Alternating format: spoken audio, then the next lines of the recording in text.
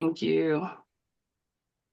I apologize. I had the attorney on the phone and he was trying to ask questions about the public hearing, but I just told him I can't multitask like that. So he's in court right now, but he Do can do you join at think, 1:30. do you think that we should, keep the public hearing and just, go through the process of it and because we already posted it and everything, and then just whatever we decide, if we wanna pass it or not pass it, then it's our. I think you should do that, and that can be an opportunity to talk about what needs to be changed in some of those areas, like the narrative and the cover letter resolution. Okay, sounds good. I will need you to tell Patty to bring me the public hearing book. Okay. We don't have that Should book. I do have we, that script that I created the for you. script, the I script, can send that to yeah, you. all right. Isn't there like a binder though that has the script? No, we just have a binder for the executive sessions. Okay, just send it to me then, I guess. I got you. Thank you. Do we wanna do that first? Before, like, just keep the agenda then? Yeah, that's right. As I think you're right. Just planned? keep the agenda the way it is and then we'll just move through. And then if there's stuff that needs to be postponed in the moment, then we'll do that. Okay, so.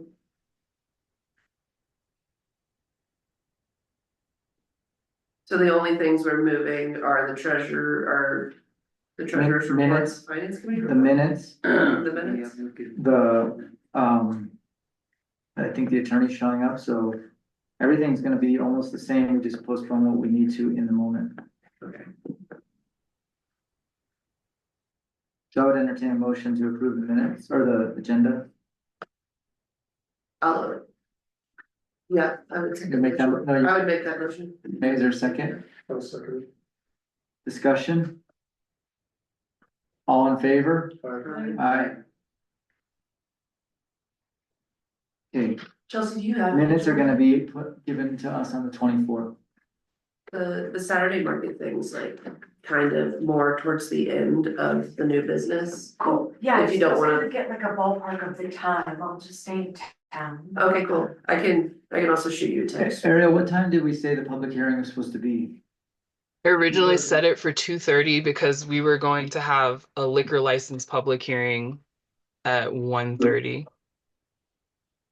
But So we'll that has have to- since been We'll have to canceled. hold that until, so we will have to stay, just do the attorney's report and then we'll stay and, Do the public hearing at 2:30. yeah. Okay, Okay. cool. Yeah, I can shoot you a text or something if you're just around town. Yeah, okay, thanks, sis.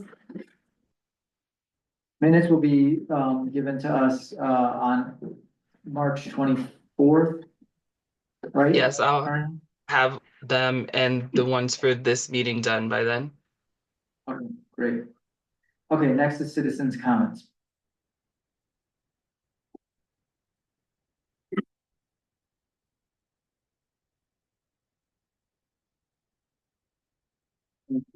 State your name and if you want to address.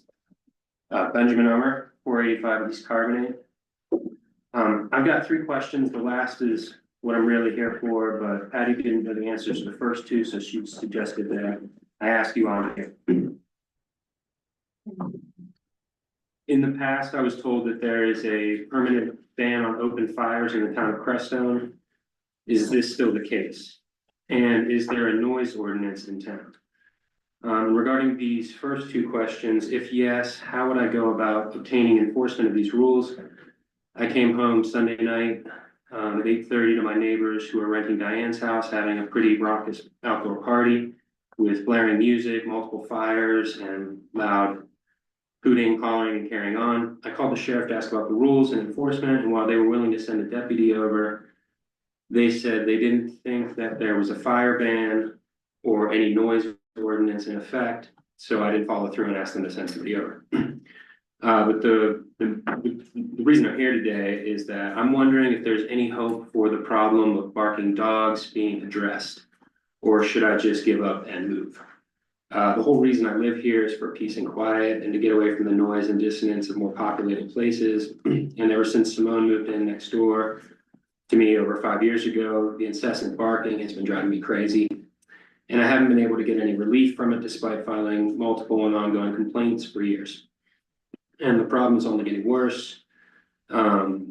She continues to get more dogs, and there are now 5 or 6 different properties within close earshot with dogs that often have prolonged fits of barking that seem to be completely unaddressed by their owners.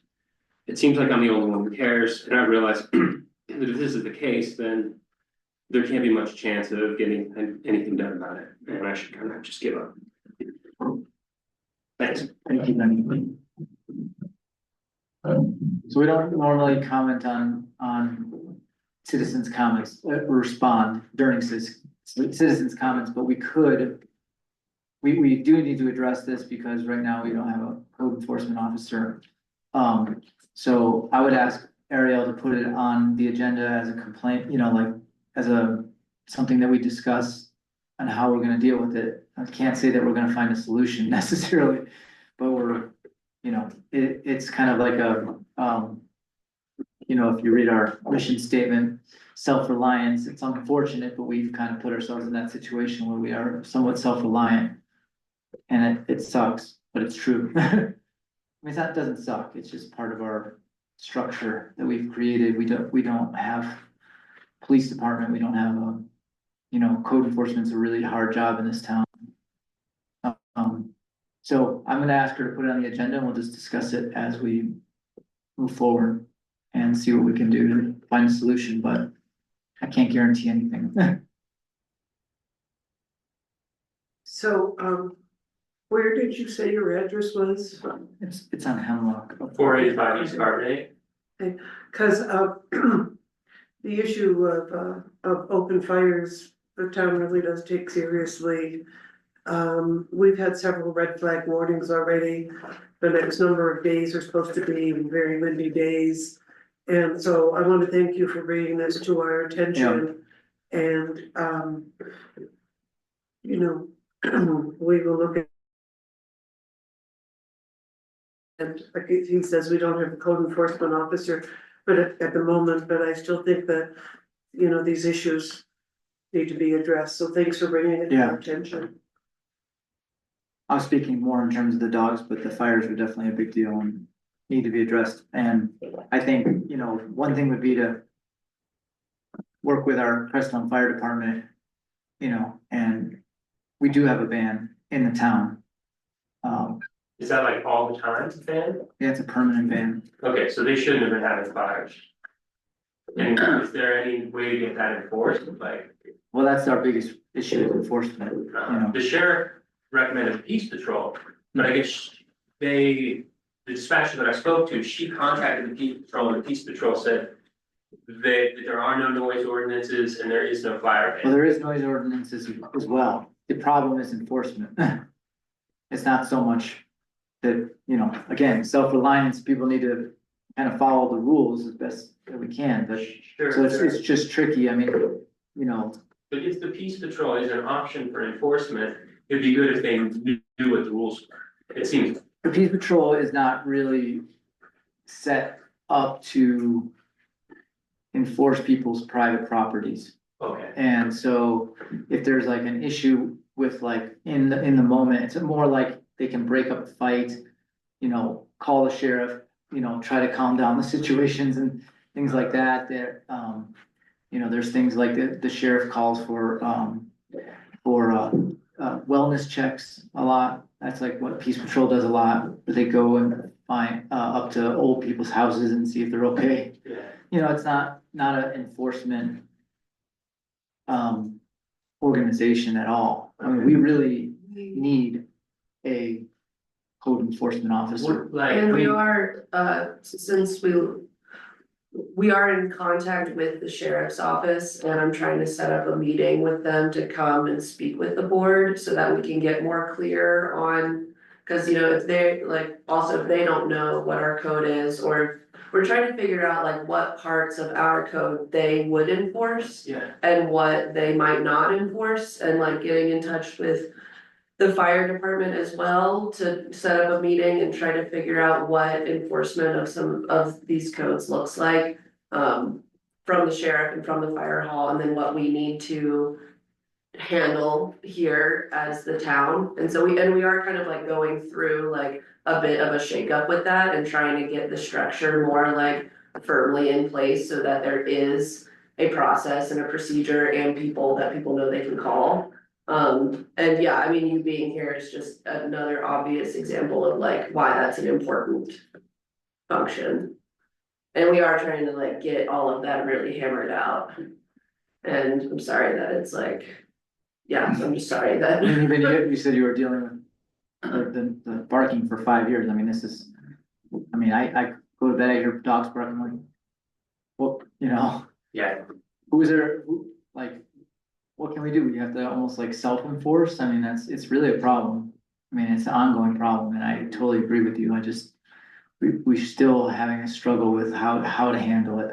mhm, And it's unfortunate. I mean, neighbor to neighbor, I know you've tried that many times and it's just not working.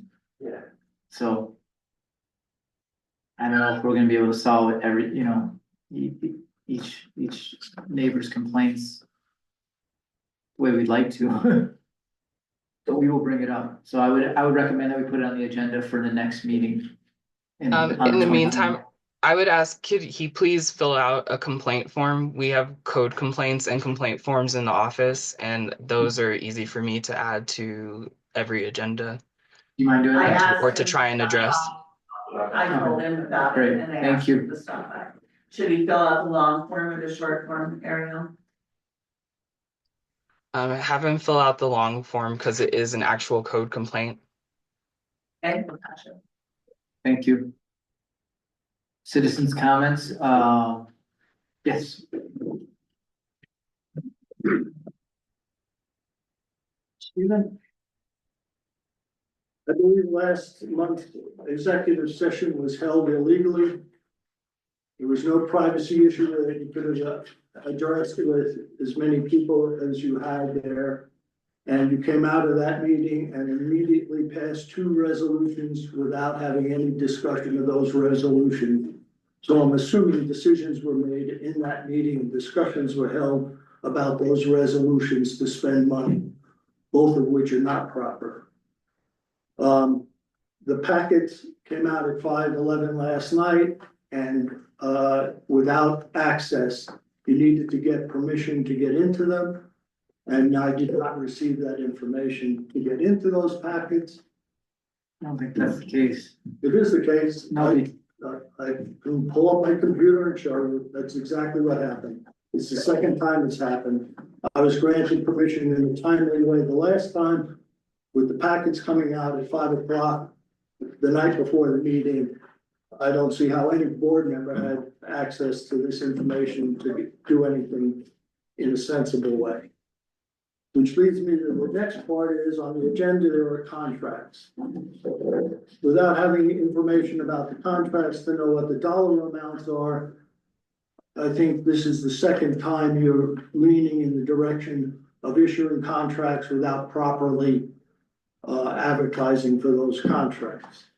And third, I think you're continuing to fumble the budget process. And you should really put the brakes on that budget. That is correct. Thank you.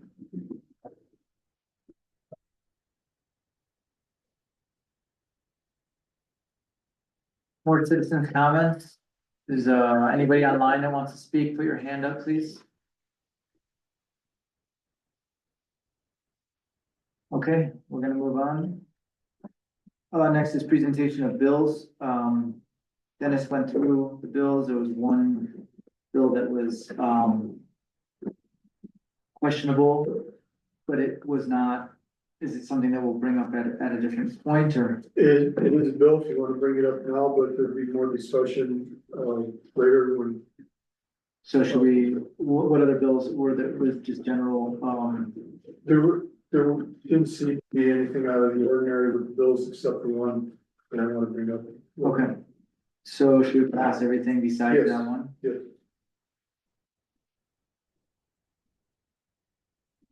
We need a motion to, I move we pay the bills Second. as presented, minus the one. that is- minus the one. No, that bill's gonna have to be paid, it's the circumstances that created that amount. Okay, So how would I?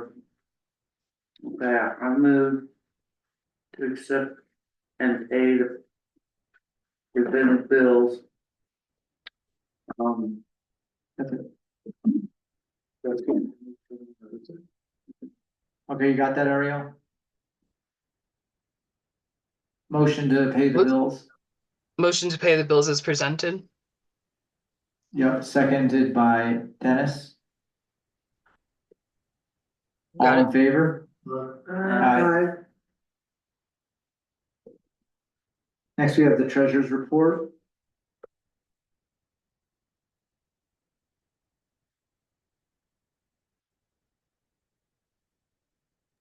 I don't have too much today, but just wanted to give you a quick update on a few things.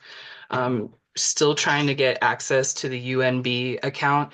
That resolution we passed last time was good, but now they need a letter on our letterhead explaining some of the situations. So I drafted that, and Patty has it for you, for the mayor and for Dennis to sign today so that we can get that over to them and regain access to our credit card account. With that being said, I had Andrea help me create financial reports for this meeting. She advised that the only two and the best two to give to you would be a profit and loss and a balance statement. She helped reconcile the books to get those numbers in line and appropriate, but they are missing the credit card information because we don't have access to that information right now. We're also still working on getting the cash management system for First Southwest Bank. There's just a few more documents to sign, and they'll be coming over to the mayor and the mayor pro tempore today. And then we should be getting set up within the week on that system.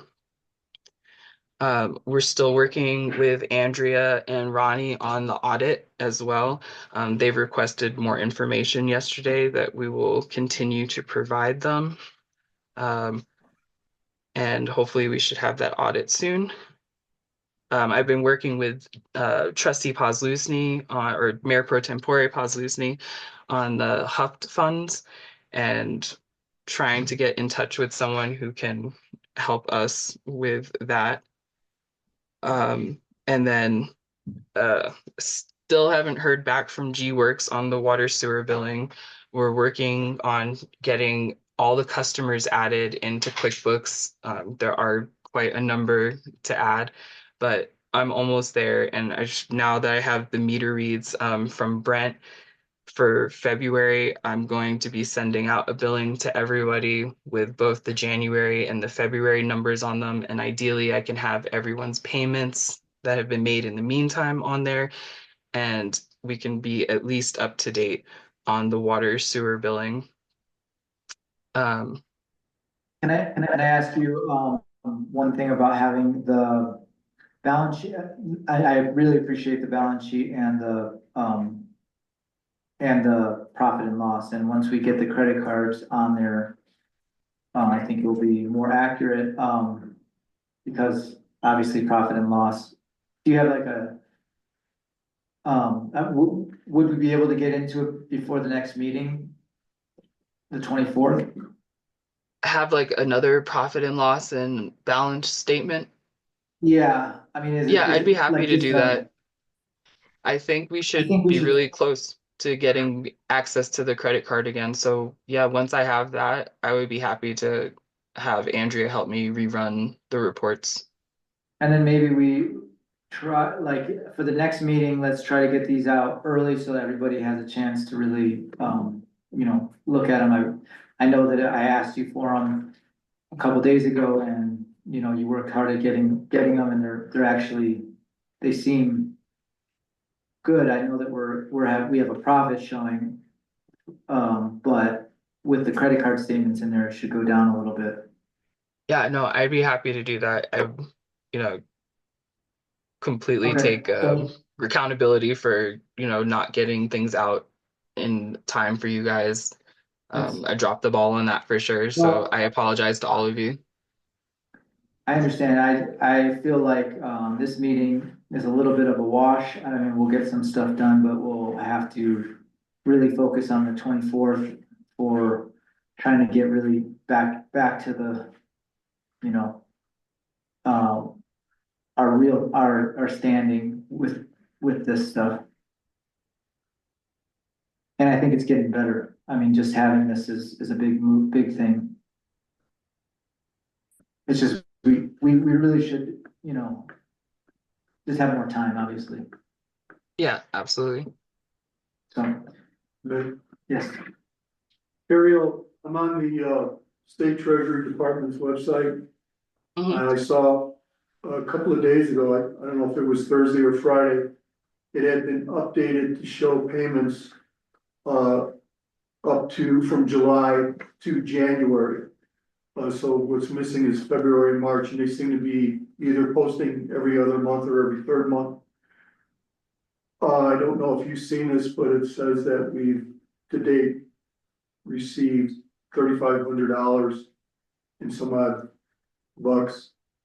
I guess my question is, do we get a check from them, or is it a direct deposit into another account or into one of our accounts?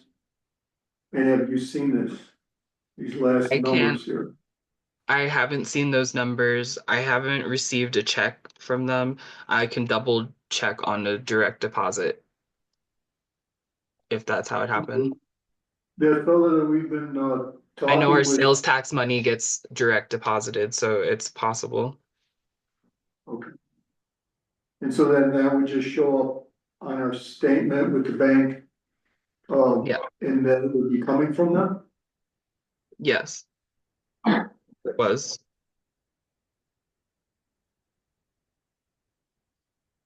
All right. and then also, when we do approve a budget eventually, when it does get approved, obviously the profit and loss would be compared to the budget.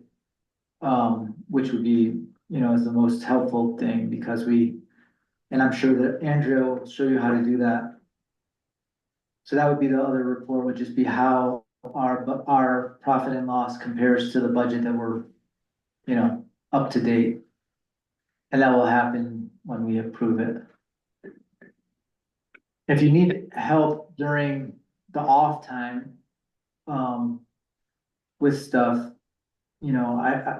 I hope that any of us would come and help you try to, if there's things like inserting, those bills into the computer or things like that, to get caught up, we should be available to help you.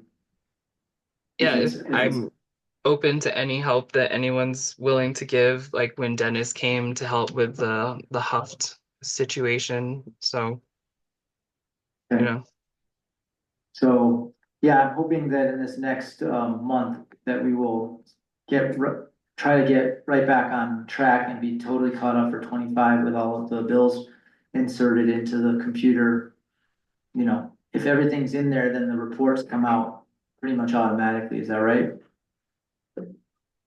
yeah, Like they if should. you And just, I guess I'm confused because I have been putting the bills yeah, okay, so into. you're caught up on that and Yeah, I'm everything. sorry. I thought you meant like help with like the water sewer stuff. Like I could use help with Oh, like some of our like, um, mundane, tedious kind of like data entry stuff. That's where sometimes we get bogged down for like hours trying to create spreadsheets on meter reads and customers and I can totally help you with that kind of stuff, Ariel.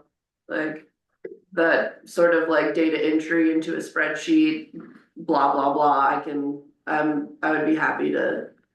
And I'll get up with you about it that sounds and what that great. looks. Okay, cool.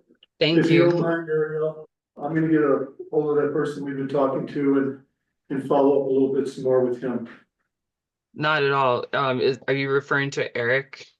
Yes, Yeah, I absolutely. Okay, And good whatever you deal. need from me to set up a call or be together, I'm happy to do any of that.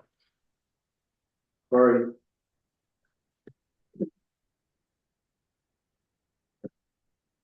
Any more on the treasury report, Ariel? No, that was it for treasurer Thank report. you. Hey, thank you so much for, even just initiating these reports. They're definitely helpful. I'm glad to finally get a report out there as well. Yeah, it's a good start.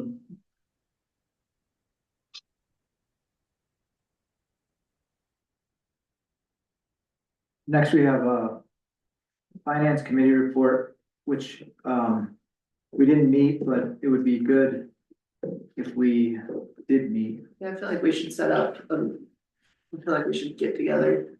You know, I don't disagree with you, but until we get that remaining stuff from the auditor, we're just shooting in the dark. Yeah, However, one thing that, you know, we're all worried about the budget, and we should be, but, some of the stuff in the day-to-day accounts receivable and that, there's no reason why we couldn't sit down and talk about that, talk about the health fund, get a clear understanding on how that works, who some contact people are with that, and just share that information.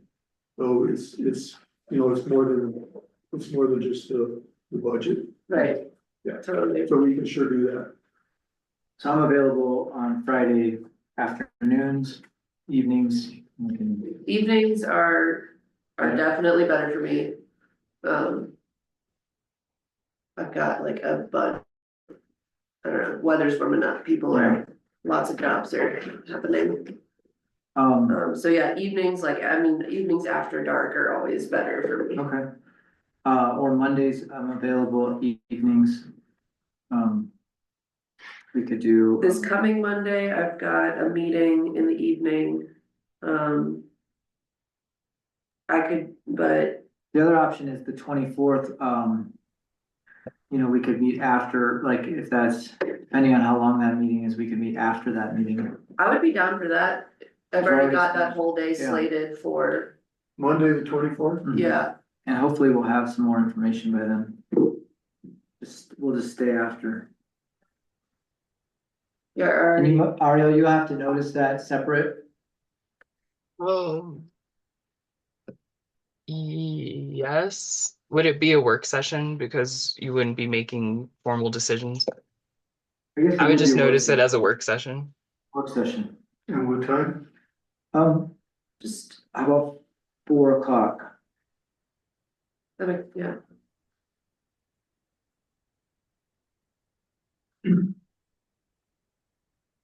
I'll be in Denver, Oh, but so I can still, that, Zoom. you can zoom? Yeah. And you'll bring some of that information from? Yeah, Okay. I'll get it, I'll put together everything that Ariel I've been talking about and some other stuff. Hopefully I'll get it to you guys before.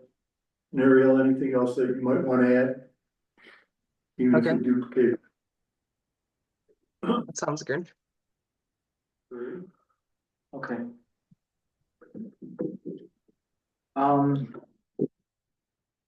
Anything else for finance committee? Just bills are normal? Yes. From what you're seeing? So my report, kind of, just took notes. We went to see the CPCH project. It was definitely moving along. It's, you know, way bigger and bigger and badder than I thought. It's bigger in that it's like, when you look at it on the plans, it's hard to grasp the size on the plans until you actually see it. And it's, you know, every apartment is, they have the studio apartments, they have they have, 1 bedroom, 2 bedroom. And they're definitely moving along pretty quick on it.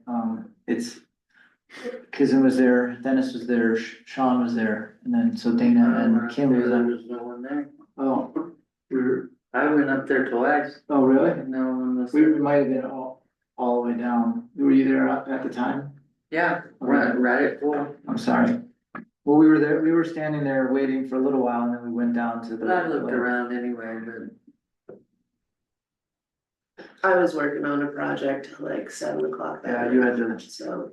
Anyway, it's gonna be interesting to see, when people move in and we have 30 new constituents in the town. How that's gonna, maybe there'll be an accountant. I just wanted to say, yeah, I check in up there frequently and it seems like they're about a month ahead of schedule. Because no snow days, they didn't really, only had a couple of snow days, so they'll be finishing up a little bit ahead of schedule, so.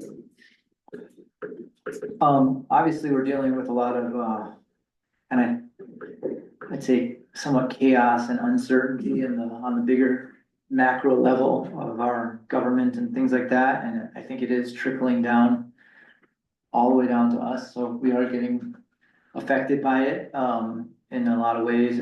I don't have an opinion about it necessarily, I just think it's a little bit of a chaos and uncertainty. The stock market and crypto market lost $4.5 trillion in the last few days, which is quite a bit of money. Makes us look like we're, 1 minute of 1 second of, that lot, like our whole budget is 1 second of that. Pretty wild, but a little scary, but also, people are saying that it could recover. It's just, who knows? Who really knows? But in our work, we need to stabilize our spending.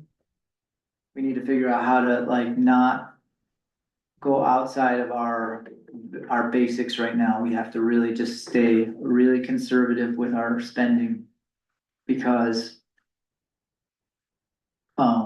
first of all, we don't have the budget passed yet, but also just the very basics need to be taken care of in a really good way. And if we stick to those basics, then we will, be able to move through this stuff better. But we really need to set our priorities, and this is for Ariel too, like just making sure that we're really taking care of our basic governance, which is noticing properly, minutes, getting those done. Our reports have to be dialed in, getting and just really focusing on these basics, because really the meetings are where everything comes to. It's like, this is our foundation, and so those are, if we're really focused on getting our meetings dialed and getting everything sort of brought to the, I keep saying where the rubber meets the road, then we'll be able to move through this, with some grace, somewhat grace, as we move forward. I feel like it's small, it's like 2 steps forward, 1 step.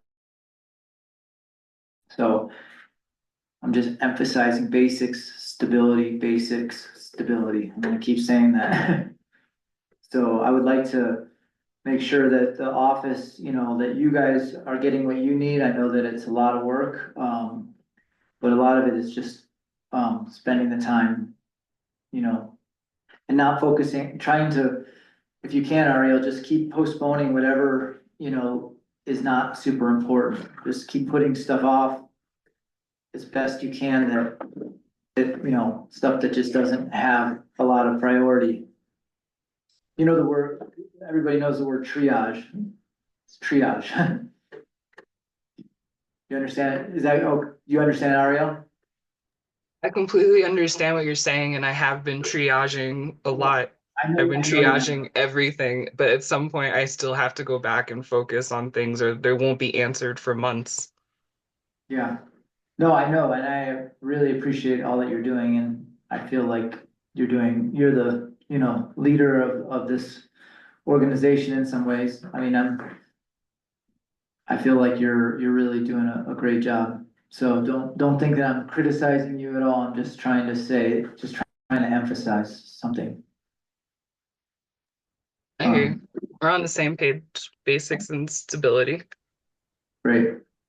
Yeah, and so, cemetery, we still have to put that on the agenda to find, I mean, it was on today, so I'd say we'll have to, decide after our budget, whether we want to work on the cemetery this year, which I think we need to at least start. But that's something that is still on it is a priority, it's just, I would say it's in the second tier.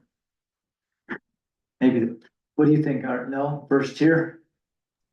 That's something I want to address in my report, but I think it's first tier. You have no cemetery spaces left, and I have people asking me almost daily about Oh. purchasing cemetery spots. Okay, And I did want to address like the bidding and purchasing policy because we do have exemptions within that purchasing policy to move forward with quotes and proposals. I mean, I can wait to talk about it too, if that okay. makes more sense. We'll bring it up at the clerk's board, so yes, thank you for bringing that up. The other priority, and it might be again secondary, is the charging station, what we wanna do about that. I had a call from a gentleman who's kind of like, involved with these, I think at a state level, but we still haven't been able to nail anything down as far as the charging station, but I think it's something that, we should have up for the summer, with tourists coming in and stuff like that. We need to really focus on that. So those are the two priorities that I'm thinking of: cemetery, charging station. But maybe that could be, put on the second tier as well. I don't know. What do you guys think? As far as The priority, charging station? yeah, I mean. Yeah, it would be nice to have, it feels second tier, just I think because like. The first tier feels like there's a lot of stuff so on much, it, yeah. but yeah, I guess that's my Yeah. opinion, but yeah, again, it would be nice to have, and if the town was getting. If we were getting money from it, that would be nice. That would be great, Mhm. I'm not sure we collected a nickel since it's been here. right, that was my understanding, was that we didn't really collect anything from it. I'll reach out to that gentleman again and just see what he has Is to this say. someone new? It's not new, it was given to me a while back and I kind of lost contact with him and then, so I just have to Maybe find. not the original owner that's. No, it's somebody who works for the government that has to do with like, getting grants or whatever for charging stations. But Blumenheim put it in. And just for free. But it was the carrier, they couldn't get their act together as far as the credit cards and using the cards, so people were charging. And we weren't getting it We done, were just paying the electric on yeah, but it. We probably lost money on yeah, that was But I'll- like 2 years that we didn't make it done. That's something we could add to the finance meeting. Yeah, Source of income. Okay. So anything else as far as the mayor, I do feel as though, again, we're all in a, catch-up mode almost. And I don't know exactly why we can't catch up, except that, it's just everybody's spending as much time as they can, in the staff and trying to get our, finances back in order, and I don't know, I think we just need to give it a little more time, so hopefully everybody's can be patient and feel like we are making progress. It's not, maybe at the speed that everybody would like, but. I agree with you. I think it's still what's left over from the past. Catching up when information is either limited or not there at all. It's hard to relay to the auditor asking questions of things that happened, years ago. And, but I feel confident that when we get that done to them, get that to them. And this last round, things should be looking a lot better as far as breathing room anyway. Let's move on to the clerk's report. Back to Ariel.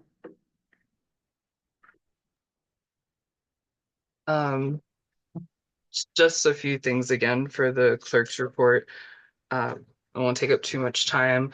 We're working on the security measures. Brent and I have been working on that. I sent him some options that he's going to review and look through in terms of like cameras for the door and the ability for us to lock and unlock them from our phone. And they're not too expensive, so we'll definitely come in under the allotted budget for the security measures that we set last time. Mainly one of the big things I wanted to talk about really was the cemetery and this fact that I am getting continued requests from people to purchase new plots, wanting to know what we have available and not having anything available at all for that. I put the quote back on the agenda for perusal. I've read through the bidding and purchasing policy a number of times. If anyone needs a copy of it, I'm happy to provide that. I do think it's one of our, on a broader scale, it's one of the things that we probably should rewrite at some point because it is a bit outdated, like our other policies. It continuously mentions a town administrator that we don't have. So that makes for some confusion in areas, but we do have a professional services exemption within the bidding and purchasing policy, and it applies to professional services such as accountants, engineers, consultants. And when you're contracting, you do not need a formal bid with those professional services, and you can negotiate directly with them, like we did pretty much for Andrea as well. It does mention that the town administrator can approve professional services up to $2,500. Again, you don't have that, but as a board, you can negotiate directly with your professionals. And SGM is our town engineer. So we've already, in a way, negotiated with them. So I think it's just something to consider that you don't need a request for proposal for everything. And that is written in multiple places within the bidding and purchasing policy. We have multiple exemptions. There's exemptions for small purchases. There's exemptions for emergency purchases. We can have competitive sealed proposals. There's sole source justification, which means if there's only one vendor who can reasonably provide the service or product, a procurement can be justified without going out to. So I would just advise all the board, if you haven't read through it recently or at all, like to really take some time to deep dive into that policy because Will you do us a favor, and that would be a good thing to bring to that work session that we can look at, but have it sent out to all the trustees sure. right away, so we can, and then, And I think we've had that summarized too, so. She and I, we've made summaries of that. okay, so that would be good to bring to that work Yeah, it session. makes it very clear. Finance committee. I have a question for Ariel. Yeah. The bidding purchase policy, does that apply to private? Is it still against state law to sell cemetery plots as a private owner? Yeah, if you have if you own a cemetery plot, you cannot sell it to anyone else. You can give it away to someone for free. You can leave it in a will and testament to someone, but you cannot sell it. Bummer. I've had other people say the same thing, yes. Yeah, I've got 7 blocks and I don't have that many friends. Can she sell it back to the town, or is it? At cost I paid, which is nothing. All right, well, just wanted to clarify that, thank you. Yes, I'm sorry. You gonna try and do a profiteering thing or? Yeah, but you know, 7 blocks with 6 people. in Well, each that, I block. mean, we need it, so I mean. Yeah, I know, that's debatable, but I'm not gonna do it for nothing. Tax write-off. Get a ref. Get a ref. Can she donate it to a nonprofit? If yeah, as long Yeah. as there's no like money changing hands on it. If you're giving it away, you could do that. You could give it to anyone. Yeah, give it to somebody like This feels like kind of a divergence from okay. what we're Well, doing. the cemetery, so let's go back to that. We have a bid on our thing that states subdivide additional plots for $6,000 and then road and drainage design. Now, we all discussed that we might have a different place to put we don't know exactly where we're gonna be moving to in the cemetery, but we need to, make some decisions on that. We, what happened didn't we say that we were gonna put it on another meeting agenda? Is that what was stated last time when we went through it? No, it was stated last time that we needed to go out for RFQ or RFP on it, and that we had done this illegally by talking to SGM and getting this quote. And so that's why I reread the policy and put it back on the agenda because it wasn't illegally placed on there or negotiated. So, I don't know Well, if you let's, want to do that now or if you want to wait until it comes up. I only have like 1 or 2 more things to okay. address. And my one thing I just wanted to like dispel some rumors and quash some, I guess, like, I don't know, tension about the public hearing that was supposed to happen today. Um, it was the transfer did not go through, and T Road has surrendered their liquor license instead of transferring it. The people, Amores, have been instructed in the meantime to restart their application, apply as a new liquor license.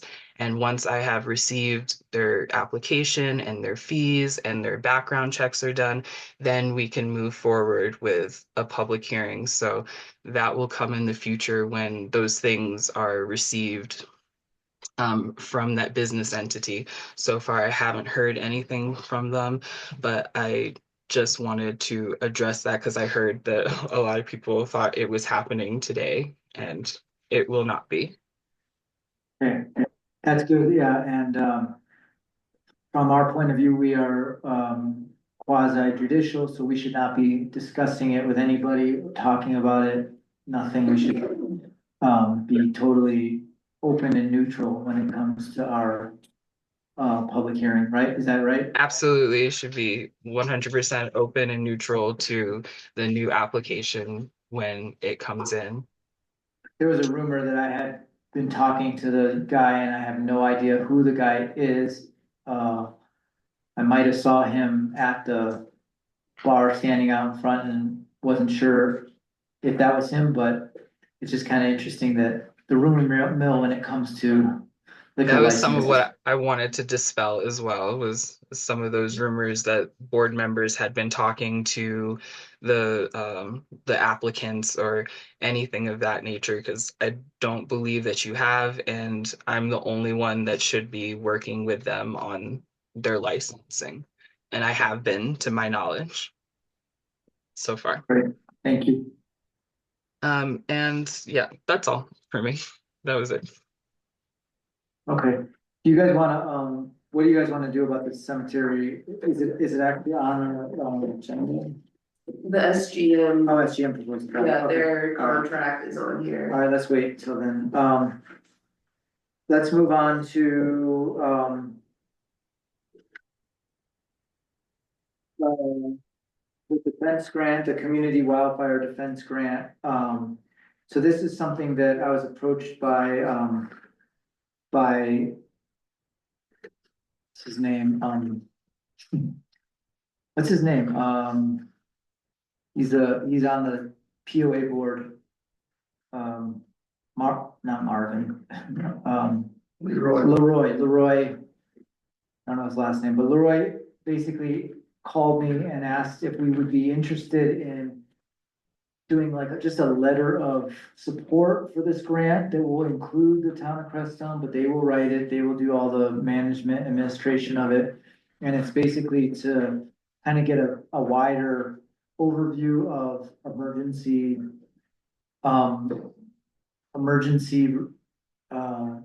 planning.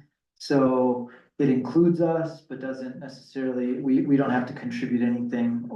It's 100%, no match, and they will be applying for it. So I just need approval from the board to sign a letter of support for that. What's the, Let me see if I can find it real quick. They're applying for a grant. Yeah, they're applying for a grant that includes us, only in that we're next to them, and see if I can find it real quick. is it like mitigation stuff? It's not just mitigation, it's more of a plan, like how, Emergency response, Response. evacuation. Mhm. Let me see if I can find it.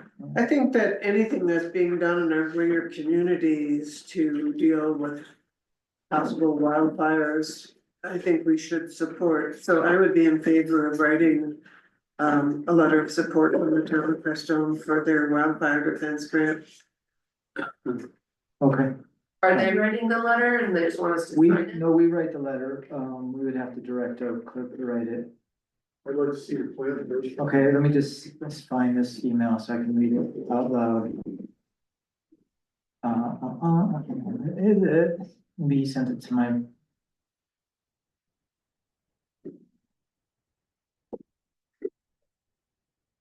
Yeah.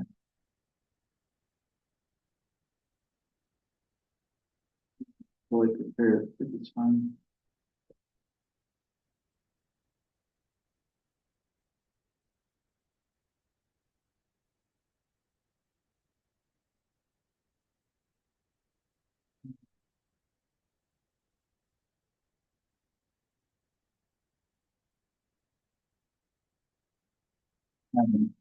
Maybe we'll have to come back to it. I'm just, So wait, I got it, here it is. Okay. So the grant is a community wildfire defense grant that might fund an update for the local community wildlife protection plan. The idea is to create a general CWPP for the greater Crestone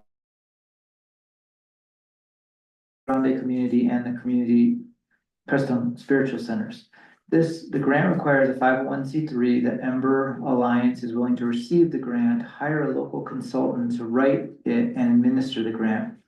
David Freeze suggested that we may have a more local 501c3 to administer the grant. David also suggested that the community-wide or valley-wide CWPP would be even better. I agree. Let me see, it was, community helps communities and tribes plan for and reduce wildfire risk and implement the national cohesive wildland fire management strategy. Launched in 2022, the $1 billion 5-year competitive grant program by the Infrastructure Investment and Jobs Act prioritizes communities. So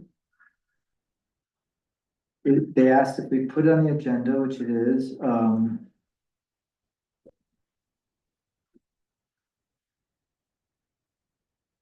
Anyway, they just want to have a letter of support. So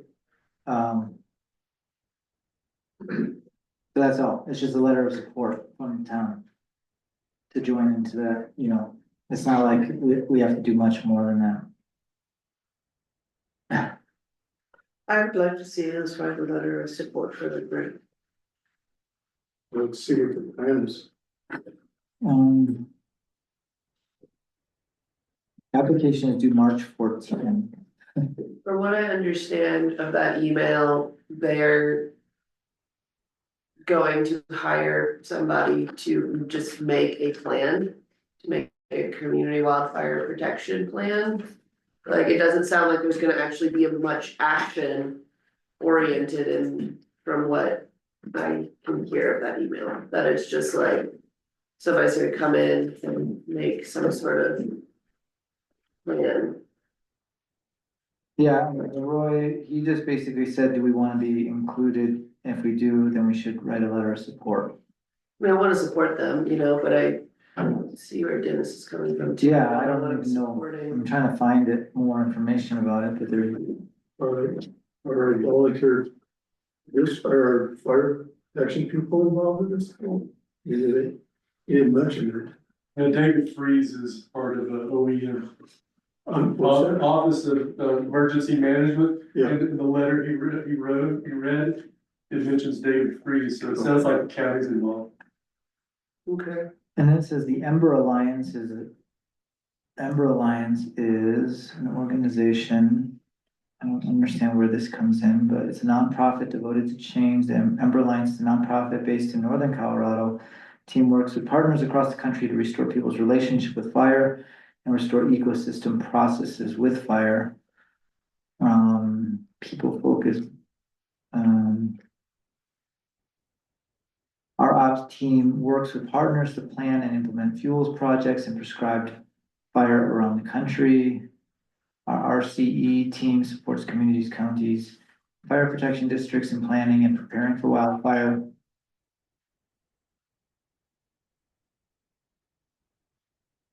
I'm assuming that the Ember Alliance is involved with this, but I don't know exactly.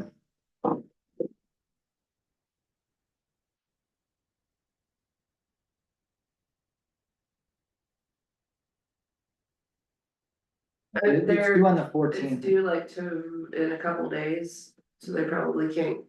I don't know, I would love to, I feel like one of my problems with, is that. Like just supporting something without having full Right. information is what gets us into a lot of trouble. Mhm. And then later on, you know, it's like, oh, whoops, well, we didn't have all the information, and so it's like, I want to give them a letter of support and potentially be involved, but I don't know what it is, I'm with you on that. right? Okay. Well, we could just let it pass and see if they come back to us. I'll try to say that we need more information on it. Or if you can email Leroy and Yeah. ask him to. If, you know, even if he could just get us more information today, like. Okay. Yeah, then we could still potentially like move on it. And just start I think mostly I'm just curious, like, what the CWPP is. Like, what is and does it involve, are they gonna try to like implement mitigation, or are they just trying to create a plan? I just wanna know what they're doing. All it says is Ben, that I asked, that I include you and ask that the letter of support for this effort be put on the agenda. Adam Moore is involved and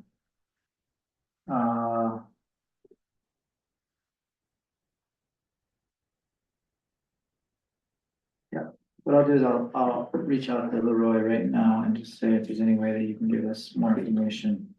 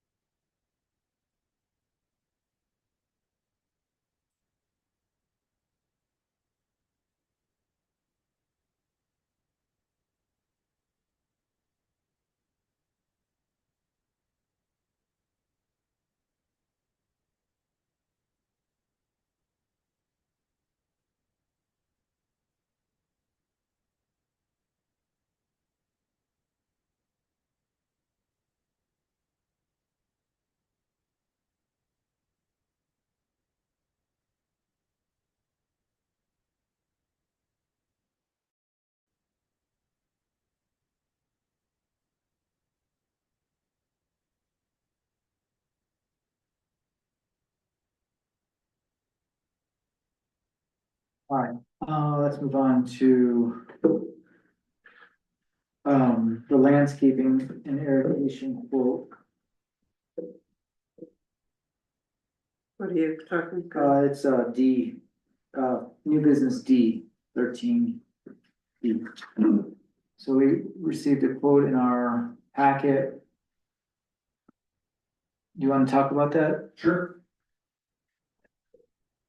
So got a quote for, just a little background, Chizen and I walked the town, to see what was initially what we need to do to get started on, our landscaping for the season. So, basically, I met with, Lillian Brack. She's a local here. I don't know how many of you guys know her, but, she has a landscaping service. Her insurance is in here. This is her bid. We basically discussed the parks, we discussed the bedding, and what would it take for the season? So we've broken it down into 4 phases. This is the first phase. Our first phase will be the cleanup of the beds, and this is her bid for her work and labor. I'll be contributing to that labor in regards to utilizing our equipment, our heavy equipment, to do a few things, especially the fencing around the trees. And then once we get those beds cleaned out, this will probably take, we're figuring about 2 to 3 weeks to get everything cleaned up and the fencing redone throughout the town. And then after that, then we'll have a clearer picture of what's going on with the irrigation. She and I have walked the irrigation. She's also an irrigation technician. So between her and I, my electrical knowledge and expertise and her irrigation, I think she and I, we both agree that we would be able to work through that system, because we got several problems, especially up here around the Merck. That's not part of this bid. This bid here, let me just go back a little bit. This bid here is the first phase. So this will be to get everything cleaned up and the fencing redone on it. And then from there, we'll be able to bid the irrigation, and then the park maintenance. And then finally, the shutting down for the season. So it'll be four parts. So this is the first part, and this is what we've got. We've looked at it, Ariel and I have looked at the contract. We compared this contract with labor costs of hiring somebody. This is gonna be $4,000 cheaper than having an employee do this kind of type of work. So we'll be coming out ahead, as far as the overall contract looks. At this time, we'll get a better idea, going forward, this year, but it looks like we'll be saving some money, contracting this landscaping out. So, this was the first part here, and, I'm looking to get approval from the board on this. The total is $31.57.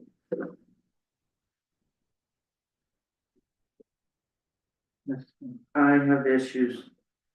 Number one, most of the stuff that's listed on here is what Public Works does as their salary. That's just what they do. Now we're talking about contracting this thing out. Now, I just simply did the math, and the math doesn't even fly on this particular thing. Then you add $360, that wasn't included. Your subtotal's wrong. But we're talking a lot of this, except for the cages, that might. I don't know, it just sounds like what Public Works does. Now we have a Public Works person, we're advertising for an assistant, and now you want a contractor to do the pull weeds that everybody complained about Gretchen and Errol doing, pulling weeds, making $25 an hour. Now we're talking about a contract, and this is apparently just phase 1. Oh, okay, and the math is wrong. So, I'd like just an explanation why we think we need to contract this job out when we have a Public Works department. If I may.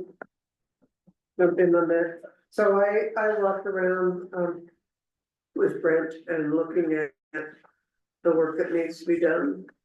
And this indeed was normally what Gretchen, sometimes Andrew, Harold, did as part of the works, Public Works. And I could understand doing somebody to manage, say, the watering system, because it needs a lot of work, so somebody who's really knowledgeable about that. But I also felt the same way about the idea of contracting it out, because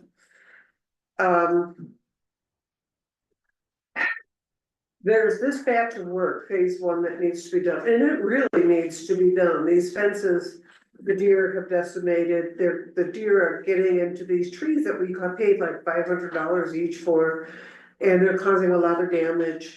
The perennial, or you're gonna be damaging the plants. This work needs to be done now, and my concern, I mean, if the only option is to hire somebody to be a contractor, okay. But I look at, there's work that's ongoing, that needs to be done. Not just for this phase, but then moving from this to weed whacking, to picking up trash that happens a month after this work is done. It seems like Public Works needs to have that employee who's gonna be then watering the parks, the little Pearl and the Cottonwoods Park and the Creekside Park and over by the community building. It's sort of an ongoing Public Works to maintain all of the parks and all of the trees and all of the planter beds. And while this is a very good detail of the work that needs to be done now, I really wonder if our money would be better off to have that employee who, after they're done with this, can be the person on the end of the shovel when you need to load this or that, or clean them, or pick up the dog poop in the park, or who's just that grunt person for the Public Works. And I have offered my help if somebody's got the I would help direct people on pruning trees. I would just do that for free. Come and say, yeah, cut these branches and here, move this fence up this way. I would be happy to help to contribute. I can't do the physical work, but I really question about having all these things contracted out. I would be willing to go with a contract to have this work that needs to be done now. But really look at having that Public Works employee who continues doing all of the ongoing sort of maintenance of that just maintains all of the parks as part of their job. throughout the year. Yes. We are advertising for another employee. And we've had two applicants. One backed out after he found out everything that it entailed. And I haven't heard anything back from the second application that I saw. I'll be scheduling an interview next week. And if we can get this cleaned up now, like you said, needs to be done. In the meantime, we get a successful applicant to take those duties over. And the post office is responsible for their own weeds. Which one was to do that? If they hire their people for their maintenance. We don't have to. I think saving some money too is pretty compelling right now. Well, I that's, don't see it saving anything. So I can add some details and also answer. So Kizan, yes, we have somebody in mind, we're gonna interview, that would be basically in a custodial position, doing irrigation and just day-to-day things. The reason, and the reason why we're breaking this down into 4 parts is we're going to see how the contracting will work.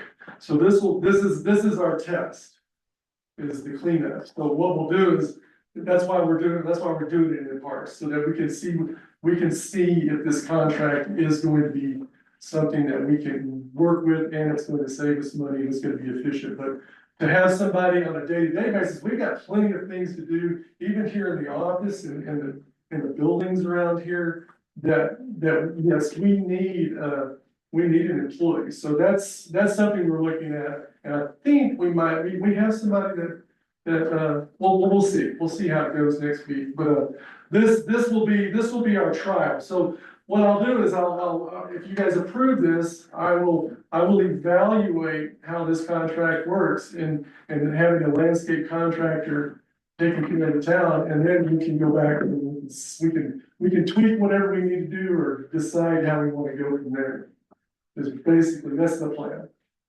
I would be okay with doing this as a kind of a one-time deal. But I really feel, as Kim said, that this should be the work of Public Works on an ongoing basis as a yearly maintenance.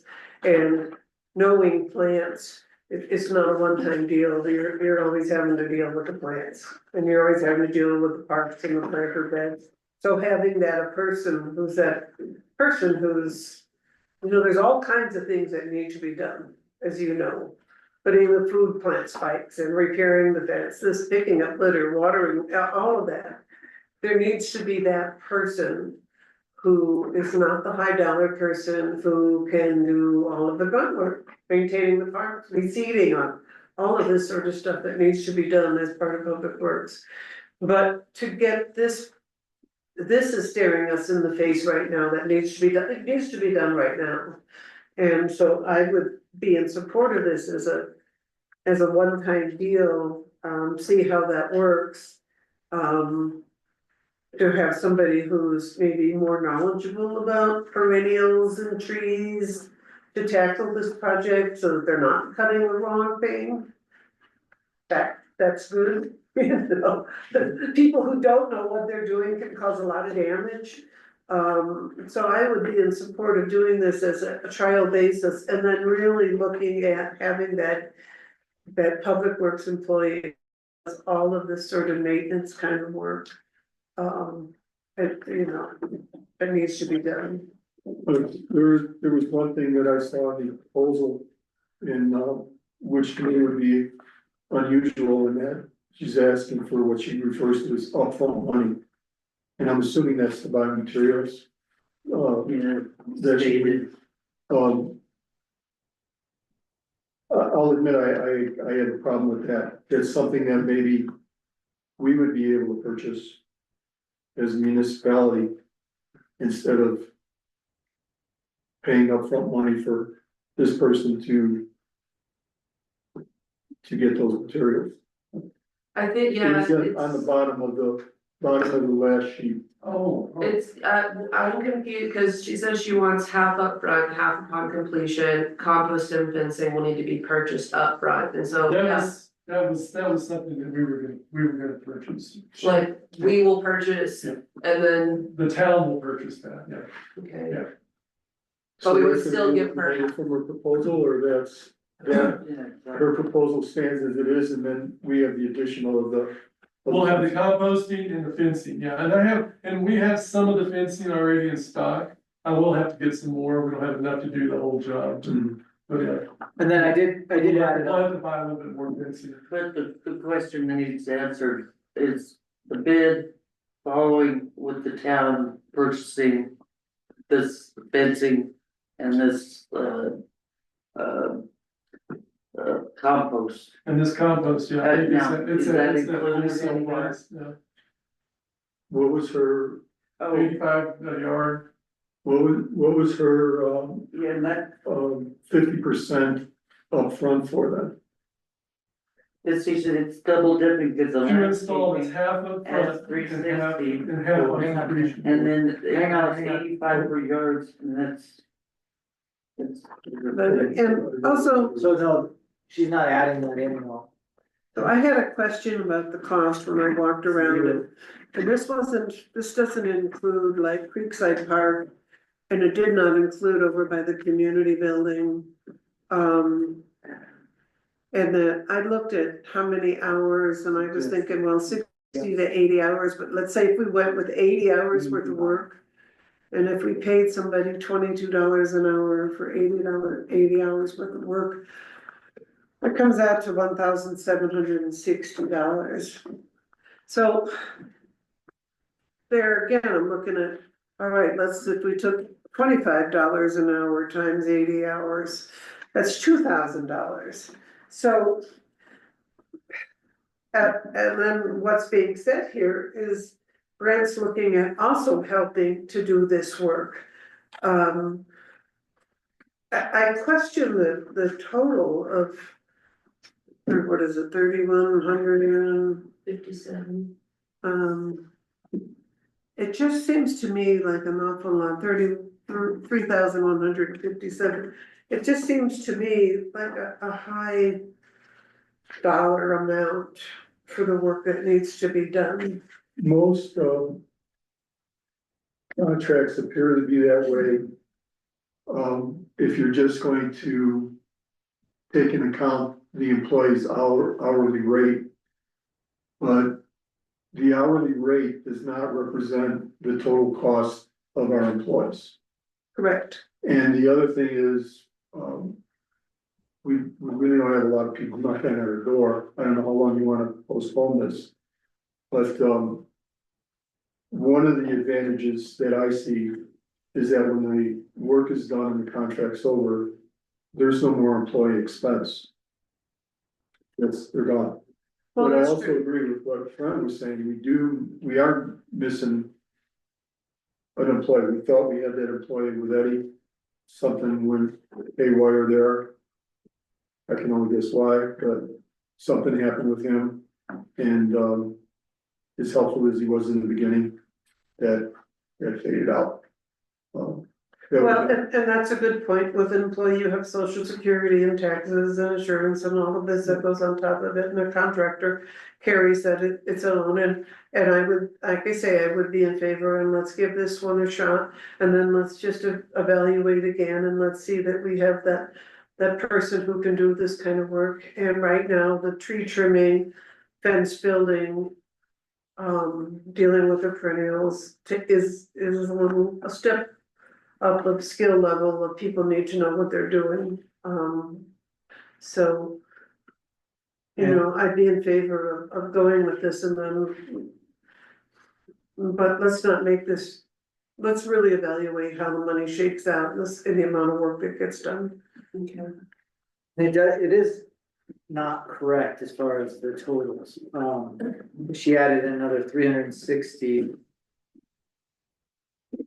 It is correct before the 360. Before the 360. So, and I'm wondering, I'm thinking if it's. Actually, that's what I think, what that, you're talking about what was written here. Yeah, So that is basically take the 720 away, Oh, and that's Oh. 360, because that's my labor contributing to it, so you lower the amount. so cross off 720, Yeah, then it's still not, that would be that's what it looks like, clearing the tree wells, which is what I was gonna help with. And winding and replacing the tree cages. So we just talked about that. I said, well, if I help you with the labor, then that amount should go down, and she agreed. So that's why I just wrote in there 360. So this would be less than, Okay, it would be less. so less than the total would be $2,510. And yeah, 720 minus 360, whatever that number is, take that away from the total. Well, it would be, cause I added it twice, so I would just subtract 720 into 2,510 for the subtotal. Just 360. Take the 720 out and add 360. So then subtotal would be 2,510 plus contractor fee or whatever that is, 287 plus so I would. I would have to add it up. I'm gonna take your word for it. 2797. Yeah, So so it's a little under 3,000. I would like to approve the contract, but I wanna get, obviously I wanna approve the contract that has the updated numbers on it. That also Lillian is like, yeah, this is what we're doing. You know what I mean? Like you wrote in 360, I just want the contract that's accepted to have the the actual subtotal on it. Which is 2797. Well, I can get that, but in the meantime, what I wanna do is get an approval today. So as long as I can get you an updated number in this, that's fine. But we need to approve, a contract today if we're gonna go this way. Maybe, as long as the corrected numbers don't exceed what they're saying, I think. Yeah. that's fine. Okay. Yeah. Yeah.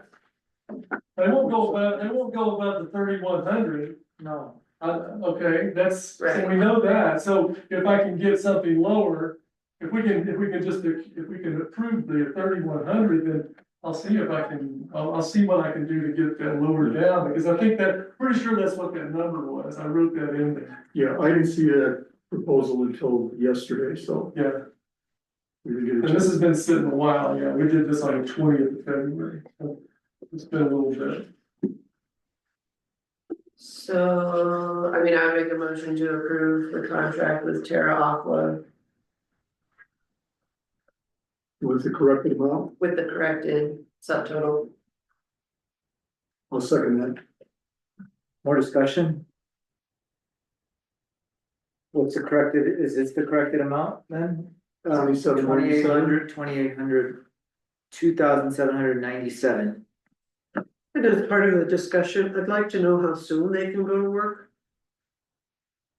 I think as soon as we get this approved, we're gonna go to work, yeah. Yeah. Yeah, it's gonna happen, but yeah, I'm gonna get on the phone with her as soon as I leave here. Yeah, so just, Yeah. the other thing is back up on the, she's asking for half up front. Yeah. And I think, I don't see that, I mean, have her some operating cash, I don't see that. Are you using this contract as a kind of checklist and you guys will be going through it piece by piece and just nailing it down? So when we come back after it's done, it will be like, this has all been completed to satisfactory. I'll be supervising the whole thing, and yes, and I've already gotten the word from the board, on what needs to be done. And we'll, yeah, I mean, I'll be supervised, I'll be responsible for the whole Performance. for the whole thing, yeah. And then, yeah, and then what we'll do, and this will give us a real, once we get this clean, this will give us a really clear picture of the next steps forward, and we'll nail this down tighter as we get into it. So this contract will get a lot tighter as we work forward. That's why I'm doing this in steps, is so that we can tighten this down, and then if we decide we want to go further with it, then we'll have an even tighter contract. And this will be nice, this will work nicely, I'm pretty sure it will, as far as efficiency goes. All right, will you read back the motion? Just one last thing, real quick. On that 50%, I would feel better, I don't particularly like this, but I'd feel better if she actually wrote an invoice for that, and on that invoice said what the 50% was for. If it's for material, Okay, that part I get. and just, If it's for anticipated labor that hasn't happened yet, okay. that would not work with me. Okay, well, yeah, I'll let her, yeah, so I'll just have her, I can have her rewrite this and get a little more specific about her upfront costs. That sound right? Yes. Okay. Mario, what's the motion? Motion to approve the contract with Terra Aqua with the correct amount. And correct terms. Sorry? Corrected terms as well.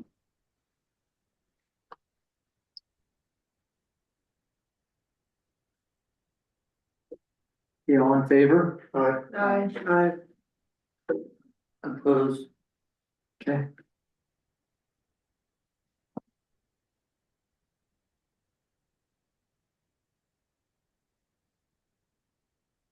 Motion carried, one opposition with Kim. Thank you.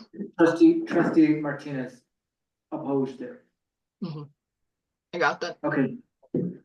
Let's move on to Jeff Winsett. Are you here, Jeff? I see your picture. Can you hear me, everybody? Yes, we can hear you. Yes.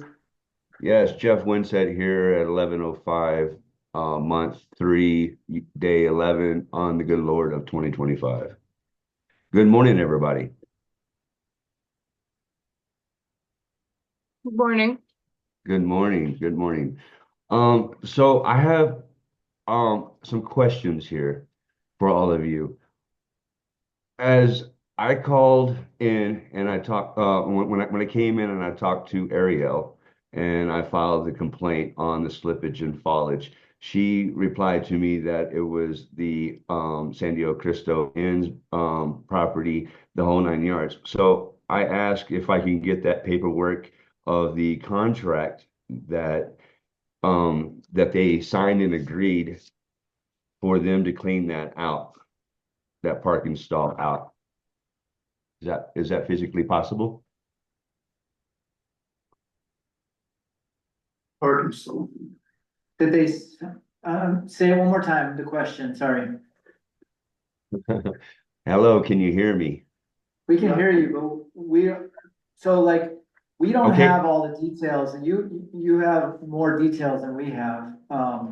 So we don't really even understand exactly what it says, the parking lot of the Sangre de Cristo Inn, which is to the north of Sangre de Cristo Inn. Okay, yeah, okay. So let me fill the board in. I'm knowing all of you guys very well for what 28 years and some of you way less. But at the same time, let me fill you in. So across the street at the San Diego Cristo Inn, on the north facing side, facing the what do you call that restaurant? Ophia. Thank you very much. Ophia's restaurant that is covered by a lot of shadow of that big giant building. We called it the White Elephant back in the day, when it still is, especially on that north side. So as that north side is constantly shadowed by the sun and from the sun um, in the wintertime. So you're never going to get any sun there. So it all gets iced up. Cars pack it down. Snow comes, cars come, pack it down, pack it down. So when I arrived shortly before, like about 10 o'clock, I think it was, because I think I signed the book at 10:30 in front of Ariel. And you can check that out on the sign-in book. It might be kind of sloppy because I was in a lot of pain. But anywho, excuse me. So when I got out of the truck, my friend got out on one side. He says, "Well, I see." I step out, and at the same time as he's saying that, I went, like a 160-pound bag of potatoes hitting dirt and well, ice, tell you the truth. And that is in the parking lot. I wasn't even on the sidewalk, so I was in between the curb and my truck. And if you guys know my truck, it's pretty high up there, and it's got this step rail that you come up. So as I come out of the truck, I ended up on my left foot, slipping out from underneath me. So I'm falling towards my left hand side, and so my whole left hand side, right, goes and introduces to the inside of the truck. You know how you shut the door, and then that part that's part of your inside of your cab, and the door covers that. Well, I hit that with my ribs, my elbow, my shoulder, my neck, my head. And then right after that, I hit directly, da, da, da, da, da, da, da, directly like dominoes, right? I hit my step out. And then next thing you know, I black out. Next thing you know, my friend's like, "Damn, dude, you okay?" Oh, right. And I'm like, "Oh," and I'm holding this and I'm holding that. And it takes me a minute to get up. And so as I get up, I'm still holding myself. And then I mosey my unhappy, grumpy butt over to Ariel and file this complaint. Yes, like I've said before, that no one is happy when something bad happens to them. I don't care if you got hurt, you wrecked your car, someone broke into your house, someone messed with your wife or your kids. People get unhappy. And I was kind of a little frustrated at that particular point. Ariel said something, and I apologized directly to Ariel. Sorry, I'm just upset. It's nothing to you, Ariel. And then I went to the hospital and got some x-rays. And for 2 weeks, I was banged up, sore, sore, sore, can barely move.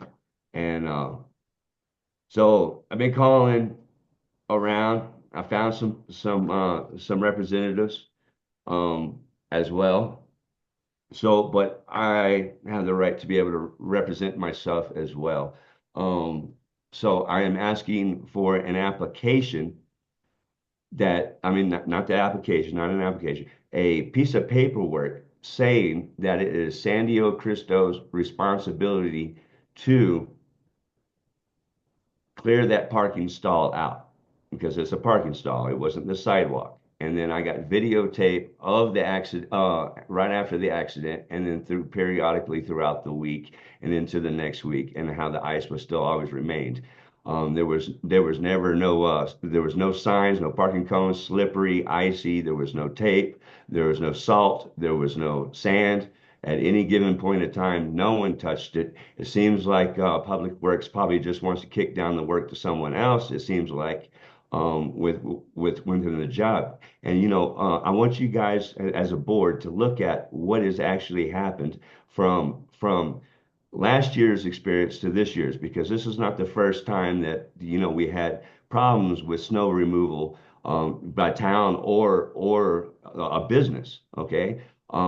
So we have to look from the past what happened, like Kizan said, and I quote, like, back in the day we had Andrew, we had Gretchen, and we had Harold. God bless Harold. So, but I understand that Andrew's retired and Gretchen needed to move on for her own personal reasons. But back in the day, you always saw them out there with these little chipping bars, chipping things away. They I want to know what changed, and can I actually have a document signed by them that agreed for them to shovel out that parking stall? I would like to speak to this too, because I do have some back knowledge Yes, ma'am. on this as well. And it has been already relayed to Jeff or Mr. Winsett, I'll say. I Yes, ma'am. spoke to our lawyer about this Yes, in ma'am. some detail, and he informed me that we are not responsible for any private parking lots within the town. If you would like me to request paperwork from him, please let me know so. But he said we are not responsible for that, and that if Mr. Winsett wants to file a claim against the town, then he needs to go through SURSA to do that, that would be the proper Channel. format for this. Okay. Yes, I would like to have that, please, Ariel, so much, please, and thank you. I apologize. I'm asking the board if they're directing me to Oh, get that from our lawyer. oh. Have his attorney contact our attorney. I don't think we need to say any more about it, do we? Well, that was my question. Jeff, you had mentioned the word representatives. Is that your attorney?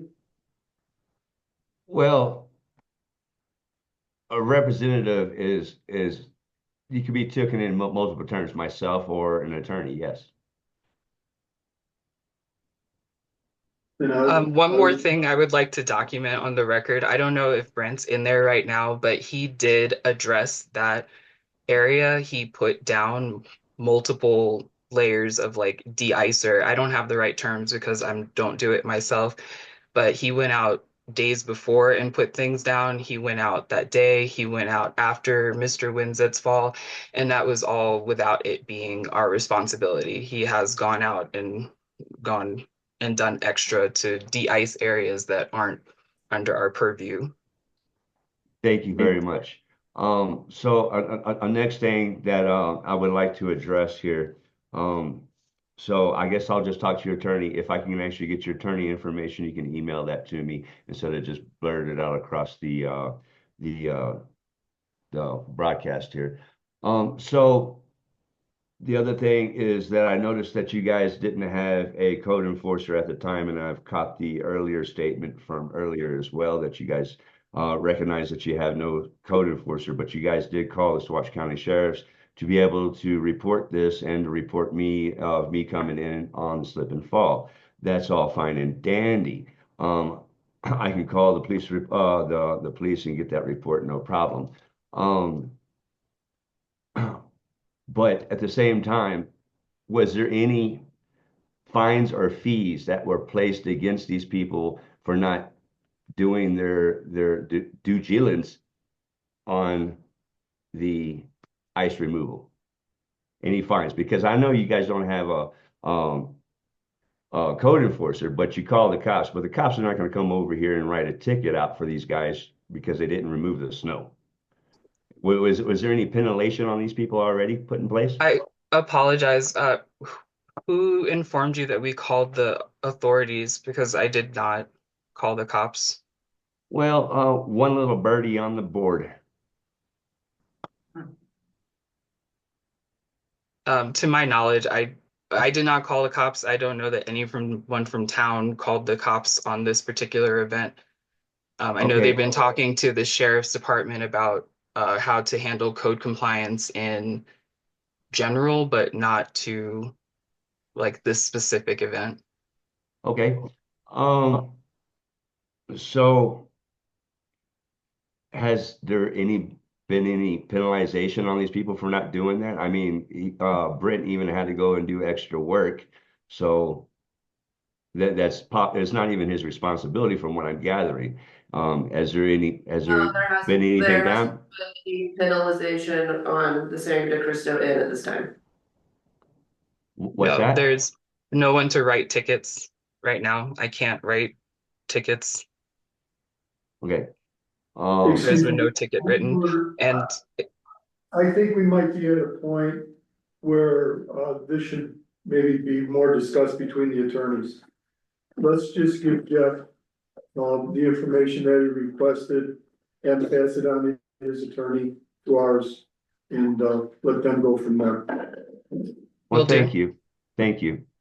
Thank you very much. I appreciate it. And I guess I'm gonna go ahead and yield then and give you back the rest of your day. Thank you, Jeff. Thank you. And I just want to add that I know all of you for 28 years. I'm just a concerned citizen and I want something to change. And it seems like we went through this how many times this year? And I don't want to see like uh, a delegation, a lack of movement here. We we have to delegate our jobs properly, and I hope you guys can delegate these things and move them forward because this is completely unnecessary. What happens if it was an elderly woman that broke her hip? What happens if it was a kid that slipped and fell and a car ran over her? These are the things we have to address, relatives, as a community member here for 28 years, and I know every single one of you. And this is nothing personal to any of you. Nothing personal. And I Thank you. Thanks, Jeff.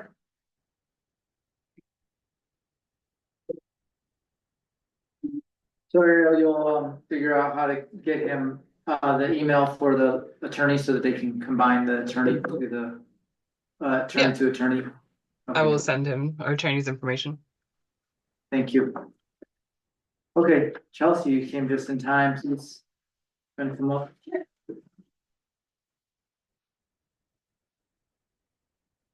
Hi. Hi. Um, so you're planning on running Saturday market this year or want to or? Yes, I believe so. Yeah, I think I've signed the proper paperwork. I've talked to Shirley kind of about what her responsibilities were. And I think I can speak for a lot of people in the community that they would love to see the Saturday market flourish and like, I personally would like to see it have some more locally grown foods and things of that nature.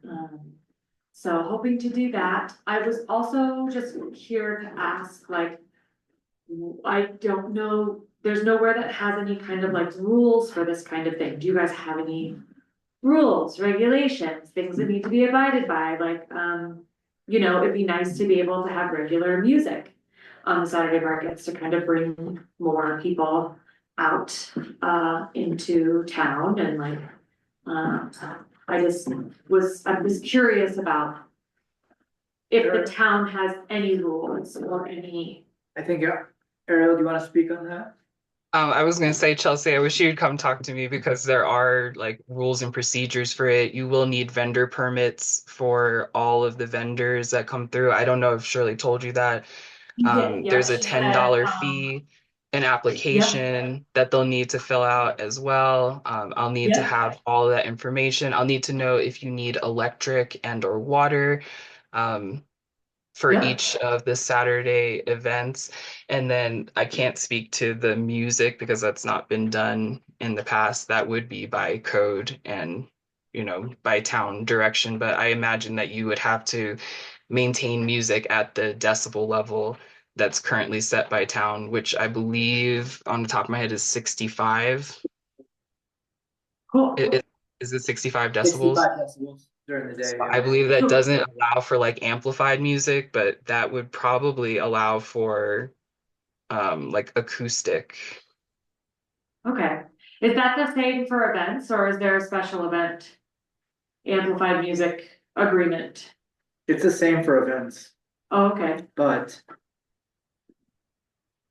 we're still going through the process of creating an event, like, policy Right. that allows for a little bit of room in there, and when we went around last time, they did maintain the 65 decibels okay, in certain areas. Now, noise travel is extremely strange in this town, so yeah, you could be, up Hemlock and hear it much more clear than in other spots, and then obviously the time limits are important. that's like, Um, So, one would it be- thing also is that we haven't decided yet, but we're probably gonna limit events, per year, so there would be like 5 full days of events and that's it.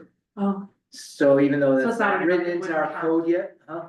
so Saturday market wouldn't count? Well, that's what I'm trying to say, is that part of the reason why this might be able to go through as a higher decibel would be because we're limiting so heavily the amount of events that you can have per year. Okay, But but currently, the music that's been happening at our current events has fallen under that 65, so we could do the same at Saturday market and we would be, okay, now there has been events that have gone over that. right, So the last events that we've had, when we walked around, they have not gone over 65. And great, it's kind of like on the order of the town park.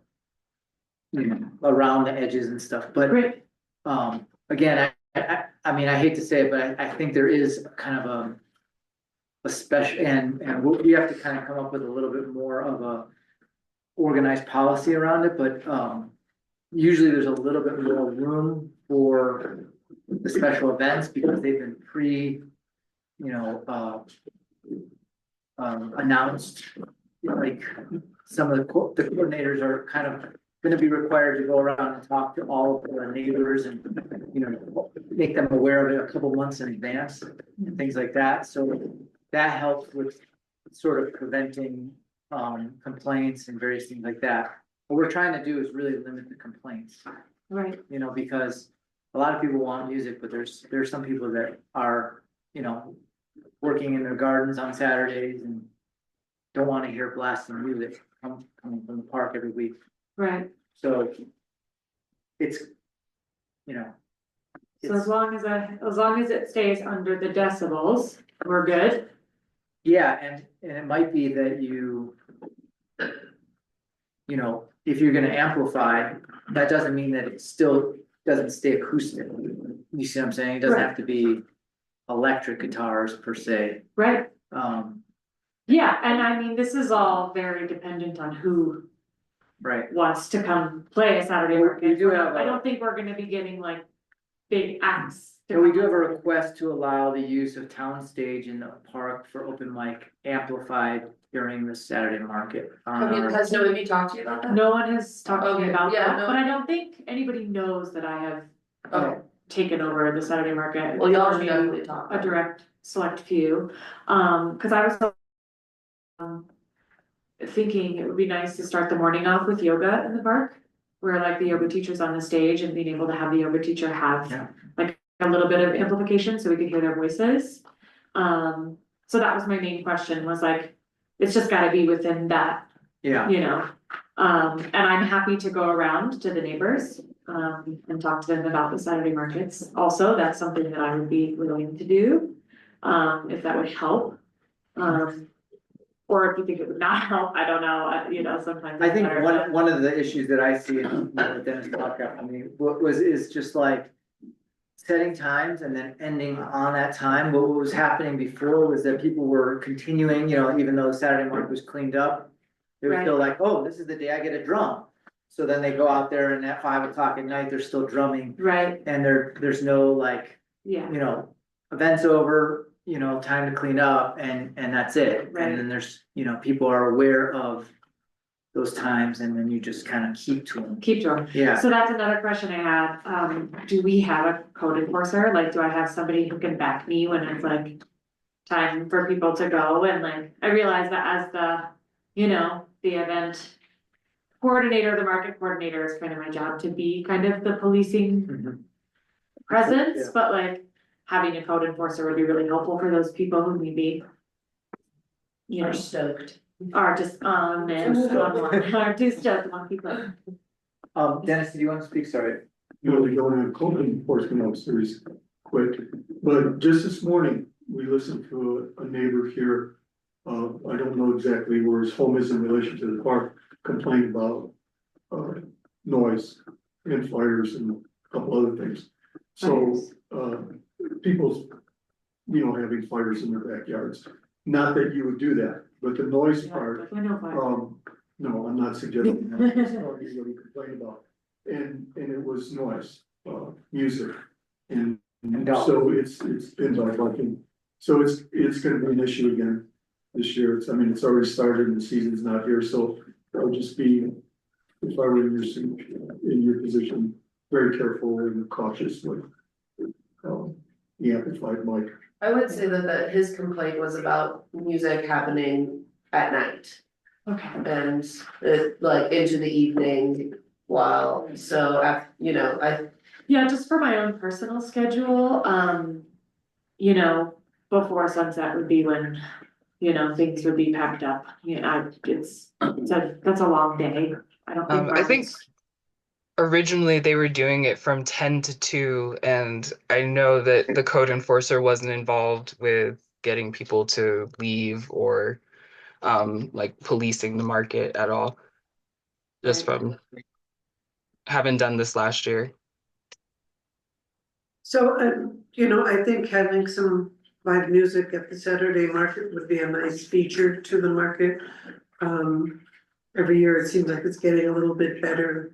And as was said here, noise is a real big issue. And I think, you know, as the event organizer to say, okay, you know, there's a difference between somebody playing with acoustic guitars or this sort of thing.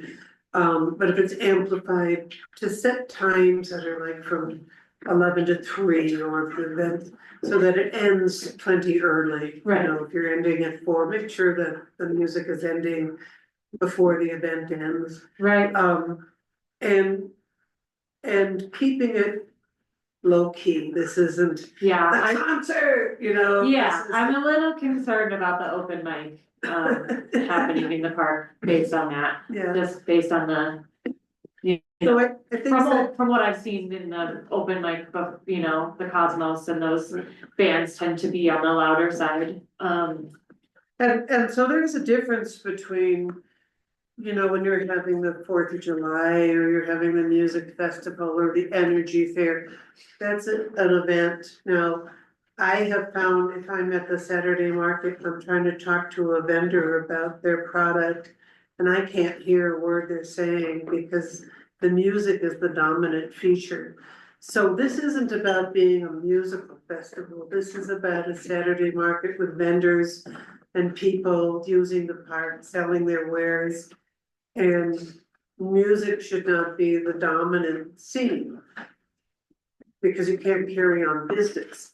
You know, you have to stand 100 feet back from the stage in order to carry on a conversation. You know, that's not good for the vendors. And actually, we have had at events before, vendors complain that the music is so loud, they can't tell the person about what it was that they made. So it would, to me, I view this as something that's supplemental. You might even lower the decibels from, you know, our max of 65 to saying, this is background music, this is not a musical event, this is to enrich the experience.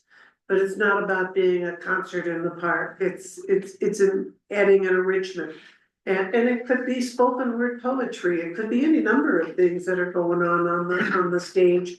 And I think it would be really kind of fun, but I think that recognizing what the key purpose is, which is to have a market, and then having some music to make it fun, but it's not the focus.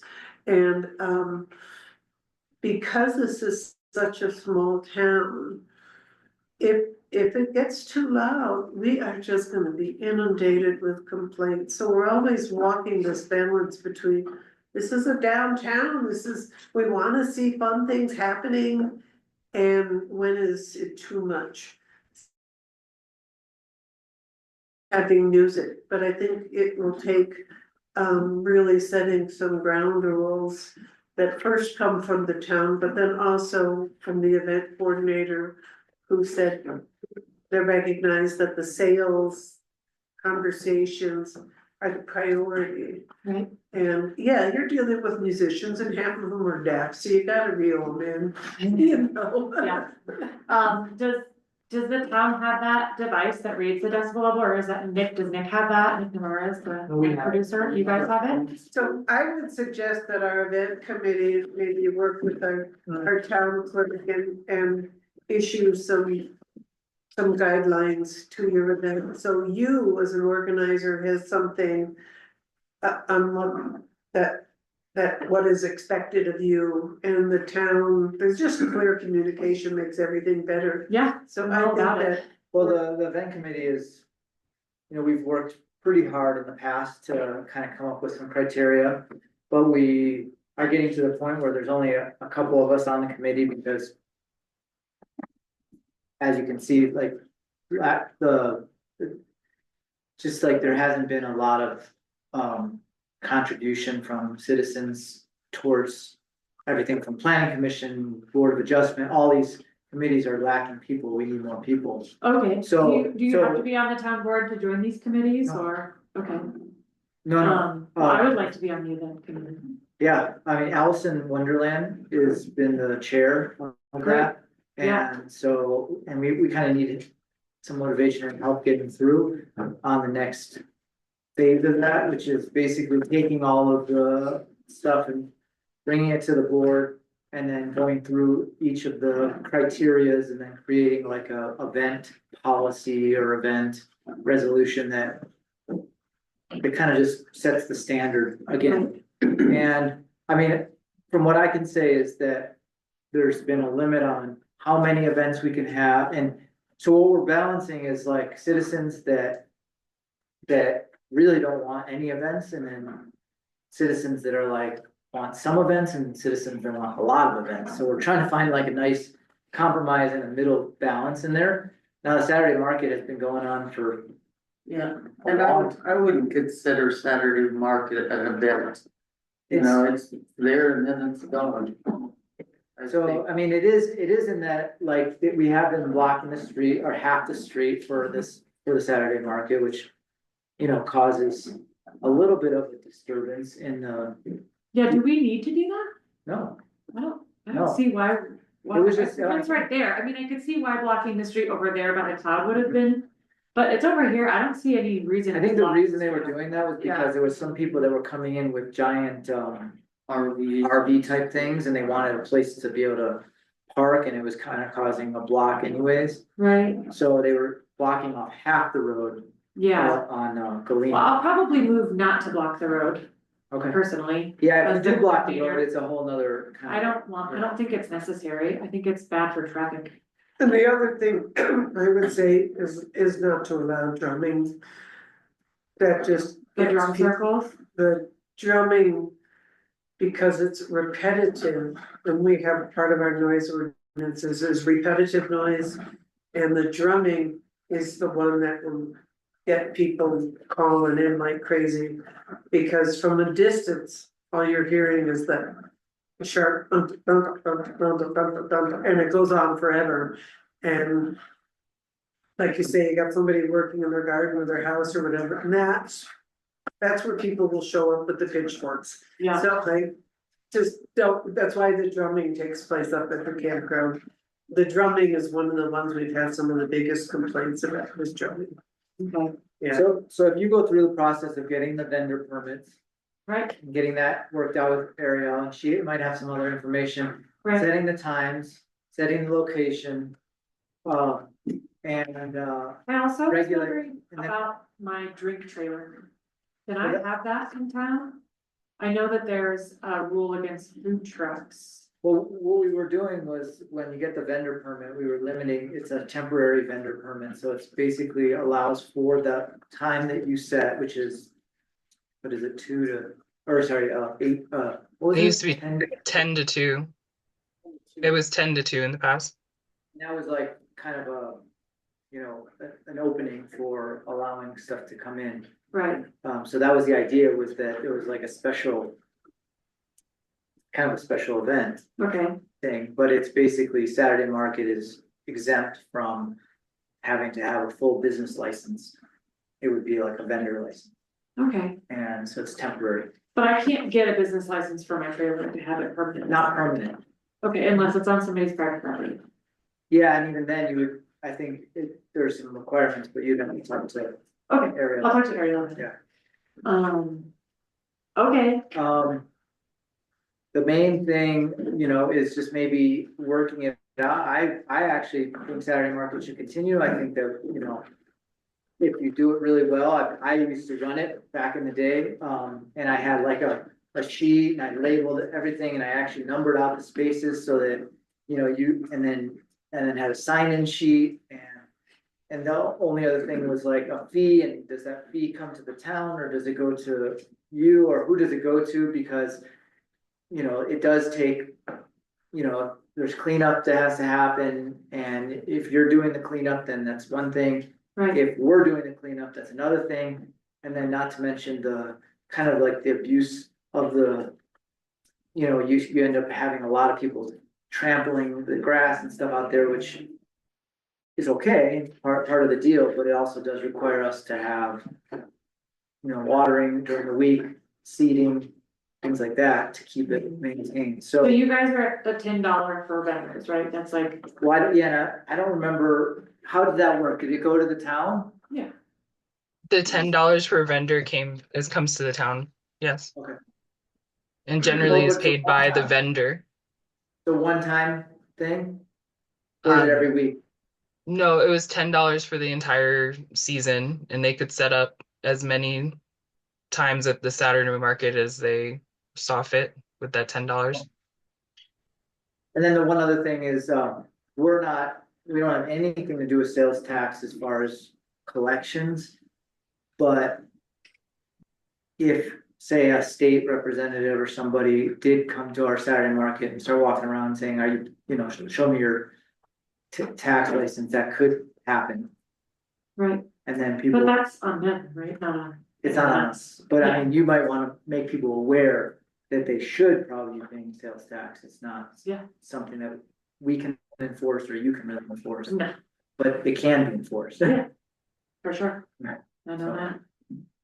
so thank you for being willing to take on doing Yeah. this. I think the Saturday market is really a cool thing, and I think it's important to the town. Yeah, And I find that it's a lot of fun, so thank you for Yeah. taking this Yeah. on. yeah, and I think maybe I probably can't touch on the free box because it's not on the agenda, but that'll be open soon too, so maybe next meeting I'll come and just touch on what's going on there. So do you wanna just work it out with Ariel and then? Yeah, I'll do the rest of and what I then- need to. I filled out the one form, but it sounds like there's more that she needs from me, The so. only other thing I would say is if there's like a weekend that you're gonna miss, like if you're going on vacation or something like that. Katie Daniels is actually gonna be my Oh, backup. okay. Yeah, so she's excited about being the backup for putting the signs out. And just make sure that she has everything dialed the way you Yeah. have them. Yeah.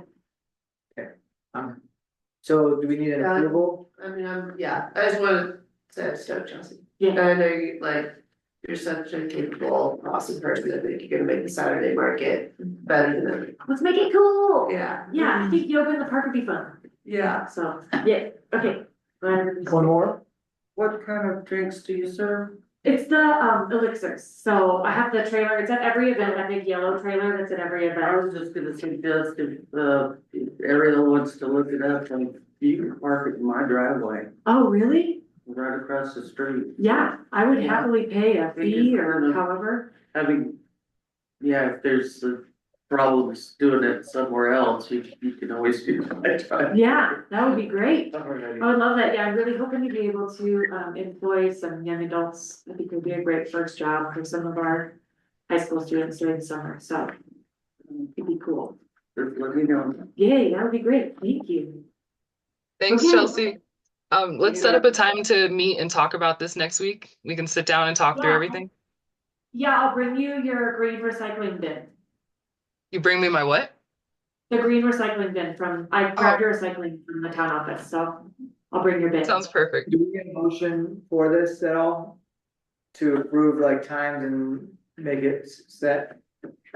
Could we do 10 to 3, not 2? I think we should wait till the applications applied for. Is there an application for it?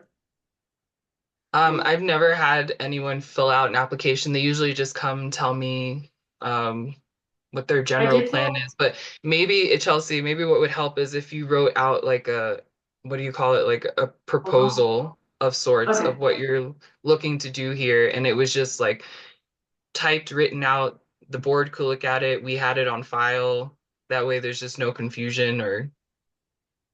Okay, and he'll bring it to the next, our next meeting is on. Yeah, and you don't even have to call it a proposal, just like March whatever 24th? your plan of action.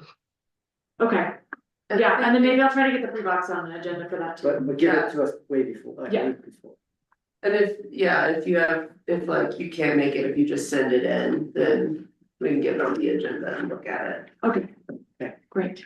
Yeah, just like a week before is best. Yeah. For Yeah, both of just them. Wednesday by 5 p.m., the Wednesday before the meeting. Okay. Sounds good. All right, thanks. Thanks, Chelsea. guys. Thanks, Chelsea. Thanks, Chelsea. Even though we're gonna go to 45 minutes, take a 5-minute break.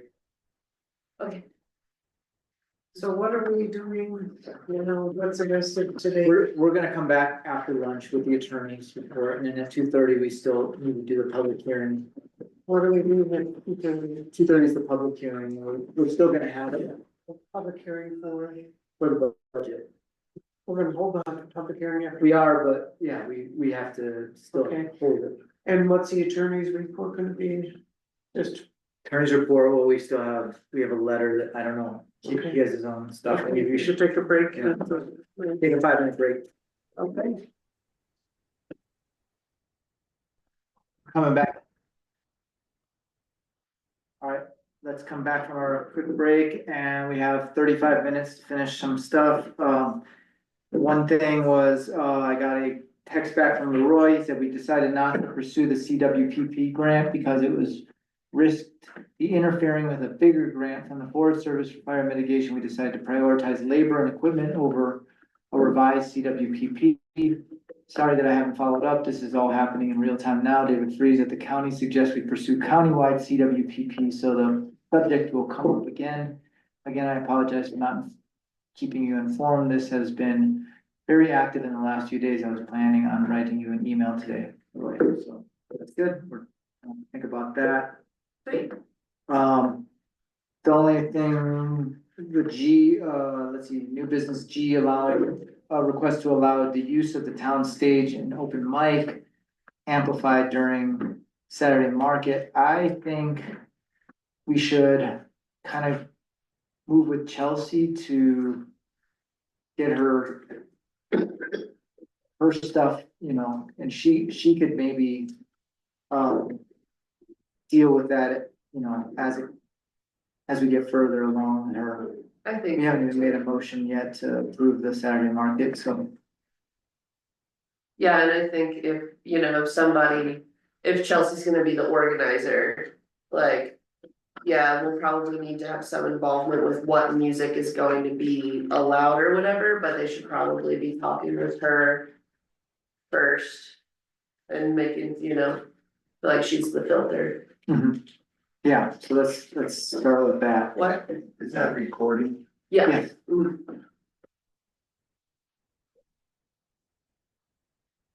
Um. The only other thing I had that was kind of, I forgot to bring up in my report was that there's a site visit that's happening. It's for the, grant that we're doing with the fire mitigation. So I think Allison McClure is dealing with it. Is that right? Have you heard much about that, Ariel? As I've far heard as that the site visit is scheduled for April 29th, and there are requested documents that we'll need to submit by the 15th. So she and I will be meeting to get everything that she needs to move forward with that site visit. Yeah, I have a list here. Seems pretty crazy, but she will hopefully has everything that we need. So just so you know, it's on April 29th is the site visit, and they have some stuff to get together. So I don't know if this would be a good time to bring this up, but I, pretty much every meeting I keep bringing up the importance of needing to have the dry grasses along the road right of ways weed whacked and dropped down. I just, it's getting to the point now where our spring winds are coming in. And just like this gentleman brought to our attention today, or somebody in the neighborhood having a bonfire.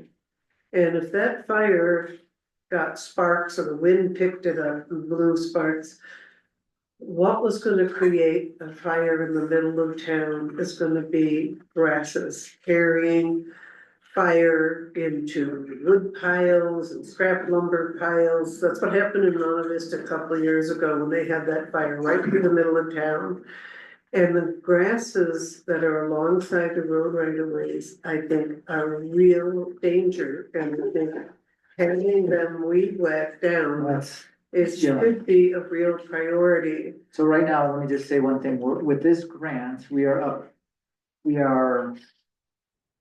right now, we cannot work until September 1st, as of right now, because of the spotted owl. You can't do anything, any mitigation. Now, So if this comes out of our regular town public works, but areas especially have these tall grasses, and by having those whacked down, encourage people in town to weed whack their own properties, if we can get the downtown done. Right, well, let's just, I would agree, and let's hold on, because then we can have Brent come in and probably work.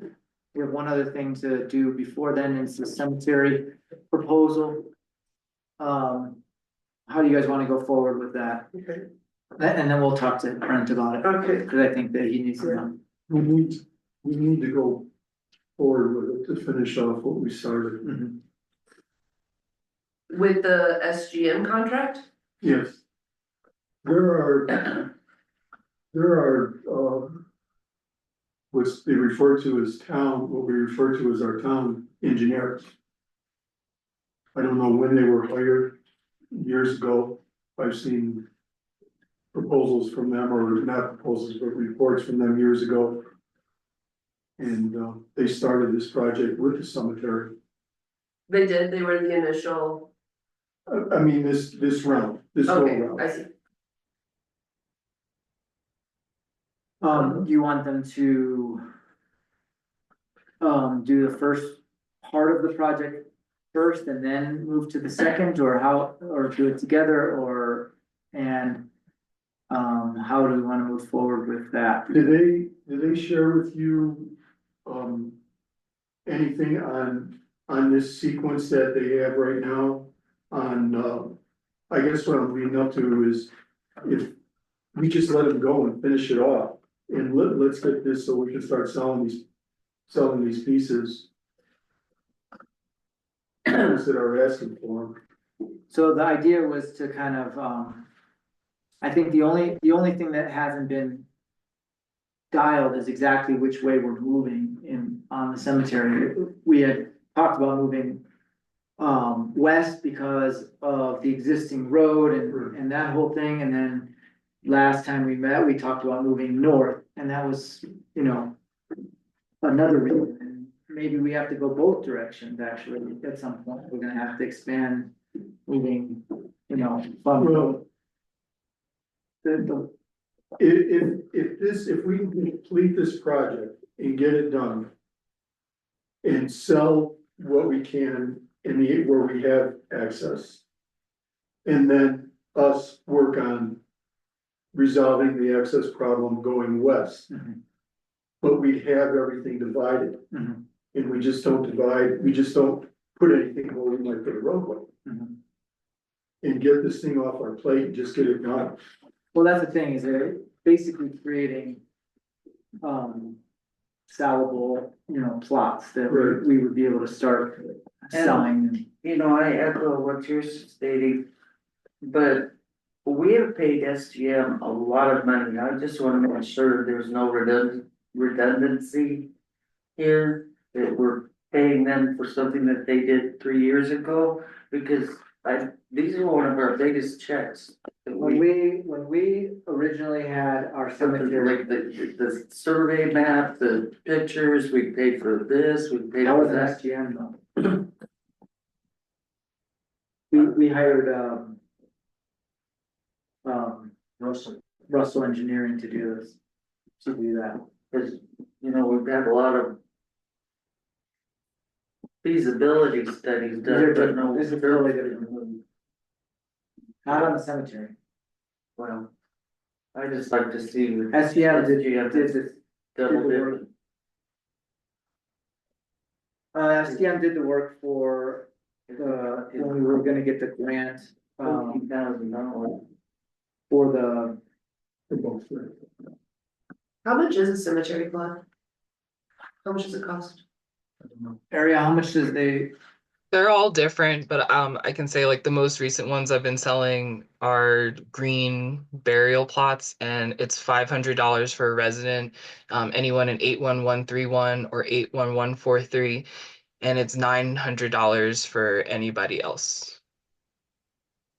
and then is that for 4 plots or just one? That's for one. One. Cause they come kind of. They come in like back. southwest, northwest, southeast. That's like a 20 by 20. I lost one. And do Sorry. No, it's we have, 20 by 20 equals four plots, right? Yeah. And we've And got, plot is $500 to $900, and that's for green burial.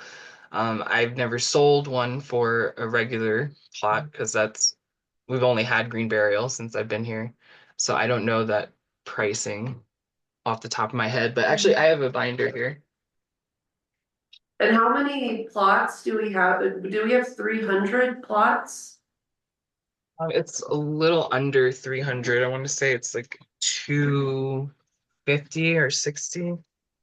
Okay, so if we doubled it. And just residents, if we had 250 more plots. And just residents bought them at the lowest price of $500. That'd be $125,000. We currently have 300 lots. It's 300, Mhm. so I mean, I agree with you, Kim, like it. And another thing about this contract is like, is this just for the plan? Mhm. Not for them to actually come out and do any work? Mhm. Okay, so I just wanted to be clear about that. I mean, we need a plan. I think you're right, it is like feels like kind of a high price tag, but if we can make it work with the budget, then we can really, we can recoup that cost. I don't see where there's anything gained by delaying it. Yeah, Well, and I part think of one it's thing to the- note. Oh, My apologies. I'm so sorry to interrupt. No, go ahead. And I think Benji was there when we read this. I'm pretty sure that part of our agreement was that we have to have lots available. That was like part of the donation from Taft. Do you remember that, Mayor, when we looked through those binders? I actually never found that, but it might be in our municipal code under cemetery. I think somewhere we have some type of obligation. I do remember that coming up a number of times where we've talked about we have to have lots available for people. I mean, the only thing I could say about that is we still have open lots that people have paid for, so it's not like we're full that way. We just have sold everything. In other words, there's, Kim was just saying she has 25 lots. Just 7 lots. 728 of them. So I mean that, we're not running out of space that way, we just run out of sales. But it sounds like you're getting people who are interested and what have you said to them? I've told them that we are currently working on expanding our cemetery, and I will reach out to them when, we have more information. But I've had at least 5 people reach out. Ariel, so you have a list of people that you're going to get back in contact with when this is finished? I have 3 specifically that I will get in contact with because I have their info. There were a few that came into the office and spoke to Patty and didn't leave their info for further contact, but would just come back later to check in. So one thing about this is that once we have the general plotting and they've done the work to, figure out where things can go, then we could start selling lots, even if the work is not being done yet. It would be like, almost like pre-sale, but we'd at least know what we have. So that's, a big thing. We probably, we're gonna have to put it in as revenue and expenses in our draft budget. So that's gonna have to go up a little bit. Cause right now we had it as $10,000 in our draft budget, and I don't know what we put in as, revenue. For the cemetery, Cemetery lot. Let me see. I've got the budget pulled up.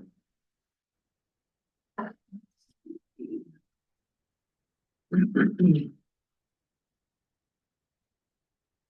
gonna move forward. Totally. Cemetery like you said, lots, yeah, Dennis, we've got 3,000 for revenue. But 14,000 for a city before they even break ground, 300. so we're talking like 30. Just to get the road, Yeah, when the construction starts, the road, so and we're, I think there's something left, and that would be don't we have to have this recorded at the county as well? Probably. And I most had my stuff too. plots recorded just because Crestone lose records all the time. They looked at me like I lost my mind. My But guess is this is gonna be a project between them and us that's gonna is last a there little any while. grant money that we know of? Because this is just a proposal, or I mean, That's like an estimate. Might be able to get a sales tax grant. right, but the real work comes along, and we definitely don't have that. If this is 14,000 just for some numbers and whatnot, we're not talking a fence, we're not talking a road. I'm just wondering if there's any money out there where it's not just I pre-sales. don't know, I don't know. So, I mean, the way I see it is this is, fully professional services. They take the LiDAR survey, they go through the LiDAR survey, they come out here on the ground, we plot it out, so we actually have like, everything is gonna be pretty much mapped out and done, and every plot will have its own GPS pin, so you know exactly where each marker is. I mean, every single one has to be plotted properly. So that's what we're paying for. It's not so much and design Not so and making much sure the the road drainage is, is there. right, huh? Not so much the road that's going in there. Well, I mean, if you go out to where the previous expansion was supposed to go, they didn't really take into account the contours of the land. They didn't really take into account like which, where the road was gonna go. It was kind of just like a straight, like, let's just make it into a rectangle and go out, and whatever's in the way is in the way. This is like, the idea is like, we're gonna be able to take every plot, it will have its own number, we can insert that into a new database, that we do need to get eventually. Should probably do it, you'll probably do it manually until we get that set up, right? Yeah, I would continue to do it how we have been with the binders and the Excel spreadsheets. So I mean, it's really just like, it's the work of plotting each point and getting everything so that if somebody dies, you can say, this is the spot where they're supposed to be buried. I wonder if It's a lot of work. Yeah, I mean, I do feel like part of me saying like maybe we could pick, like we've been talking about, we're gonna go north or we're gonna go west. And then have them subdivide the plots and then maybe we could get the road part, like maybe we could go out for bid on the road part and get a better price on somebody designing a road around the additional plots. But then at the same time, it does feel like, Everything goes together. it all goes together. Yeah, like the drainage, the drainage is in a cemetery seems really important. I'm not a cemetery designer, but. And I have never, in my own personal life, gotten any gain from starting with one contractor and just jump ship and went with another one and then jump ship and went with another one. Right, It prolonged it, it made the project ultimately more expensive because they have to go back and see what the other guy had done that started before. Ideally, when the town decided to incorporate and however inherited this cemetery or developed themselves, they probably should have just divided the whole thing up, right. but they didn't. The whole 40 acres, Right. 42 acres, 43 acres. Well, I I mean, guess- this will be the like, this is something we do have to do, and I don't know, it's like. It is kind of the cost of getting this Doing done. business. And I think the real question really is like, one, if we're in a position where it's like, we have to have cemetery spaces, that's a consideration. And do we have, like, can we find it in the budget to continue with this project right now? As opposed to putting it off until maybe this summer when we have a little bit better understanding of, like, we have the audit and whatnot. So that's, I hope the audit doesn't take us in the summer. right, yeah. Totally. Yes, Warren. Instead of planning for the next 30 or 40 years, it's more like 100 years. We have about 10 people a year that we plant out there. You could go out along the North Road, pick out spots with easily doing it. You don't have to put in a new road. You could get, I don't know how many spaces, but you could probably get 20 spaces along the North Road alone. You don't have to hire anybody to do any engineering. And you only sell to people that die. You don't have to sell to people anticipating dying. You only sell for the dead. So I mean, I was recommended by Elaine too, to hire professionals to do the cemetery expansion. So I mean, she actually highly recommended not just doing like a. If you're gonna expand it out to 300 sites, I agree with that. But if you need a spot to plant somebody tomorrow, you can go to the north side or the west side of that cemetery. There's a spot there that's easy to dig, there's no tree in the way. I don't think we can do like a free form thing like that without plot, I mean, because it's gonna have to get put into the plans anyways down the road, because they're gonna be burying people there. I think people wanna know what they're buying and wanna know where they're gonna be buried, and You could do that, but you do it 20 feet out, that's all you do. I don't understand why you don't pay the money now to have it plotted properly for the future, and then we know what we can sell, and we over time just start, If you had- if you I mean, knew the other thing is, one other thing is that we have never taken into account, the cremations and the fact that people want to have their cremations out there, and so there's that mausoleum idea. And so, you know, making sure that the space works and it's not gonna get, you know, if there was a flood, that at least we put the effort in to make sure that we're not, you know, I don't know, I don't totally agree with not doing it the professional way and just kind of free form. It's great, and budget for it. Yeah, I think we need to. So I think one of the things we, I don't know if we've made the decision, we've kind of got two things happening. One is to extend the road that's been closed and through the cemetery to connect up with the San Isabel Road.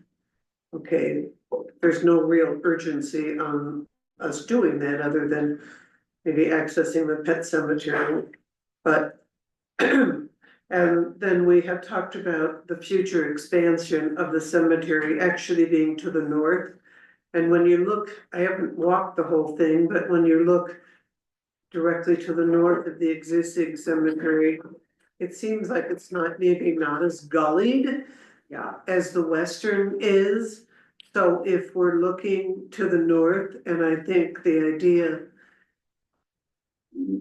Warren makes a good point in that we could pick an area and say, okay, this is gonna be the future development of the new cemetery. Carve out how many acres is gonna be for the 200. And actually can do a phase one development. The idea of, okay, we're gonna go off the north fence and we're gonna know in the future, this is where there's gonna be a road. And this is where we're gonna carve out 20 spots. To me, that does make a lot of sense. We don't even have a population of 200 in town. That doesn't mean that we ignore the long-term planning. But the detail of the longer-term planning, how much do we need to get into that now? Can we do some broad strokes of the long-term planning? We could put this into next year or the following year. What we've designated, this is where it's gonna be, and we're first gonna develop area A, and then we're gonna develop area B. So kind of meeting it halfway rather than planning out the whole thing of doing it in some stages, so we're biting off, you know, what we can shoot. I do think we should do it in stages. I just don't think that we should, the design should be more of a complete design, so we know what we're moving into. So in other words, we sell it in stages, but we don't necessarily design it. Right, and we might not build the roads all at once, and the other thing is we might be able to supplement a little bit of this with our natural burial fund. We have money in a natural burial account that, I mean, maybe not all of it, but whatever, you know, percentage we do. Well, I think having a plan is good, of course, because we're gonna have dealing with drainage issues and this sort of thing. But I think as far as the amount of work that's done, being that done in stages, creating a road for the access, we only really need to have the access for at this time. And knowing in the future, we're gonna put in a road over here, we're gonna put a road over there. I don't know. I mean, I'm kind of the type that says that we should have everything plotted out and GPSed and labeled to, you know, I mean, that's what these guys are, that's what they do. Right. They take our survey and they literally go down to like the foot, you know, and then we know what we have, what we're selling. We're not, you know, what if we buried somebody in there and they're like, you know, this doesn't line up very much with the plan. I don't know. I feel like we should figure it out. There is the $17,000 in the natural burial fund. I'm not saying we should use all of it, but maybe we should use some of it. We have 10,000 budgeted in there right now, for the cemetery. Since we haven't passed it, we could increase it, and then we could also increase the revenue because we might end up, if people know that we have these plots, we might actually sell a bunch more than we think, especially with these mausoleums, because I think the mausoleums are, Well, and that's So- that's a good point, and I think as long as we're staying within our budget and we're not extending ourselves, you know, we could, you know, do some broad strokes on this, but as far as actual sales and development, I mean, I would say, okay, I don't wanna sell lots that are way the heck on the other end, just because somebody likes the view. It's like, this is the area that's gonna be open for first development along that north fence, to where we can do it in managed stages of what we can afford, what's in our budget. And how big of a priority is it to put that one road in? How expensive is it? well, I mean, right now, the road is already blocked off. We probably wanna make it so that people can get out to the pet cemetery pretty easily to the west, you know, so opening this up might be worth it for, and then having a turnaround or something for now. Mhm. Cause I don't think we're gonna be able to get a road again that goes into the BLM. I don't think they're gonna want. So just coming across and getting access to the road where the pet cemetery is. Yeah, cause if you've got a 100-pound German Shepherd, you don't wanna want that in, Right, okay? but I mean, I know that like. This is kind of expensive. I do think that we did put in our budget $10,000. We do have the natural burial fund, which we could average it out, like how much we could take from that to do. Put that towards it, and then we could theoretically, you know, do some stuff next year as well, like put a bit in for. You know, or whatever work we have to do, but I'm just thinking, I don't think it's gonna be outrageous for what we're gonna get. Okay. But And it's not gonna get any cheaper. that's for sure. And that's all I'm gonna say. Next year is not gonna be any cheaper than this year. Yeah. Or That's less for sure. expensive is the right word it is. Okay. I make a motion that we accept proposals to complete this phase of the project. Is there bulldozer in there? Is there It was the last time I looked. bulldozer? I know Yeah, bulldozing something. If you're bulldozing roads, it's not professional services. I don't care what you say. Bulldozing here? It wasn't their thing. They extend the roads using a bulldozer. I think. Like this proposal does not include them coming out and doing any of that work, but in the proposal, they do mention how they think. It like doing that work would be It was a a day of suggestion, bulldozing. right. Yeah, it's a It was suggestion, a suggestion. that it would be a Might day take a day of this bulldozing. type of work. But it just, they're not implying that they're coming out to do it. Right.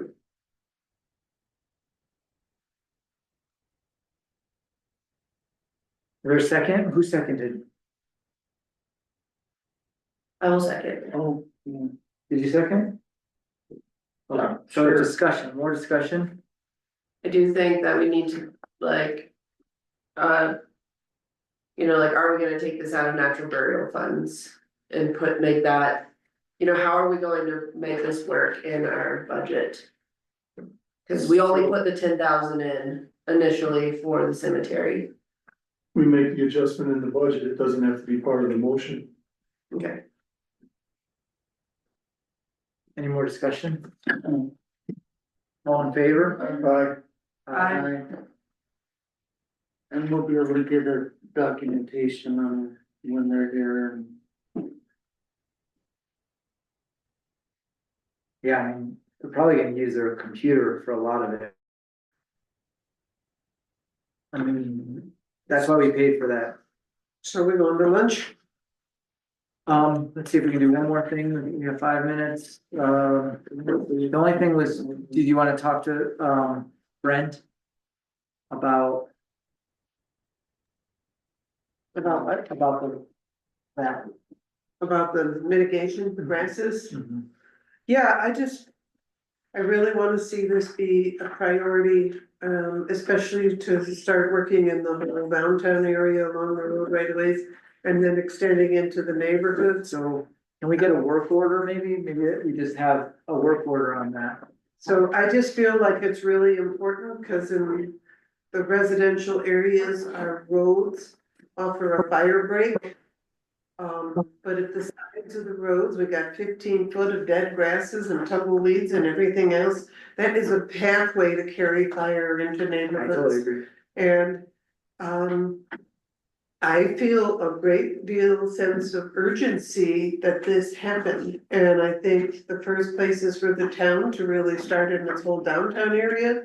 It looks shabby, in a lot of the places downtown, it really looks awful. I wonder if, how much an attachment would be that could go on the back of the little tractor and actually do some of the Like a work. little mower attachment. I don't make a know. brush hog, Yeah. you call it. Like a little brush hog arm. I think they make ones for small tractors. And it just like sticks out on the side. It might be a piece of equipment we don't have, we have to rent. Right. But I look like, go walk between the credit union and the liquor store along the town sidewalks there. So It's just, let's direct Ariel to put a work order in. okay. Do And you I, mind doing that, Ariel? Put a work order in that, a work order for Public Works to start focusing on, roadway thinning, or what do we call it, roadway thinning for fire mitigation and protecting these right of ways from carrying fire. Gotcha. Yeah, I don't know where this would be, I think it's next in the agenda. Oh no, it's not, it's further down, but I know if I don't mention it now, I'm gonna forget. I got a call from, one of my neighbors who said that she erroneously had put in a complaint about CPCH. She just wanted you guys to know that. Yeah, and so I think what we should do is do the attorney report. Then we're gonna have probably a little time in between there. After, and then we do the public hearing and then hopefully we'll be done with the meeting after the public hearing.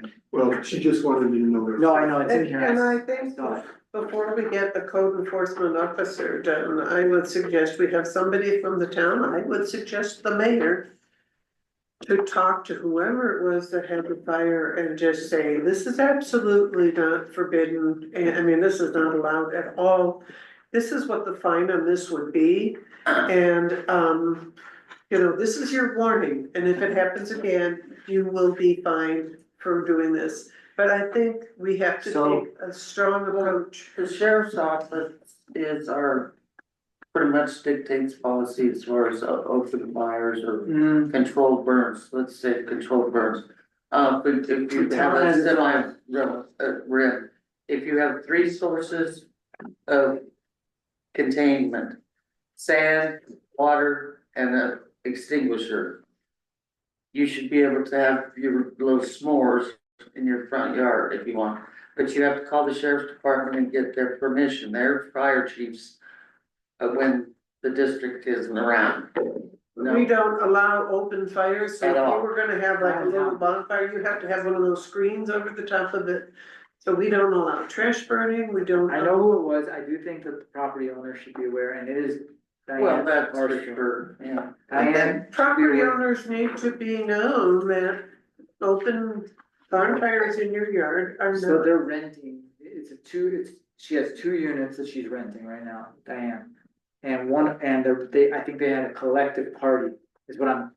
Okay, getting. so I didn't. Those wasn't there. people need to be informed that this is not allowed until they think, oh, this was so much fun, let's do it next weekend. Right, And we've been having red flag days, and, I don't wanna look at the ruins of our town and say, oh, I told you so. To me, this is a dry year, and we're having windy days, and everybody needs to take this really do seriously. you know what the fine would be, Ariel, for that? I don't know. We can slip and show up with a printout and say, this is what our rules say. I agree. I can find out. Okay, let's take a lunch break, it's 12:29 and Some flyers. we'll be back here at 1:30 sharp. About like fire stuff and like the red flag, or, Make. And putting it up on the town's Put it up on the Facebook town page, Facebook page, that kind of stuff. pages. Yeah, I think we really have to, because I kind of feel like we really should be about it right now. Yeah. And we're sitting at about 60% of average moisture. Is that what we're at? The same. So, not good. Oh, yeah. Not good. Is that gonna go? Press report. Time is 1:35 and our special or regular meeting is back in session. We are going to start with our attorney, if he's around. He's not. So we will skip over the attorney for a moment until he comes on and start with our, talking about our correspondence series. Thank you for coming back.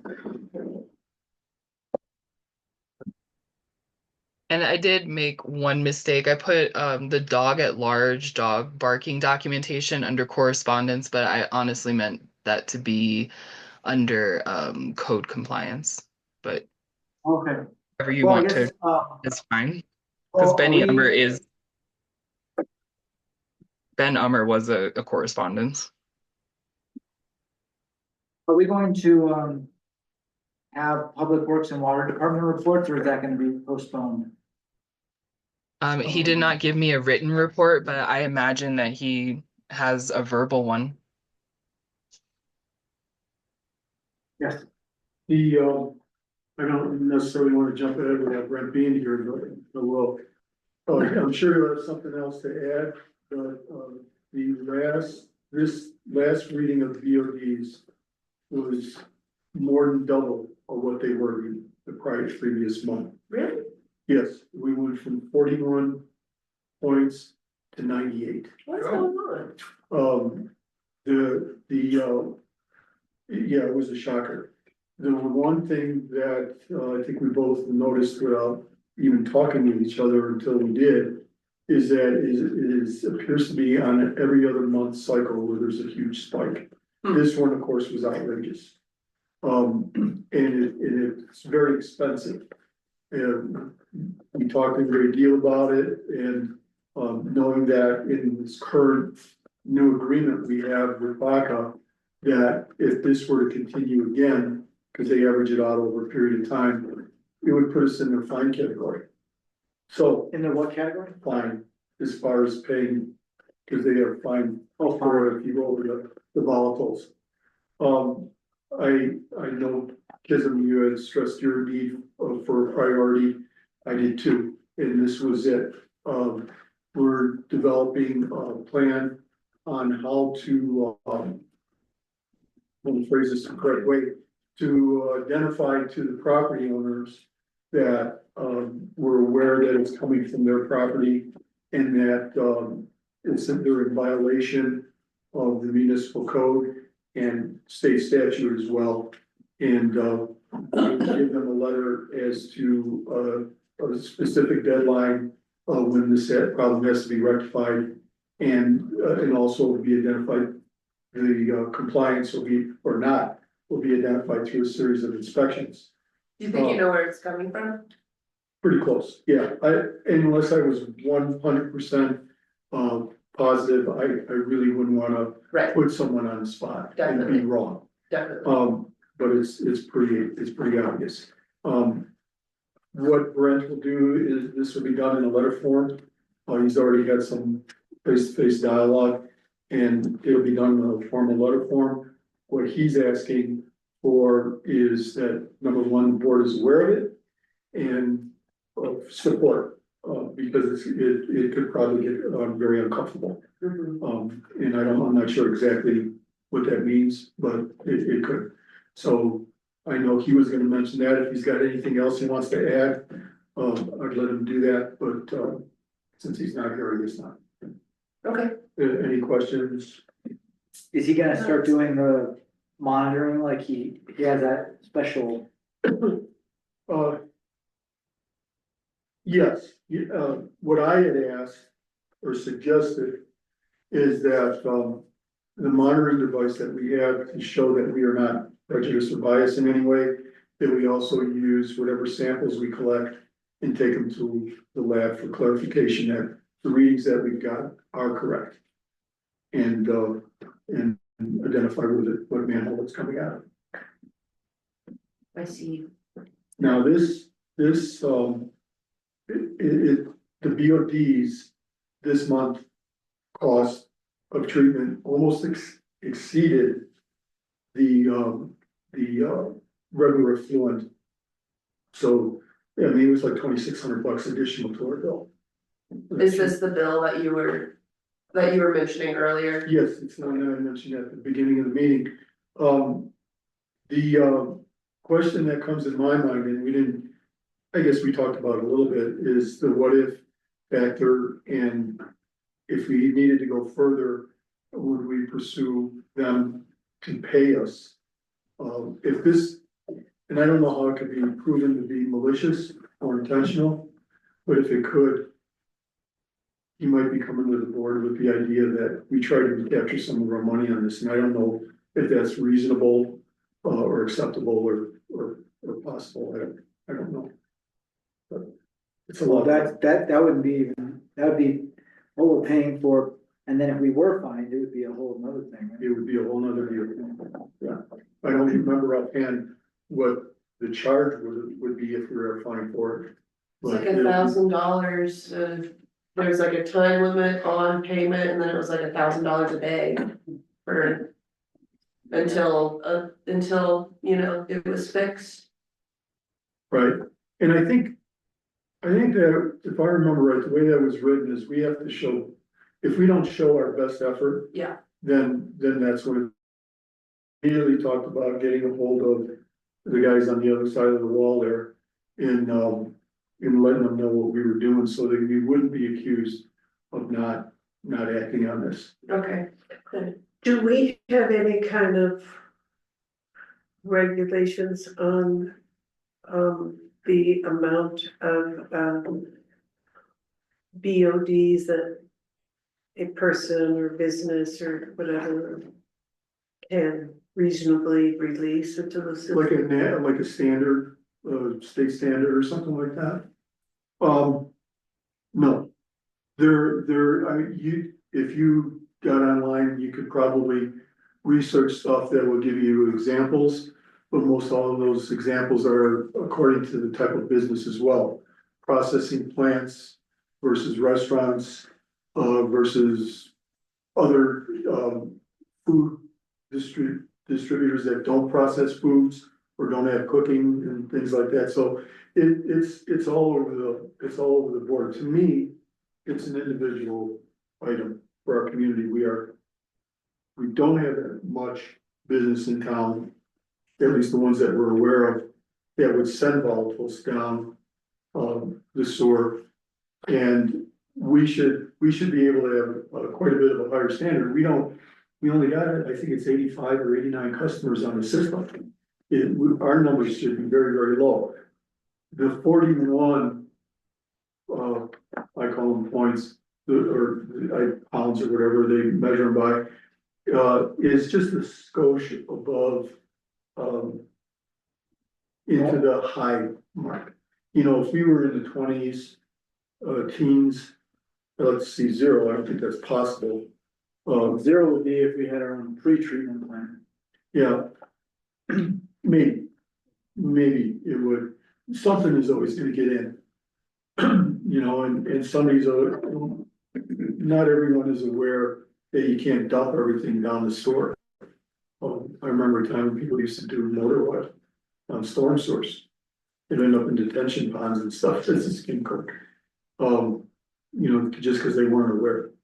So I also wonder, I mean, it's pretty hard to check, and I don't know if it actually causes it, but I wonder if there's some marijuana growing in this town that we don't know about that could be causing some of that too. I don't know if it would even cause it. Well, I don't know what they'd be able to dump in the sewer that would bring that up. But, when the, previous operator over in Boston, just prior to leaving, what was his name, Gary Potter. I talked to him about it and, just trying to pick his brain and say, Gary, what do you think? And we started talking about the T Road and the brewing facility, and he said, he said, I'm not gonna say 100%, but it's probably not them, because if they were dumping that waste in the sewer, he said it would be way off the charts immediately. He said, we'd be running down, knocking on your door.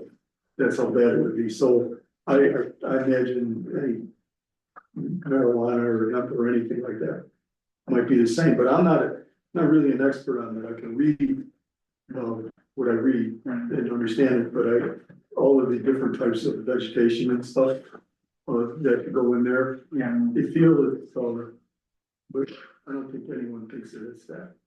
Okay. But we're not excluding any. I just remember that somebody put down a white substance and that might have been paint or something like that. I talked to him about that, cause it was one of my first days on the board here. Miguel stood up there and was talking about syringes behind the outhouse and possible meth labs and stuff like that. And I mentioned it to him and he said that caused them a lot of trouble because the state got a hold of it. And they had proof to them that it wasn't, and they thought it was maybe just paint or something. Right. All right, well, Thanks for being on top of that, Dennis, and it sounds like right now, like you guys will keep everybody informed. Yeah, Once you have and more really information. what Brent was looking for is not only for you to know about it, but for support when the stuff comes down the line. Yeah. And, we need a smoking gun. well, we gotta find bullets, we got smoking gun, we gotta find bullets. And I wish I could say I was on top of it more than what I am, but it's always after the fact, we don't know. Yeah, We don't have the ability to test like the other guys do, right. and so we There- know after the fact, Is there a way that Brett, not Brent, but Brett could help us? possibly, Okay. yeah.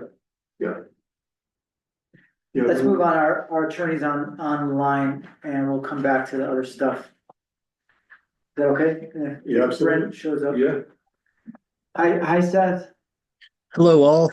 Thank you, Mayor. Thank you, trustees. And if I may, Trustee Pazlusny, I believe we're also, according to our IGA, in a 6-month period of time where the two entities are working together to figure out exactly what the BODs and the flows are, and to see if there's any discussion that needs to be had about adjusting those amounts. thank you. Did they end up signing I guess we'll just wait for your report. Well, let me jump to that part then, Mayor. I didn't get a hold of the clerk today. I've provided, I want to say, 3 scans of the executed agreement to Mr. Law. Each of those scans seems to have some sort of a strike through or a blank space in the table, specifically on the discharge permit. I really think we're having an issue with a conversion or a tech issue. So I'm actually going to ask the clerk to physically mail a hard copy. Take a look at the copy that she has, see if that error has been carried through to her end. And if not, get some physical copies out to myself and also Baca Grand for a signature.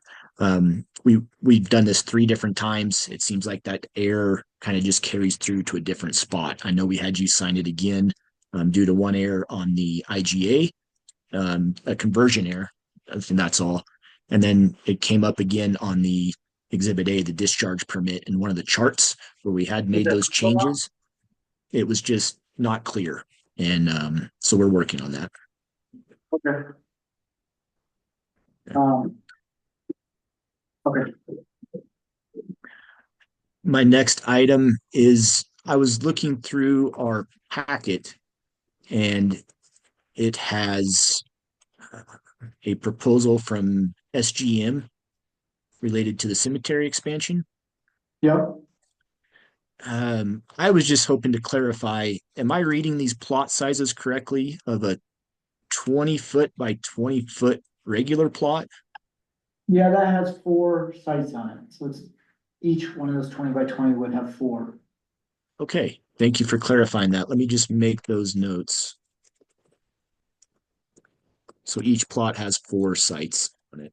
Correct. Okay.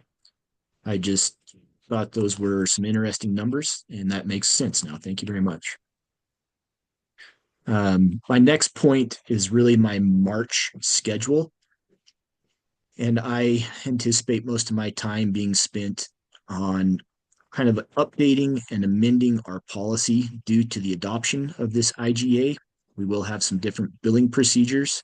We will need our fee schedule updated, and we will be adopting some policies of the Baca Grande. And it does relate very specifically, as we were discussing, to some of the regulations on commercial businesses. There is a question I had in there about reviewing grease traps, and if those are specifically discussed in the Baca Grande discharge permit, and to see if the town can help to implement some of those policies to help prevent the high BODs or other discharges that may be in violation of the permit going forward. So, updating our fee schedule to include new tap fees and the fee that will be paid directly to the Baca Grande. Quite a few things related to that permit. That is on my March agenda. I also will be working with our clerk on an issue she has brought to my attention. She has already started this with a possible FED or an eviction matter. She has been in great communication with me on that, and I need to follow through on my end. But that is really my March agenda. That's what I'm looking for, is time to work on the billing policy, our fee schedule specifically, and also then adopting the discharge permit as signed with Baca Grande. Okay. Dennis had something you wanted to say. Steph, in our municipal code 7-3-30, I think it's 2B, makes reference to the fluid that could be put into the sewer. I don't know if it has enough teeth.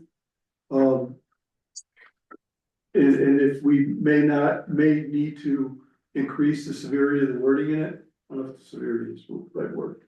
Sounds good. Yeah. Can you repeat that citation, trustee? Was that 10-3? 7-3-32B, not 32, but 30, paragraph 2B. Thank you, trustee. And I'm doing that from memory, so. That's in our utilities section. Thank you. That is a section that I have been in, and the discharge permit will be making some additions to that and just upgrading some of that language and updating it.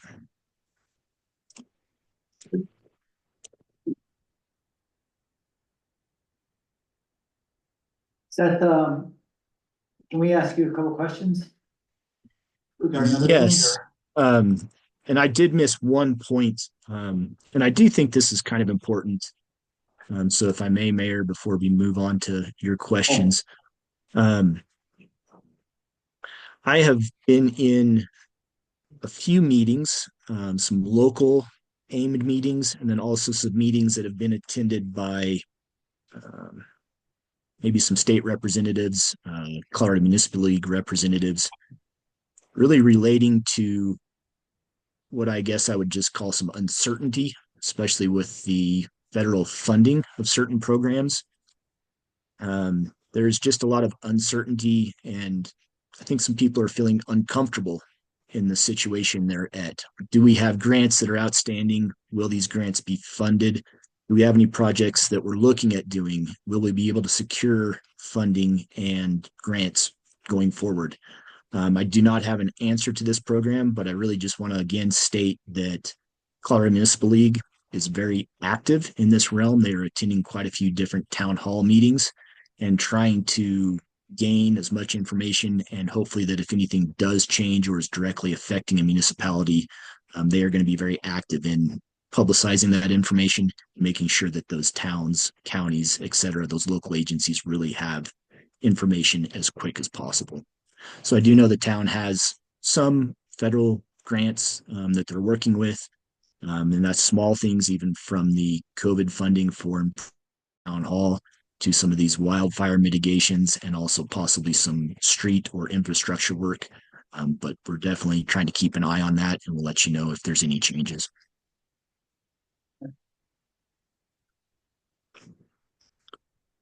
that is my last point, Mayor, if you would like to ask some questions now. Thank you. One thing was, we're having an issue with, now that we don't have code enforcement, we don't know exactly what our protocol should be. Nobody wants to be code enforcement officer, we're stuck between a rock and a hard place. We have little infractions that are happening, and I'm happy to, on some level, give warnings and stuff if I have to. If it's up to me to do that, I would be happy to do that. I just need to be more clear on certain things, like, if I say, like, for instance, first of all, if it's even in my jurisdiction to do that, and secondly, if not, then how do we go about, serving little infractions to people? Like, for instance, the other day we had a noise complaint, and then at the same time, there was, some fires being on a private property that were illegal. Cause we have a permanent fire ban in town. And so we were just made aware of it today, and, it's something that code enforcement would normally take care of. I do see also we've got some loose dogs and barking Yeah. dogs that are brought up in our packet. I will be honest, Mayor, I would really ask that you do not be involved in any type of citation. I do not believe that with the code we have, you necessarily are given that authority to issue a citation. I don't know that there's a good, quick, or easy fix to that situation. It really is under our code, the purview of our code compliance officer. And I do not believe that that is delegated any further. At least I have not read that. If we don't have anyone on the foreseeable horizon that may be interested in applying for that, it may be helpful to try to publish that, to try to really put the word out there that that position is open. Talk about how that does help the town, some of the ordinances that that individual may be enforcing, and once again, really how that is helpful to the town in a very vital position and something that we are looking to fill.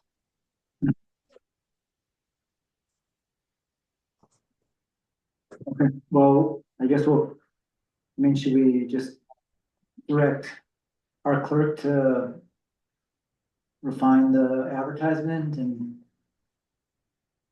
that's all we can do, really? I have a question. Yeah.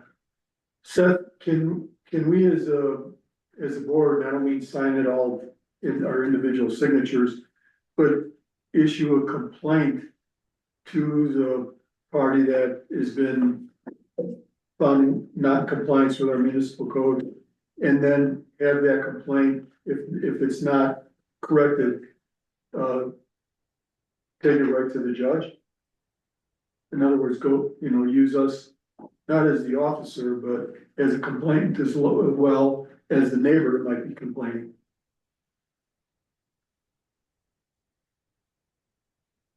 I would have some hesitation for the board to issue the complaint because the board may not have actually seen the infraction. And that would be personal recognizance, something that the board would need to actually have seen in person to issue that complaint. If members of the board personally or citizens would like to turn in a complaint, that would be part of the citation that would be issued to the individual. But once again, I don't want the board to start issuing citations at this time. If we get to a point where that power needs to be given to someone, I would really like that to be given to an individual versus the board. And I do see our clerk's hand up.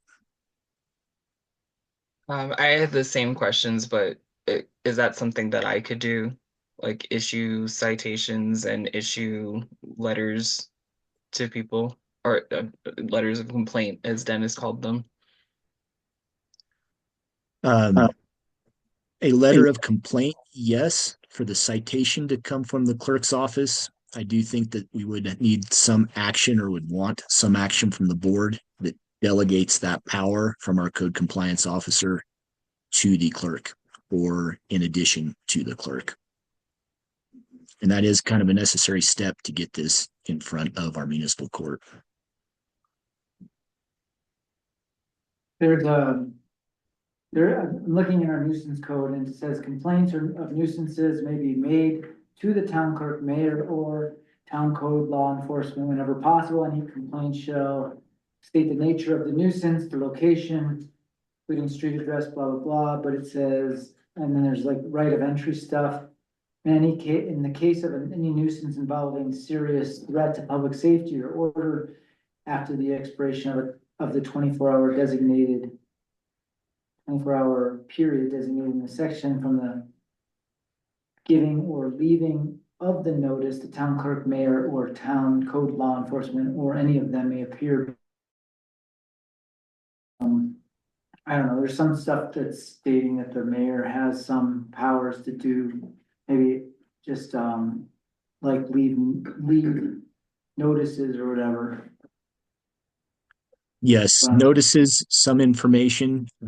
However, the actual issuance of the citation, I don't believe is in that section unless it rises to the level of an actual outright claim due to safety, public policy. I do understand that a fire may grow and that could become a public safety concern right away. I don't exactly know where that line would be though, Mayor. Okay.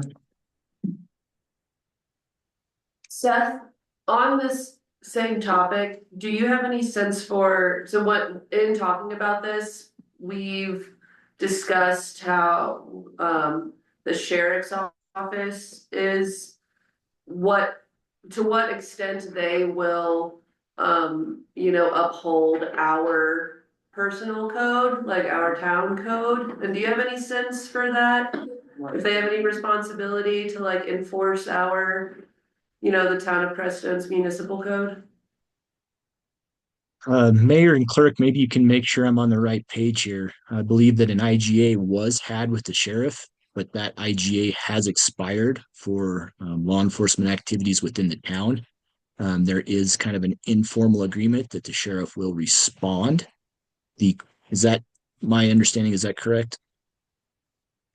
That was mine too, or that we had an unsigned IGA currently with the sheriff's office, and we were acting in an informal arrangement where they are billing us for different infractions. Responses to infractions. Yeah. So, trustee, I do believe the sheriff will respond. If, or I guess the question is the sheriff responding to a loose dog, or is the sheriff responding to, say, a hit and run accident in town? I don't think that their response time is going to be quick for every request. And then the ordinances that I believe the sheriff is very comfortable enforcing are going to include our model traffic code, our traffic citations. I do not believe that the sheriff even has a copy of our nuisance code, and I would question if they would cite someone into municipal court for a nuisance violation. Right. Okay. Yeah, so functionally, the code enforcement officer is, like, I wouldn't expect them to show up for a loose dog unless the loose dog is like attacking people, I would agree with that statement. However, I do believe that the undersheriff that has been coming out and that was part of our court proceedings is very receptive to the town of Crestone. He's been very receptive to my phone calls and emails about topics in the area, and I think that when he does have the time and ability, he will be responding to the town of Crestone specifically. Yeah, and I've been emailing with him to try to set up a time for the board to meet with him, and we're still kind of going back and forth on dates on that. Just so for everybody's information.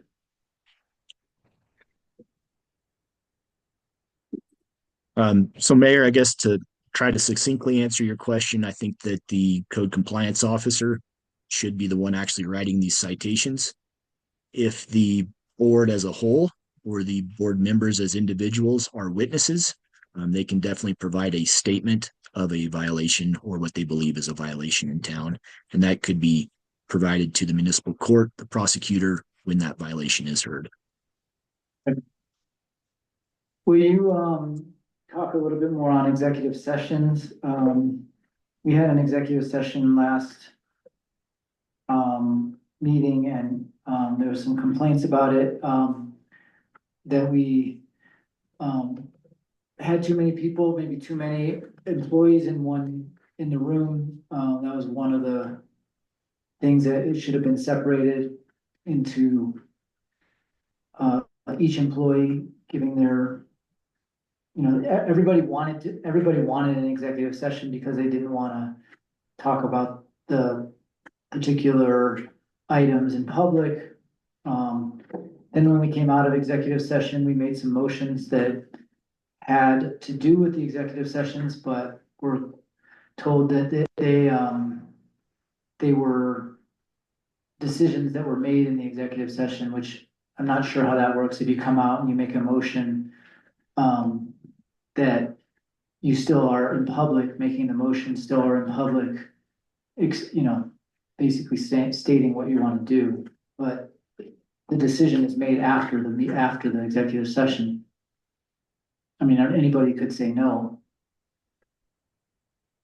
So I just would definitely ask that if you are in executive session, you're following the CML script as strict and just word for word verbatim, asking if there are any people that think the subject matter strayed when you come out of the executive session, or if there are any complaints there from the members of the executive session.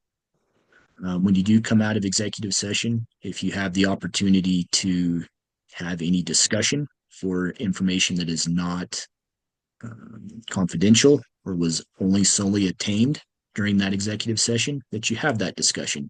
You put that discussion on the record. I will state that I believe an executive session should have as few employees attending as possible. This is for the board. And I would also state that it is my understanding that if this is called for a personnel matter and that individual personnel asks that this be held in public, it is held in public. But if they do not object to it being held in executive session, that individual doesn't even have to be part of the executive session. This is not necessarily looking for information from that individual. It can be, and you can ask them that questions, but I don't believe that individual even has to be part of the executive session. Yeah.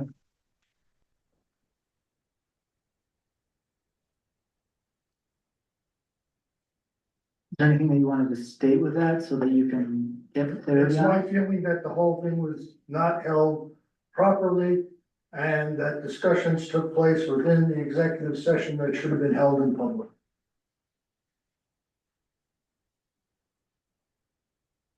Did you hear that, Seth?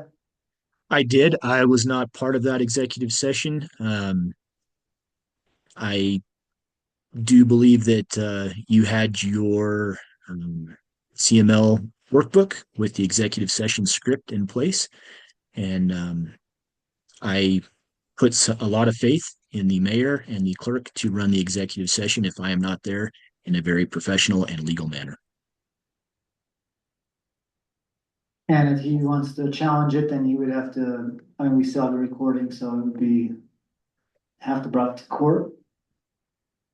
That would be for the individual to pursue on their own terms.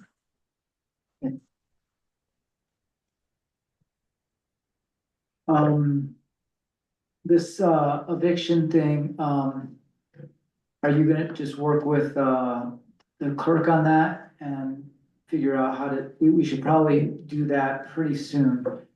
So that there's enough time for this person to be able to go. And the reason we passed it on to you, Seth, is because, basically the board kind of reached its, I would say, legislative, boundaries, like we can't really, we realized in this that we probably should not be renting, so we put a moratorium on any rentals right now. Because we're not really set up as an organization for being landlords, and we figured this out kind of the hard way. But now we're stuck in a situation where we kind of need a little bit more teeth, and we feel that having a letter from you might provide that teeth and just kind of create the atmosphere for this particular person to say, okay, I need to go. Yes, Mayor, I will. The clerk and I have had a few email conversations back and forth on that matter, and I do anticipate trying to reach out to her this week also and following up on this again.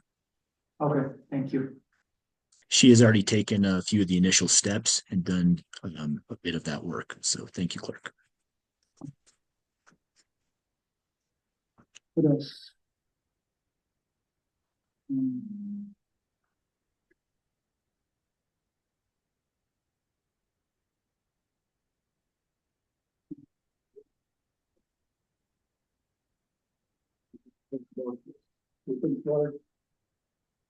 It's gonna just get it right there.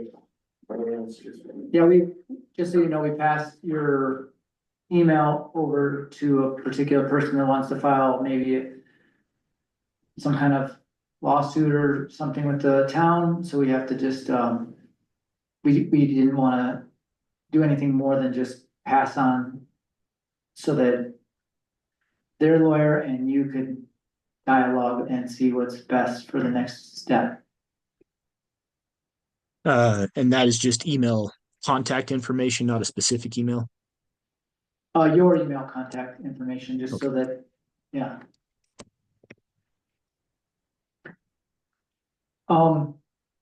At 2:30, we're planning on doing a public hearing. I was gonna lead it, but I mean, obviously, I would love it if you wanted to lead it, but I'm happy to as well. I have the information to lead the public hearing, so I can move forward on that. I What do have a conflict at 2:45, but I can Okay. be available until then if you would like. It's up to you. I mean, I'm totally happy to lead it. I'm starting to get a little more confident with that. Okay. I had some discussion with our clerk. I believe this is about the public hearing. With the 2024, sorry, the 2025 budget, we are currently operating under the 90% statutory guidelines, and the budget that I believe you are trying to discuss is a supplemental 2025 budget. And I wouldn't doubt that if we are supplementing that budget now or in the first quarter, we may have a supplemental budget again in this fiscal year. So that, yeah, I guess that's a question. We, does the 20, if we don't have a 25 budget and does it automatically default to a 24 budget at 90%? Is that automatic? And then and then basically, then when we pass our 25 budget, that kind of takes over? Is that how the statutory rules are? 'Cause we I never would say approved. generally, I was under the impression until yesterday that we had adopted the 2024 budget or a very close copy for our 2025 budget. I was informed that that actually was not the case. I do believe that that puts us at a 90% of the funds that were allocated in the 2024 budget. I do think that puts the town at a little disadvantage here also, as we have had some changes to our funds. You have eliminated your water enterprise fund. So there are just some gray areas there. I'm sorry. We eliminated the enterprise, but we still are running off of, a fund in the water and sanitation. no, I don't think we can eliminate that without having a resolution, or, I'm not exactly sure, but the auditor and the accountant basically said that we still have to have a water and sanitation fund. Fund, However, just not the enterprise. we took that out. Yes, so I would say that all of our funds are capped at 90% of the 2024 at this time. And if we are trying to supplement that, we need to discuss the actual versus anticipated income and expenses for the town and justify why this supplemental budget is needed due to changes in expected income or expenses, and that we are making that as our supplemental budget. And that may have to be redone at the end of 2025 to help balance and make that budget actually work. We still have to have a balanced budget. I don't know if it matters exactly what, we call it. We could call it a supplemental budget. We could call it our official budget. Does, I mean, it, because we've never approved a budget for 25, so this would be the one approved budget for 25. However, that's why I was wondering if it just defaulted at that and we just automatically are working with 90%. That's, so, I mean, I guess we could call it a supplemental budget if we have to, but when we get the audit, we're gonna have to re-supplement this budget, if we approve it. And it Yes, I wouldn't would be, ask for it to be called supplemental. And if we have to do another supplemental budget, the clerk has shared with me that this has been noticed and posted. And that is why we are doing the public hearing. Even for a supplemental budget, we have to follow all of the budget guidelines, rules, and regulations, as I believe you're doing today with this public hearing, and also the fact that this notice has been posted and published. and then, we were told by Andrea that the budget, does not necessarily, it still can show a loss, that it does not have to be zeroed out. That's what she was saying, and that, basically you just can't overspend your fund is what the main, suggestion was, but I don't know. I mean, again, the fund versus the actual bank account is totally different, and, because of accrual versus cash and all this stuff, and you know, right now, we don't have the starting funds accurate, and we're expecting those to happen, you know, at least have 23 and a very close proposal for 24, moving, you know, from the audits and moving forward and putting those at the top, but since, and obviously 24 audit wouldn't be due until October anyways. And so we wouldn't have the, you know, the audited numbers, but 23 should have been done, and we're still waiting on those original fund balances to put at the top. We do have our fund balances for January 1st, 2025, though, correct?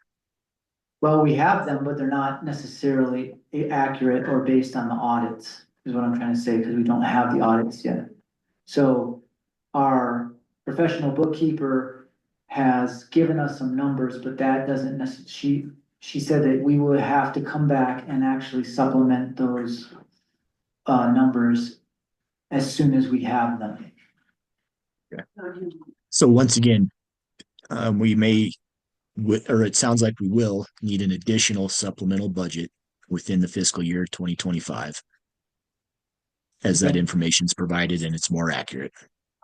Right, okay. And then as far as just announcing that in public is really important, it seems like, that's kind of, we understand that we don't have the exact fund balances yet, and we are waiting for those, but as soon as we have them, we will call another public hearing to do the second supplemental budget. Okay.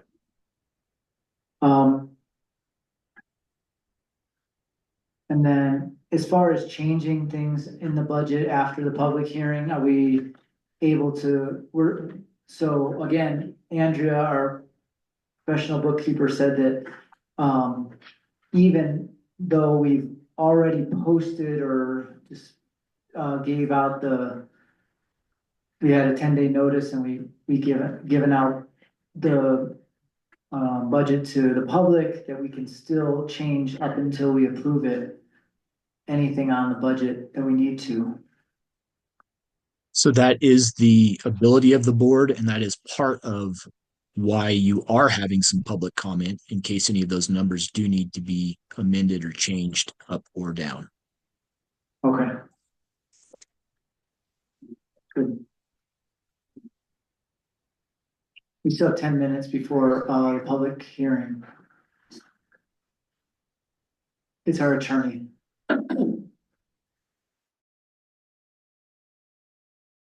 You can stay on until we get into this public hearing. It starts at 2:30.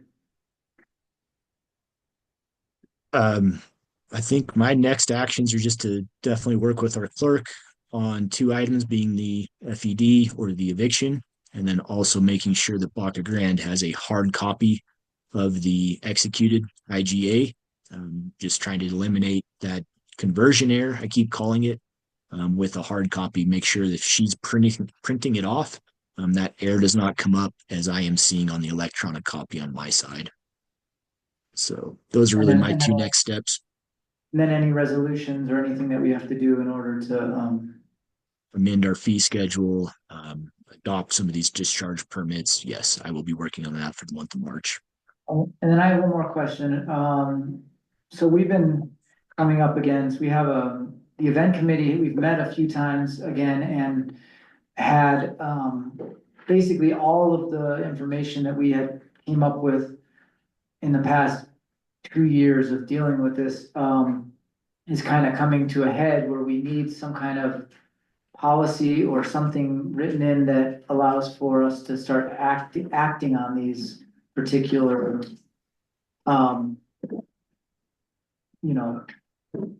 terms or rules that we're creating. How do we go about, would it be one resolution that refers to a specific policy, or is it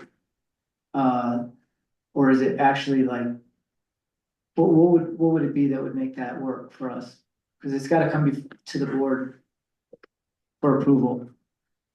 What type of a policy are you talking Well, about, for Mayor? instance, like if we decide that we only want to have 5 full-day events per year, and that limits it so that's all we can have. Right now, we don't have that kind of restriction, or that the events have to end at a specific time, or that they have a certain application that is, for a certain amount of people, things like that, or even the noise, like if on those particular events, if they have to give like a 2-week or 3-week notice, or 2-month or 3-month notice to people so that they know in advance when the events are gonna happen.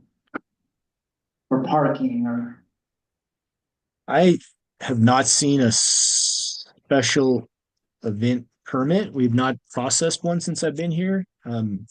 Is that what we are modifying? The availability to have a special event permit? we're trying to make it so that it's more regulatory, so that there's more of a more I don't know, more teeth, so we can actually like say to event coordinators that the rules and that this is what we have to abide by, and there's no, these are what we've agreed on. So an update to our code should be done via ordinance, and that ordinance would be adopted by the town board. That ordinance could be proposed by the event committee, and before we propose that ordinance to the board, I would probably like to work with that committee to discuss some of the regulations that are put in place, making sure that we have background information and that the regulations are not just simply arbitrary and capricious, but there's a reason. They may be tied to public safety, public health, ending at a certain time of night due to the fact that this helps with noise complaints in the town, those type of items, just to show some of that thought and that purpose and the backup for that. But I would say that would be a recommendation from the event committee to the board to adopt this ordinance as written, or to amend the ordinance and then adopt it. Okay, and then, but I guess my question is it gonna be like in reference to a particular policy, or is it, do you actually write all of those rules on one ordinance? Cause it's pretty in depth, I mean, we've done a lot of research on it. We would be adopting this policy basically by title. So that would not be included, but it would be adopting the policy and then list the title of that policy. Okay. All right, I have it, I'll send it to you, I can send it, some of it right now, and then I can, we can talk about it at another meeting. I look forward to it. Yeah. All right, we still have 4 minutes before we have to go into the public hearing. Anything else for the attorney? No, I don't think so. Okay. Well, Thank you, Mayor. Thank you, Board. Thanks, Seth. Ariel, I know you're going to be very busy tomorrow with these minutes. I will probably try to give you a call in the early afternoon. That sounds good to me. Thank you all. uh, We'll see how Friday holds for us, if we're all snowed in or if it's just windy. Let's see if it's spring in the valley. hope we get some snow. Have a good day, Seth. Are we supposed to get snow on Friday? That's what there's, heard that. Sunday does look. I had an update from Brent that he doesn't have a report for today. He'll have one for the next meeting. His only Okay. item was the landscaping quote today. If you guys have any questions, I mean, I'm here now, Ariel. Oh, there you If guys are. have any questions. Yeah.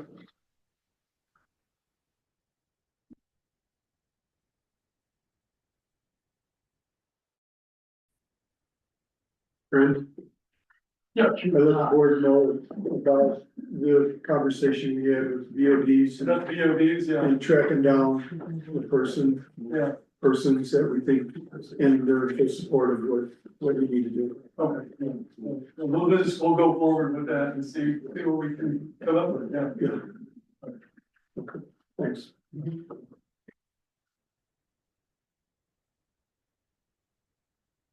Waiting another minute before we start the public hearing. Discuss. We said 2:30. So.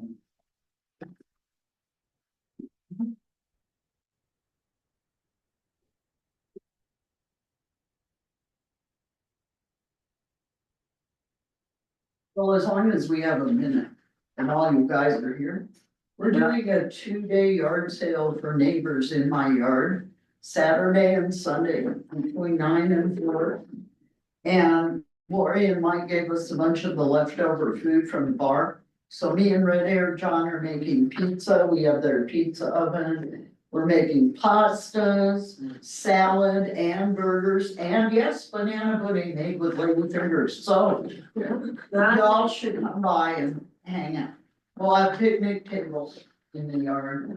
And I think Sunday, it looks like it'll be better, but we have people working on Saturday, so we'll see what happens. And tell people. Thank you. Thanks. You're welcome. 330 West Galena. Yes.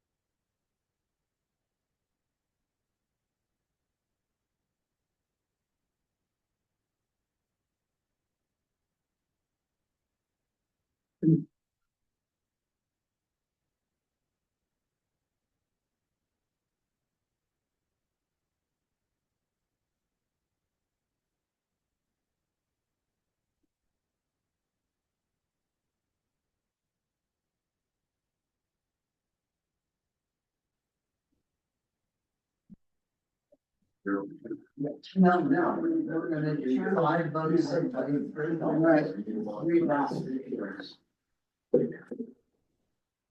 Okay, everybody, good morning, good afternoon, I mean, I hereby declare this public hearing open. Thank you, everyone, for joining us. Before we begin, I'd like to explain the procedures for today's public hearing to ensure an organized and respectful process. Both sides of the issue will have an opportunity to be heard and present their case. A reasonable time limits will be established if necessary with the consent of the board.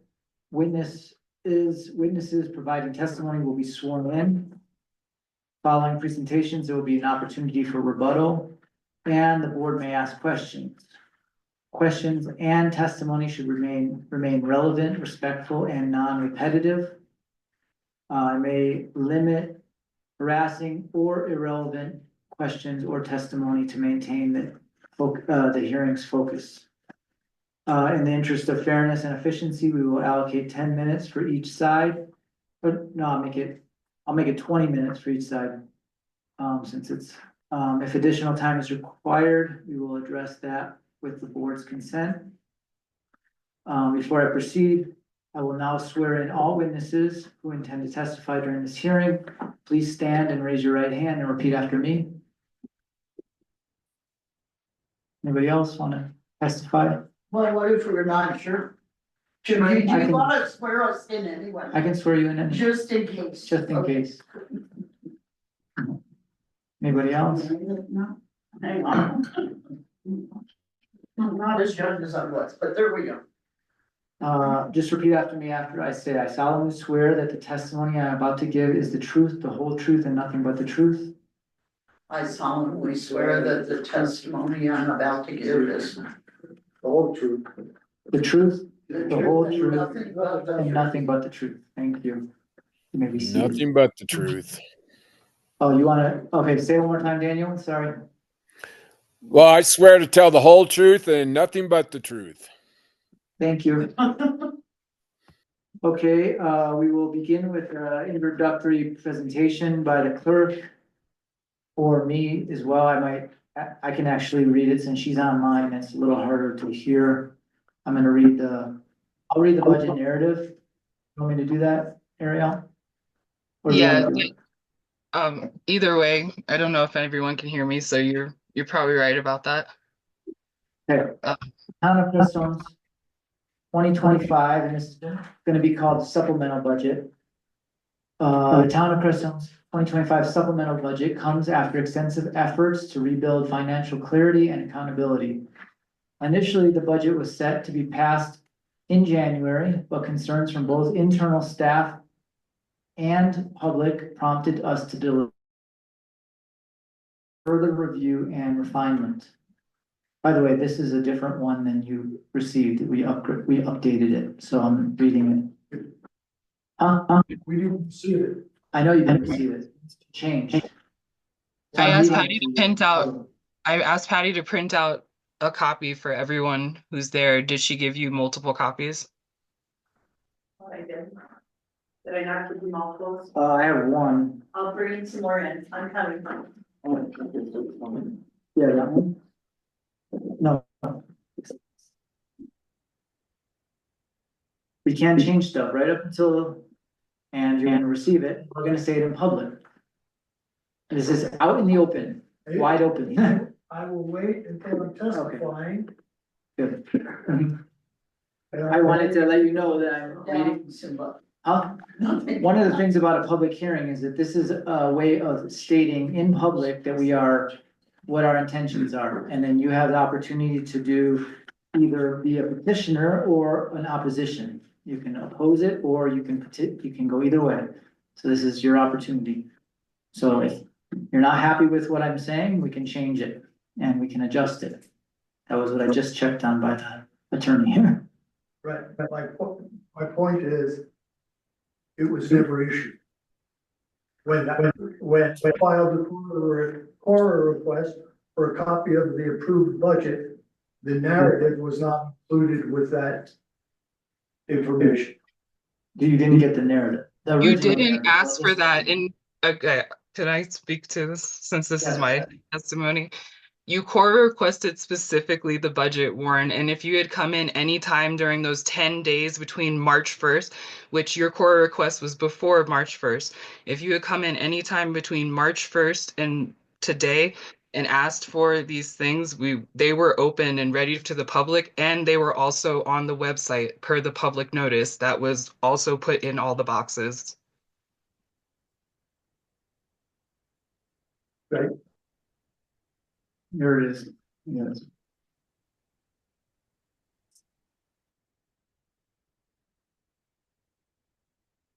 Can I continue, Ariel? Do you want me to read it? If everyone can hear me, I'm down. If you'd like to, they can hear you. Here. Thanks. The Town of Crestone's 2025 budget comes after extensive efforts to rebuild financial clarity and accountability. Initially, the budget was set to be passed in January, but concerns from both internal staff and the public prompted us to delay approval to allow for further review and refinement. Since then, the Finance Committee, members of the Board of Trustees, and town staff have worked diligently to improve the budget's accuracy and structure. Our bookkeeper, Andrea Bueller of Bueller Bookkeeping, has played a key role in this process, correcting errors in the chart of accounts, aligning general ledger postings with proper funds, and ensuring that each budgeted item is accurately categorized. We acknowledge that Crestone's financial situation has been unstable since at least 2022, making the budget process particularly challenging. The 2023 audit conducted by Ronnie Farmer is expected to provide a final fund balance that will influence our understanding of the town's financial position moving forward. Given that the 2024 audit is set to be completed directly after the 2023 audit, we recognize that the insights from these audits will likely necessitate a supplemental budget for the 2025 later this year. Until those audits are finalized, our confidence in the accuracy of prior financial data remains somewhat low, which has required us to take cautious and strategic approach to this budget. Throughout this process, we've addressed multiple structural and procedural issues in our financial system. Some of the key improvements include account structure and general ledger alignment. The chart of accounts and budget have been structured to ensure continuity in the event of staff turnover. If a treasurer, such as myself, were to leave, the new structure will allow for easier understanding and transition. Correction of inaccurate fund assignments. New general ledgers accounts have been added where necessary to ensure that every budgeted item is linked to an appropriate fund.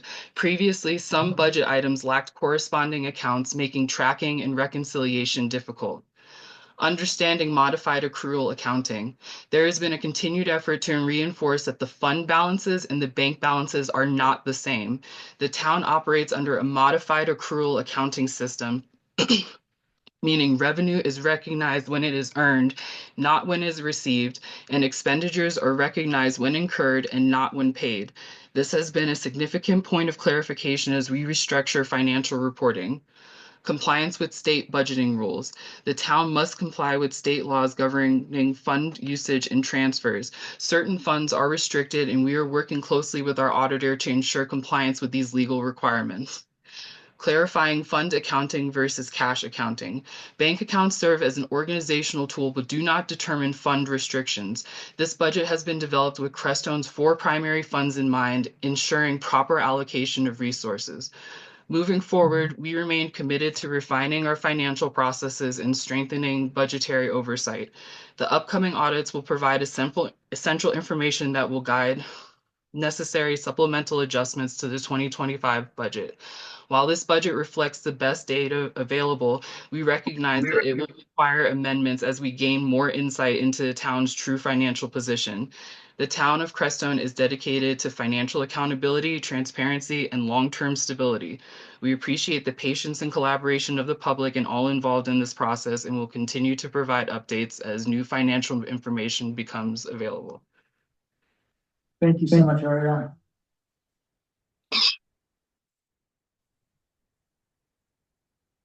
Ariel's also our treasurer and our clerk together. And we do have postings for treasurer as well if somebody comes forward. So we've been actively pursuing to treasurer take her place. This clerk is a lot of work to begin with. We will now hear from the petitioner. So these are people who are for the budget being posed the way it is. Anybody, I guess the board is supposed to just listen to anybody that wants to present for the budget. We do us first and then. No, we'll just be questioning at the end. It's really for the public. I don't think we talk much about it. Is that right, Ariel? Are we supposed to be presenting for, or how does that work? I believe that you have your own time to address that, but give me 1 second to double check.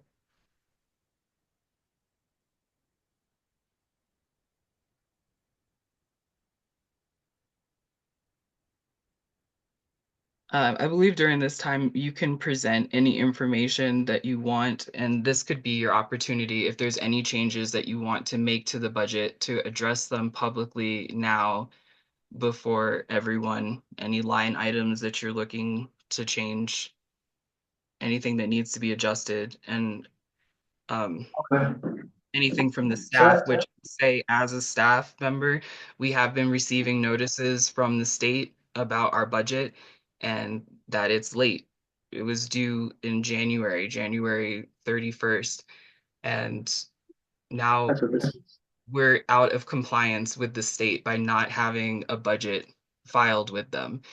So that is something to consider from a legal standpoint, that we are not in compliance, and that we also have a professional on staff or on contract, our bookkeeper, Andrea, who has advised that we go through with passing a budget and letting everyone know in the public that we understand that we will need a supplemental budget. That's why I tried to make clear in my budget narrative that we know this isn't perfect and that we've done what we can and that we're trying to be in compliance, with state and budgetary guidelines, but that we do recognize that information will be coming to us shortly that will change our understanding of our financials and of our budget, and that we will work accordingly to fix that in the future. One big emphasis, one emphasis is from our professional bookkeeper is that the budgets are considered a planning tool. They're designed specifically to help us along, and we are not allowed to overspend our funds, but we're working within the funds. So some things you might come up at some point. For instance, she brought up the idea of like uniforms. We're not going to do uniforms, but if, say, we decided that in our organization we needed uniforms, well, that's not in our budget. So how do we account for that? Well, there's ways internally that they are able to make adjustments as we go to these budgetary constraints per se. So even though the budget is extremely important and it is kind of the primary planning tool for the board, we still have to understand that it is a tool. It's not, and the state recognizes that as well, because they sent us a letter saying that, in accordance with CRS 29-1-113, parentheses 3, the division has authorized the county treasurer to prohibit the release of our sales or our property tax revenue, which is about, I think it's $14,000 a year.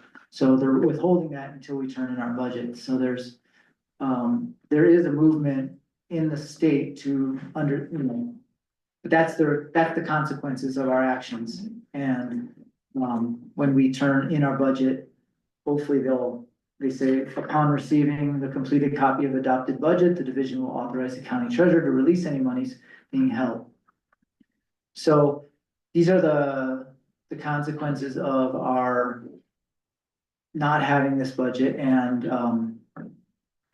we want the budget. We want to have a budget that works for us, but always keeping in mind that it is a planning tool. It is not, like if you're off over here and you're not off over and you're moving funds around inside the internal accounting, it's not always considered a negative. It's just part of the process. We just can't overspend our fund.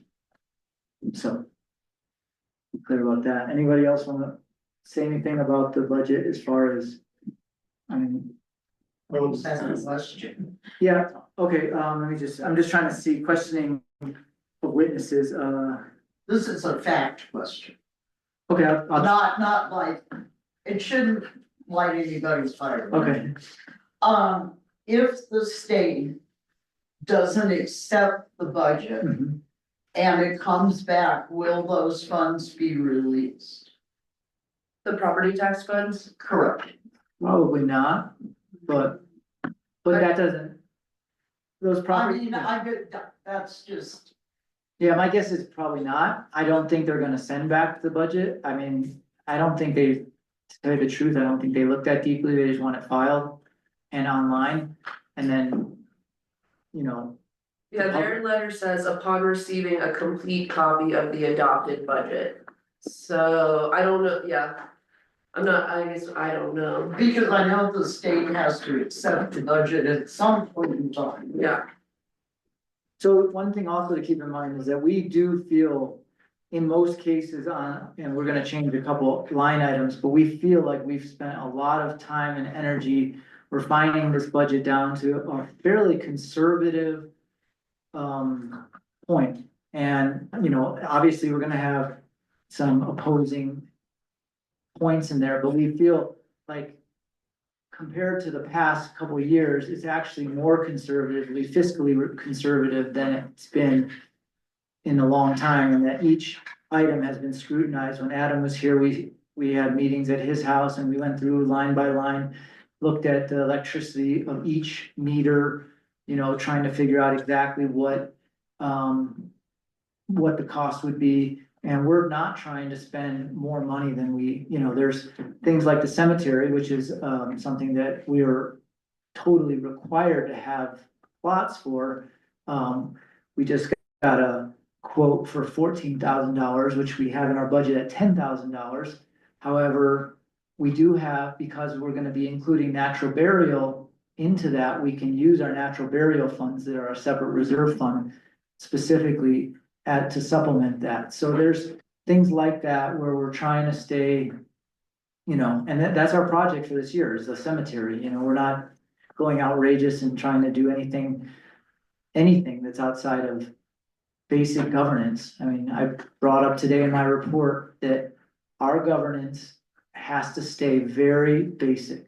That was one thing that happened in the past. We kind of get off into these projects that, we don't really have a lot of control over. That's why we're in these grants. We had to cancel a grant because it was a little bit outrageous of what was applied for. And we just turned out that we said, we can't do that. So we have to back out.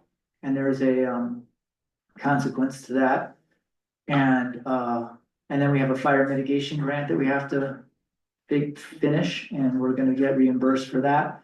So I guess my point is that between all the board members, we've just all decided that we do not want to do anything outside of normal basic governance, which is health and safety is number one. Basic infrastructure and utilities like the water and sanitation is really, really important. Road maintenance, what else? I mean, Public restrooms are nice. well, they would be nice, but that's a project. We tried, when we went out for bid on, or we went out for a grant on that, it was really expensive because of the heating system that has to be put in and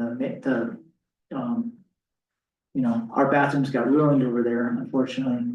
But it was maybe a little too much. It was a $200,000 grant. We got denied for that, public restrooms, but that's another thing we could be doing. But again, this is 25. Right. We can also plan 26 and 27 Well, as other projects, but in this year, we want to stay conservatively. but go talk to Sawash, they've got some really decent public restrooms that aren't maybe fancy. The ones that are on By the skateboard ramps okay, and the community center over there. okay. Yeah. They also have hire the sheriff's department to do their policing at $50,000 a year, which I think is that's a big expense. So they have policing. So we don't have that right now, unfortunately. Anyway, yeah. No, I would just want to say that, the members of the board and finance committee and volunteers have been very straightforward and, transparent in everything we try to accomplish with the budget. We know that we suspect that there might be, fund balances, discrepancies. We won't really know exactly what they were until the audits are complete. The audits are in the process of being done. And when that's done, we'll know better. So I myself would speak on behalf of adopting this draft. The other thing is that our accountant, or not accountant, but our professional bookkeeper specifically stated that we should pass a 25 budget even without having those fund balances complete, because having the budget and having the items lined out is more important than those beginning fund balances, and those beginning fund balances will be brought forth when we know what they are exactly. We will do the exact same thing we're doing here, which is another public hearing, and say we're supplementing this budget with these new fund balances, and that's what we're supplementing it to that. And we're getting in the process of, we should be starting 2026 budget pretty soon and looking forward into that. So we really do need to have a budget in place. And if there's some inaccuracies it's not that we are purposely trying to have inaccuracies. We are literally waiting for these numbers from the auditor. And I think we have a good auditor. We probably won't pass the 23 audit, but we'll figure out how to move forward. And we've put in probably 15 extra controls, which she had stated here, maybe there were 5 extra, but the controls that we've implemented are really important, which are one of the things that happened in the past was that we were spending money and it wasn't getting tracked properly. And so you would have this invoice and we wouldn't know if it was for a grant or for just straight water system or whatever. And it just kind of got out of hand. And then you come up with all these, receipts later and you're like, well, I don't understand what this was for and where to put it. And that happened in a bunch of places, credit card stuff that happened, and slowly we're kind of pulling it together. There's still some unrecognized funds that, according to Andrea, is gotten less and less. At some point, well, now we have this really cool control where all the invoices go through a scanner and then they link to the payment. So as soon as you put the thing in, it says, where do you want to put this? It goes right into the line item, and then and then if you click on it, you can see the invoice. And so everything is getting much more controlled, which is really important. And that's what the auditors can suggest, I guarantee. I mean, we already know that. That's one of the suggestions. So any other petitioners that want to speak? I think you got, but Benji, you laid it out really well, and Dennis, like you said, and I agree with the sentiment and that we've all been working really hard on getting what we know down on paper and trying to be as transparent about what we don't know. And that and to just continue being transparent about that as we work on it. Okay, so let's move on to presentation of the opposed, and I assume there's more opposed in the public, so Mr. Stevens. I'm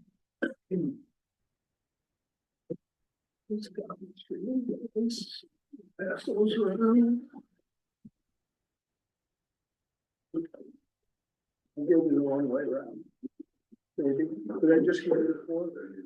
Huh? Oh, we got it. Is it one of you? We get one,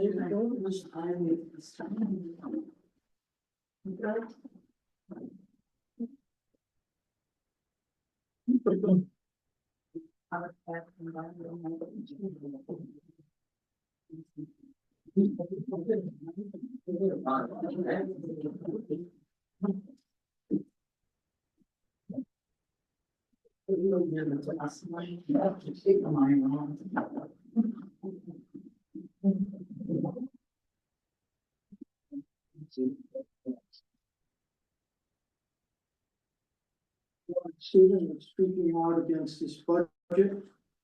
The proposed 2025 budget for the town of Crestone is not consistent with Colorado law.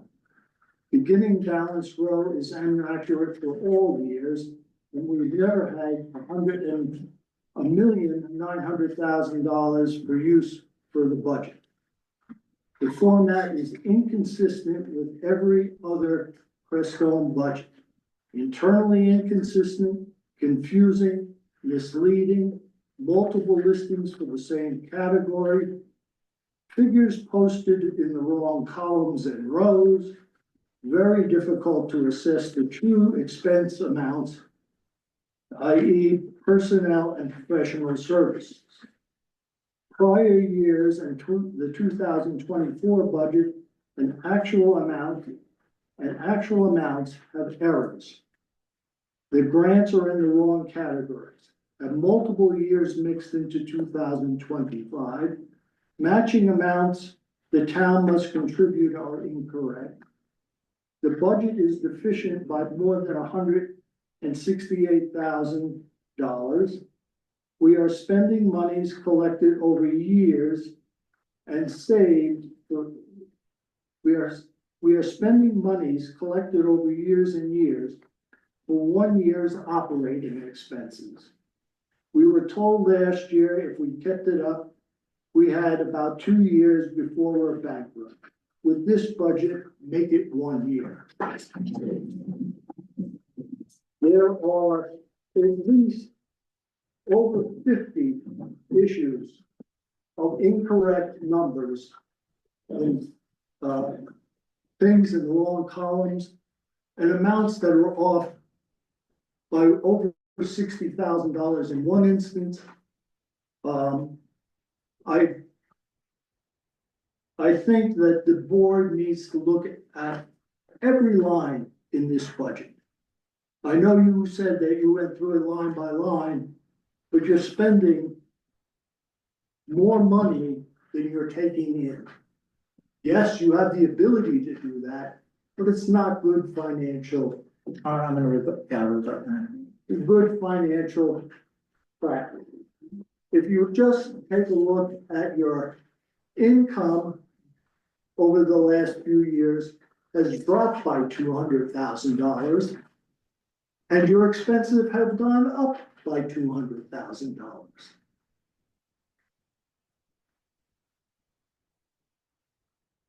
There are specific things that, yes, you've got to change.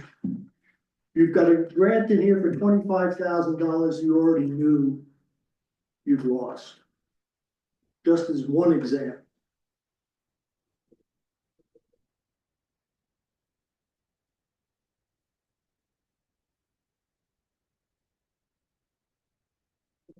But that grant's in both. So it is tracked in this budget. The grant, You didn't get the grant, because you knew are you you, talking about the pump house one? the 25,000. Yeah, it's also it's in expenses as well. You didn't get the grant. That's the one we have to pay back. No, that's not the one you have to pay No, that back. we didn't get that grant, You but didn't get the $25,000 grant, and you have to pay back a $57,000. Okay, so Which the we already the pump house grant is in an expense as well as a revenue, so it's zero. You're reporting something that's fictitious. But I'm just saying, That's just an example. for the number, Okay. it's not affecting the number, It doesn't affect the number. yes, What does affect the which is number important, are items that are doubled. so one thing Okay.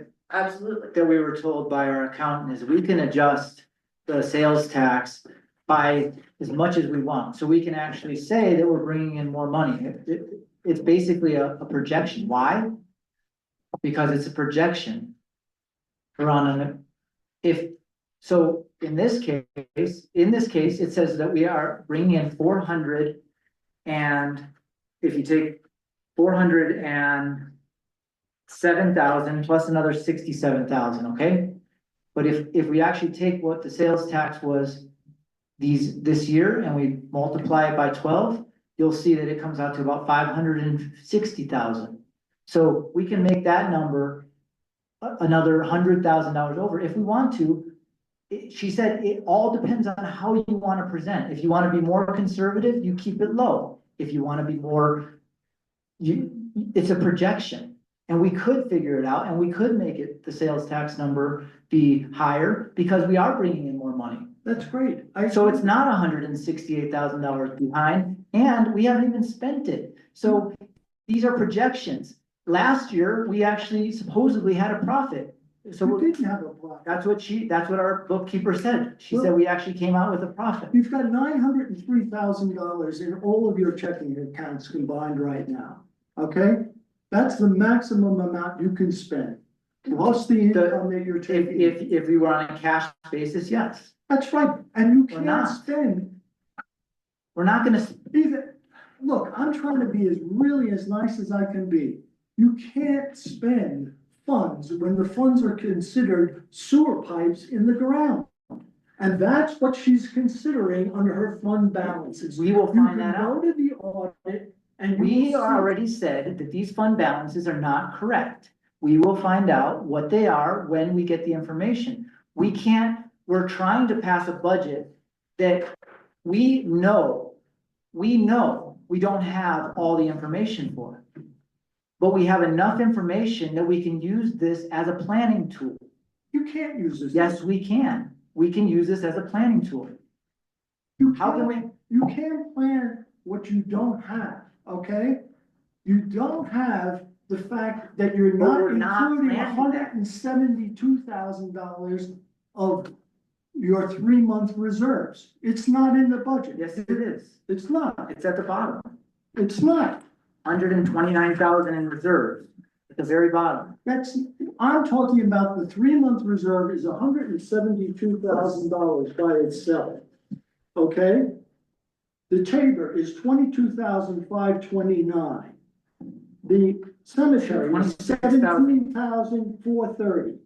The sales tax, excess that we planned for 70,000. is $70,000. The conservation trust fund is $69.34. The water and sewer capital fund is $231,648 for a total of $513,762. Okay? You're saying that based on what? On the fund balances that we said? No, I'm those are the amount of the reserves that the town has committed to. Okay, repeatedly committed to. I'm not making up anything. I'm telling you, these are the numbers you have used consistently. All right? The fact that they're not in your budget at all. All right? So if you were to take that, all your operating money coming in is spent because you're spending $168,000 or more here it's only 161. And you've got another 232 below it with the grant. I think that's a misnomer because I don't believe you're reporting this correctly, but put that aside. The amount of money you have available to spend is the 513 taken from the 903 as the maximum amount that is your reserves, beyond your reserves, okay? And you're planning to spend half of that money. Yes, No. If we raise the sales tax to where it's supposed to be, we can adjust the sales tax if we want. We left it conservative. yeah, fine. So if we add another 100,000 on there, which actually, so if I take $45,000. Then why produce a budget at all, okay? Ask Andrea, she said that you can adjust it, it's a planning tool, we're keeping it conservative.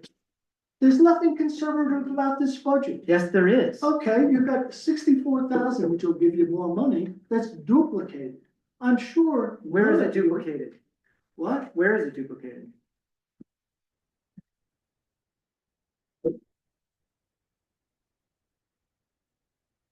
On page 3.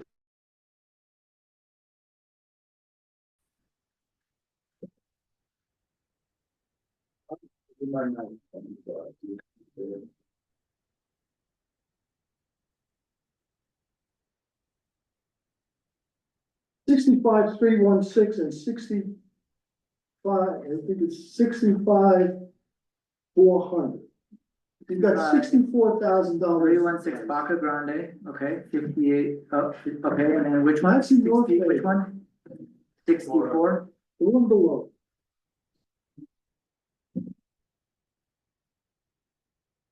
Oh, yeah, I'm sorry. Where, the one below it, matching. There's Baca Grande water and sand, and then below it is permits and license expense. Yeah. Which are both. Put it at $64,000. I mean, coming out of the. That's in. Water and sewer 24. That's in expenses. 24? It's And 24. 25. I don't see. Okay, 25. Their water and sewer expenses. The last Okay. two line items. Well, permits. So isn't that other 64 for the matching funds from, No, yeah, no, because. yes, It's not, because I'm telling you why it's not. because you don't have You've it. got matching fund up above for 62,000 on another line, I'll have to come find it here. Of 62,000, which I believe is the 5.2% that you have to match on the brick grant. And the 57,000 that you have to pay back on the 600,000 you didn't spend. I see the Okay. 62,000 on the bricks grant. Yeah, but it's not 62,000. It's showing it as a bricks grant. Right, so And there's just- $5,000 that's supposed to be over for the fire mitigation grant. 57,000. 57,000 for bricks and 5,000. 57,000 for paying back the water. I and know about sewer. that. Yeah. That's the part of that 62. Yeah. Yeah, So there's a $5,000 extra that got put on there for the, bricks grant, no, not the brick, the bricks grant, It is. the fire mitigation is It is bricks. the first year. so, You've got. so we move these around. And if we move them, which we're allowed to do and we could do, huh? Yeah, So why don't we fix it? If it's, I mean, I'm telling you. The numbers are not- 60 mistakes on this budget, okay? so we had an opportunity with you many times to go through this. And I went through it. I went And through we it haven't, line by line, and I told you, I did not agree with it, okay? And what I, no, yes, no, yes, I can tell you, you've got the recording.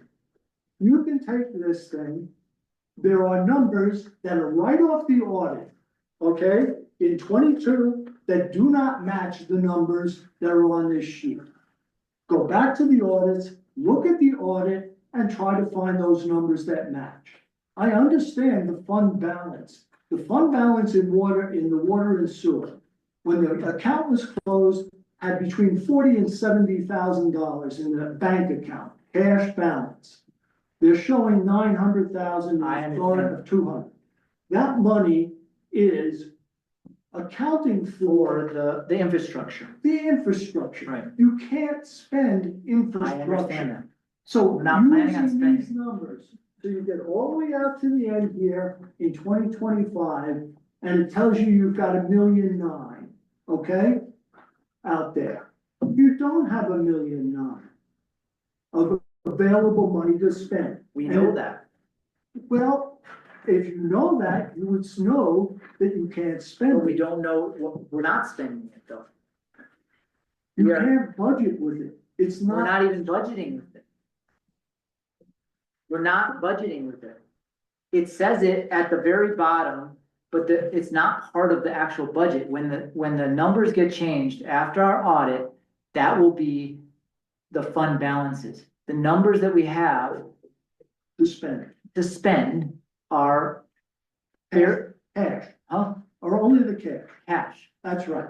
And you're gonna spend, whether you fudge the numbers around with the income or not, okay? You're spending half of the savings that have taken 20 years. Unless you fudge the numbers around for It's not fudging them.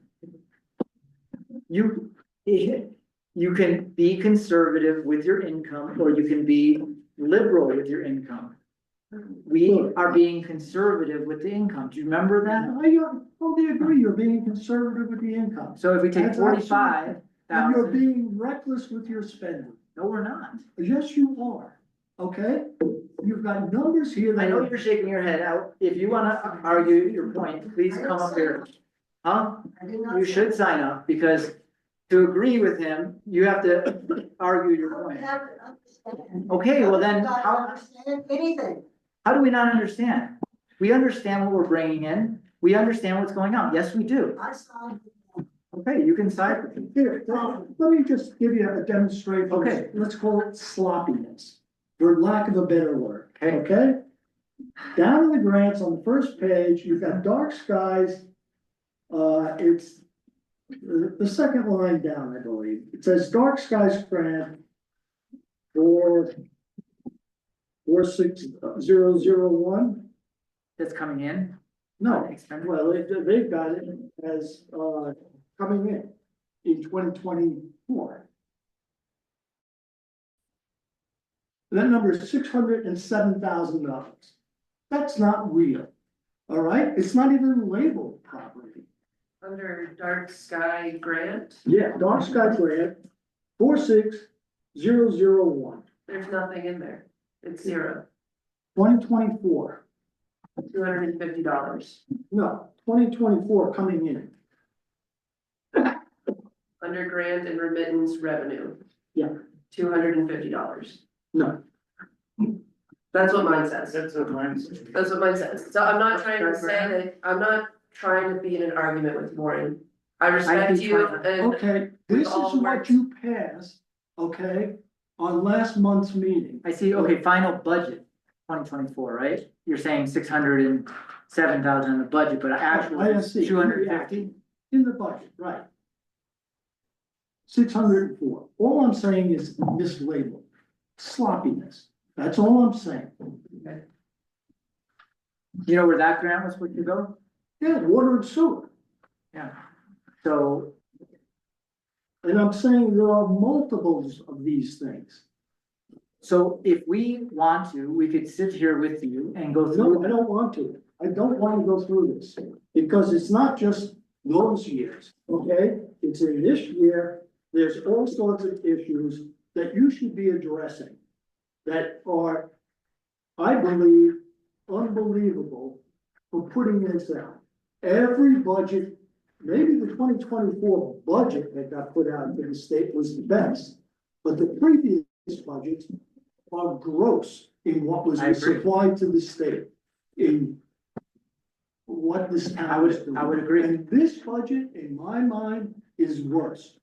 Just for the example here. Yeah. You look at the 2022, all the blank numbers compared to the 2025, how is anyone supposed to be able to compare what's going on as a progression of your budgets?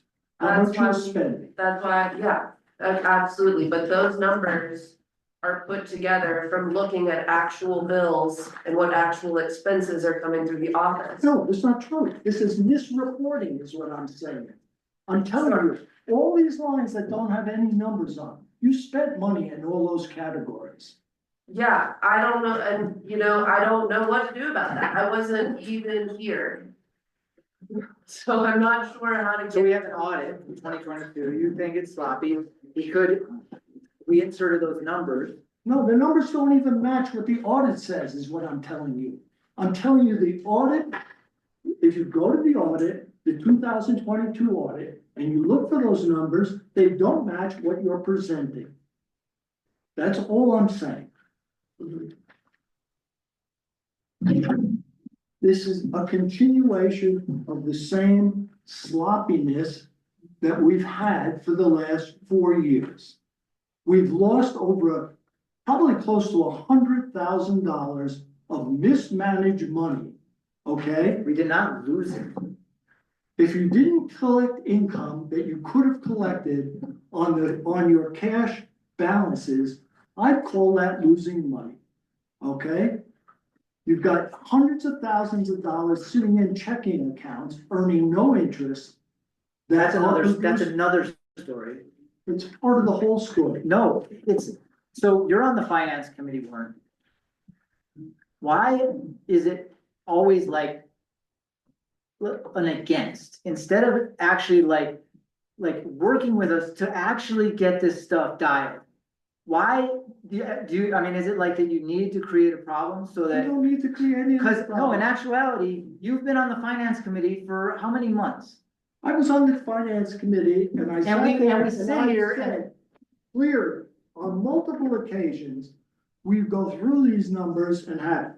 You've been satisfied so many times with these numbers. I was satisfied with the progress that you were making. I was not satisfied with the thing. They were never added up in any meeting we ever had to show you had a $250,000 deficit.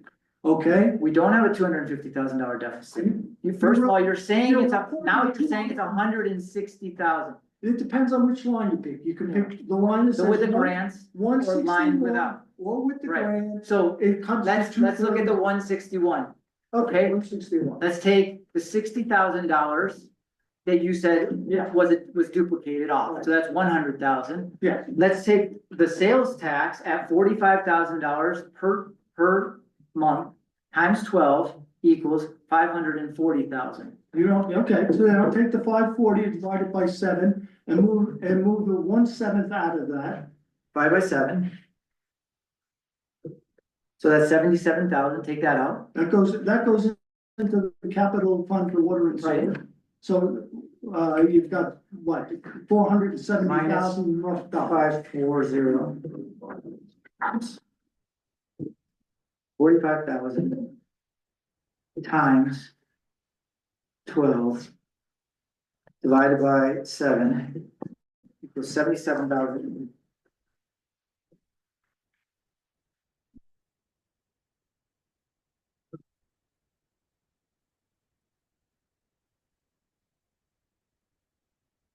$46,000. So there's another $46,000 left over. And we have 407 here, so that's $55,000 more. All right, now subtract the $172,000 for the 3-month reserves. We don't subtract it out of that.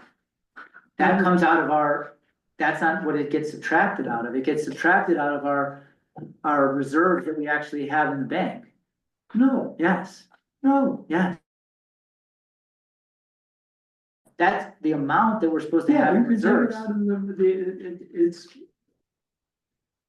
You're not allocating it into the budget, is what I'm saying. You're not putting it aside. There's nowhere in the budget that you put aside the 3-month reserve. Okay? That would Total be funds that restricted you could funds. use for spending. I see 170. You see 120 something thousand that doesn't include the money. I'm telling you, I get it. I have a terrible presentation method, okay? I think you're spending a gross amount of money to achieve nothing. All right, you're spending $600,000, over $688,000. And there isn't one basic improvement to the town. Okay, in that $600,000. We have, So this is a whole nother category, is what I'm trying to say. You're like, this is an opinion. If we keep this going, so there's no improvement to the town, what kind of improvements would you like to see? a paved road. We have paved A roads. bathroom, made. We have a bathroom. It wasn't taken care of by people. We can't, that's grant money, like, Asking me a question. I'm asking you telling because I'm telling you're you pissing away that we are running a government, that we have a water system. We have That makes money. wastewater. It doesn't make money. It does make money. It's very right on the verge of making money. It makes money if Doesn't make- your accounting were any freaking good. There's over We have put a lot of extra control. taken from that account, okay?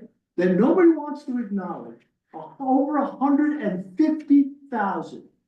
Yes, and In the if your past, bookkeeper that was is from- any goddamn good, she'll see it. That was from a policy that was set by Leslie at the time, if you remember. And never approved. But by that's an anyone. opinion that it was taken somehow. Just because you don't agree with it does not mean that it was taken from the account. It was used to pay for other things. So it paid for. Well, Leslie did it. Leslie, huh? We hired her and we fired her. We let her go. She's been in every town messing things up. We're now dealing with consequences from her actions. And if we can just get through this budget, and Yeah, so it's not my. Okay, so let's bring you up. Thank you. Ariel also has her hand up too. Yes, Ariel. Mine was at first. Sorry, I was just gonna suggest in the interest of like not this, what we're doing this back and forth, like, are there other people that needed to speak during this time too? Allowing them their 20 minutes because we've definitely gone past. Yes. Would you like to, Is it my turn now? yes.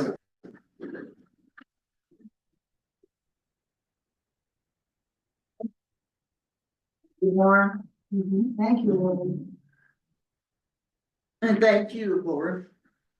Well, thank you for being here.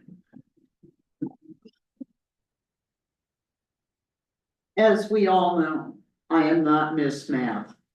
So a lot of what you and Warren are talking about goes right over my head, even if I had the budget in front of me. But in the many years that I have been here, I trust Warren. Warren does get angry and I don't understand all his math, but he is giving one perspective of looking at a budget. My concern is this. We are coming into, for lack of a better word, perilous times where we don't know what's happening with the weather. We don't know what's happening with the government. There's a lot we don't know. And I want to be sure that as a town, we're as prepared as we can be for this contingency. And I am concerned that we are as conservative as possible, that we save as much money as possible, that we come up with a budget. I don't know how we come to agreement because I'm not Miss Math, but that we come to an agreement that people can feel comfortable with before we move on. The mistake of Leslie was she made us all uncomfortable and then the numbers were screwed up. So we need to resurrect from that as quickly as possible at this point. A bunch of us who are here today sat up with y'all at Bob's about 4 years ago. And everybody said, hey, it's cool, we're gonna get back to normal. You know, we're sorry things got out of hand, we're gonna get back to normal, which was great. But now we need to get past this budget bugaboo. If the budget doesn't correspond with budgets to some degree that DOLA has already accepted, then it's gonna get rejected again, and we're gonna be back to square one. We need to get through this. And as much as I wanna say, yes, go for it. I know you guys have worked hard, and I appreciate that. But I don't think it's there yet. What can happen between now and the town meeting, where the budget gets final approval, that can make this something that we can feel comfortable with? I don't feel comfortable that you were told last year, if we kept it up, it would be about 2 years before we were bankrupt. Now, I'd actually go in different economic times and say, hey, go for it. But we're not in those economic times right now. The other thing I would like to see the board do is look at some sustainability issues and not into the big things. Janet Woodman has a complete systematic plan for solarizing town hall. So if the power grid goes down, people can come here and charge their phones and maybe get online. That would be a really practical health and safety thing to look at. I want us to look at these things so that we are as prepared as possible for any contingency in the perilous times we're in. So I guess what I'm saying is I would appeal to you guys as somebody who probably, like many people who aren't even here today, can't look at the budget and figure out what's going on because we're not smart enough and we're not mathematically inclined. But this needs to happen. And I believe my friend Warren isn't saying things just to piss people off or not get the budget through. I really believe that. And I believe you guys have worked really hard. And it's really frustrating to see there's a few other things that need to happen. I mean, if I was on the board, I'd be absolutely no help with this. But I appreciate y'all's work. But I think we need to refine it a bit more, if possible, before the meeting. All I can do is offer to bring you guys food while you're working on it. But, you know, I would do that. I'm very supportive of the board trying to get us out of this mess. But we need to move. We can't sit around and argue about too much anymore. And I see the budget as being a planning tool, but I see us making it too liberal a planning tool, maybe spending money due to the economic times we're in that we will regret spending. And I mean, to me, that's valid. So in any event, I guess, you know, I don't need to take up all 20 minutes here, guys, but please try to work together and refine things a little more so Warren can at least say to those of us who trust his mathematical and ethical abilities, you know, this is better. They address these things, this is better. And as a citizen of many years, I would sure appreciate that. So we can just get done with this. I know y'all would like to be done with this today. And I would like to be done with this today. But we're not. So whatever we need to do to make it work, I would encourage you guys in any way possible. If I had $1 million, I'd send you to a Caribbean island to sit there and figure it out together on the beach. But, you know, let's figure it out. I know you've been trying. but just a little bit more effort and we'll be there. Warren even said up here when he was pissed off, you know, you were trying on the finance committee, you were making progress. That makes me think that maybe in the couple of weeks before the town meeting, we could get it to a point where Warren would say, okay, it's not perfect, but I see where we're getting there. And you all could say, well, I don't quite agree with Warren about this, but we can make that compromise and we're getting there. And I know y'all have been trying to do this very thing I'm saying for a long time. But that's what the general common citizens would sure appreciate. You know, is if you guys could do that, then we can move on to practical sustainability things, so we all have a good place to be in the years to come. Thank you. Thank you. Would anybody like to, question the witness? Oh.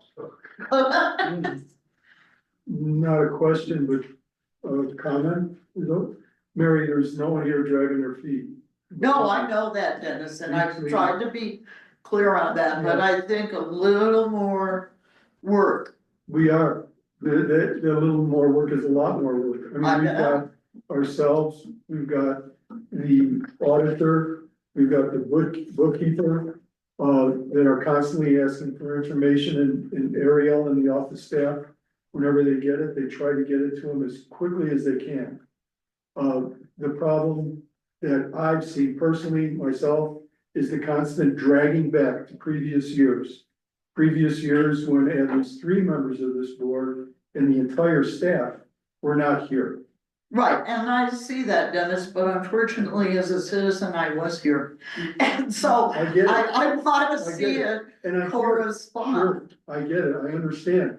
But, you know, we were left with no information. And what was there was totally inaccurate and sloppy, as Warren had said. And it's taken, first off, the time to find it, to find what the mistakes were, to find that and stop that bleeding, and then to move on to the true facts and figures. And we are doing that. That's all I can say is we are. No, I know you're doing it, and if you could just do it a little more before the next meeting and make it so Warren isn't gonna be completely happy, y'all aren't gonna be completely happy, but there's gonna be some compromises, so I can feel as a citizen comfortable about the budget that's going in, and I commend you all for all your effort. I would not have been any help. You put me on the finance committee, all I can do is bake cookies. But, you know, I do trust the board, but I also trust Warren. And I know that there's gonna be some need to correspond with past budgets with DOLA. And I know we can finish this and move on. You know, Walsenburg did like City did, so I'm pretty sure we can. You know, and move on. It's just, that's what we have to do. So we all have a place we can afford to live in that's ready for the times we're moving into. And I mean, I think we can all agree on that. So all I can do, because I can't help you with the math, is encourage you to look at what Warren's saying and say, okay, looking at all these line items and things that my dyslexia would transpose, this is here. Oh, right, okay, that's right, I didn't see that. And then, oh, okay, y'all wanna do this, I don't agree with it, but I understand it. I mean, I know, I'm like Joe Schmo citizen asking this, but that's what we, I think, as citizenry would like to see. And whatever y'all need to do to be able to work together, so when I talk to my friend Warren before the town meeting, he can say, you know, it's not perfect, but we can move through with this. That would be lovely. So I realize, you know, we have a work session on the 24th after our, we're doing 2 meetings a month, which is not exactly what we wanna be doing, but we do it, and, on the 24th, we have a work session afterwards, but I realize that we might have to make that a special meeting so that we can sit with Warren and go through the line by line and try to clean it up more. I don't think we're gonna get the 22 numbers in there. I mean, Colorado's gonna have to deal with the fact, why? Is it incompetence of the bookkeeper? Maybe. Okay, I mean, these numbers You are all done spent, with me? they're real, you know what they are, okay? That's all it is. So, okay, so then we put in the 2022 numbers.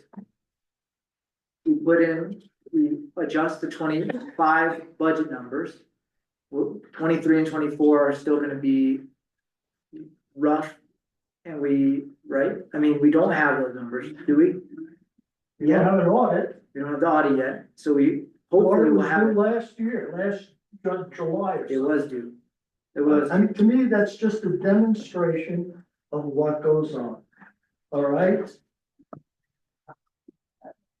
But it's also an example of what the auditor as well as us has had to deal with getting the information to be accurate. I mean, That should be telling you mountains of information. they're telling, the amounts of information I get is of screwed up it was many years ago. And I This think did not happen overnight.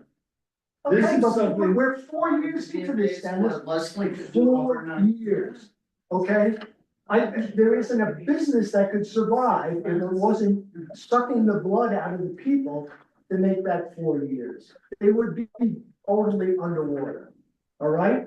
You've got 20 years of savings, 2011 at least, of money that's been sitting in CDs. Then you're basically going to end up We're spending. not gonna spend those CDs.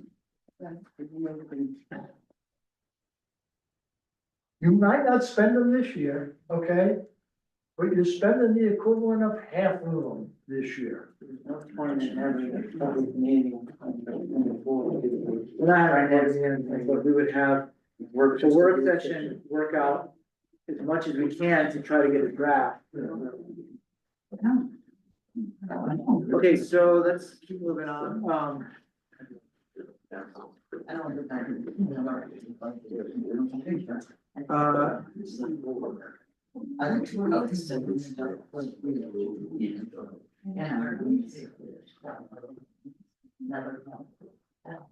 is there any more questioning? Would anybody like to come up and question anybody? I think I said what I need to say and I just. Would any of the other people in the audience like to question anybody? Any The people rebuttals? I want to question aren't here. What's that? The people I want to question aren't here, so it's little. So members of the somebody board, online has their hand up. oh, yes, Daniel Gray. Oh, yeah. Good afternoon. Thank you very much. Well, one thing I want to congratulate you all on is that you meet a lot. Warren, He's not a resident, he can't talk. This is another piece of sloppy action. Actually, it's. We pay all the bills down there, Warren. You wouldn't have all that money if it wasn't for the BACA.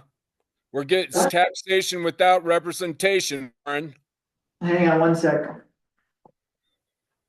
Ariel, is that the case for public hearings? Is it only for the residents of the town? I think it is. Budget hearing, it should be. Well, I want to talk about the IGA. That's part of the BACA Oh, well, and the that's town. not something we're Oh. gonna be talking. And it's part of the budget because you guys are no longer in the enterprise zone, and you in the IGA, you said you're going to be given the Baca Grande money from your enterprise zone or from grants, and you can't get any grants because you lost your enterprise zone because you were co-mingling funds. So we're not gonna discuss it right now. We would. Oh, what I would actually, ask Daniel- Huh? I don't think Warren's right. Anyone can speak. Anyone in the public can come speak during the public hearing. No, they can't. Where are It's you- not restricted just to residents. That's not true. But it's restricted to the budget, right? But is it restricted? Yes, but we're not talking about the IGA. We already had that. Okay, so Daniel, I would recommend instead of doing it at this public hearing, you do it, you put yourself on the agenda and get your chance to speak, please. That doesn't seem fair, man. We pay for everything that you guys are spending. Daniel. That's not. We are not talking about that right now. Well, I want to talk about the budget, and the budget has to do with water and It sanitation. doesn't have to do with it right now. No, it doesn't. And you're illegally spending that money. And you don't have the money that you said you're going to have in the IGA. It's all a fraud. Hey, Daniel.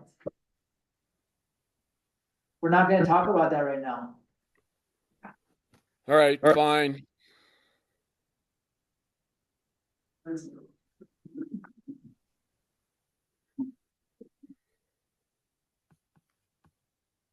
Okay, members of the Board of Trustees may now ask questions or request additional information from anyone who has spoken or presented information during this hearing. Questions should be directed through me and responses should be limited to answering the questions as stated. Trustees, do you have any questions or requests? I don't.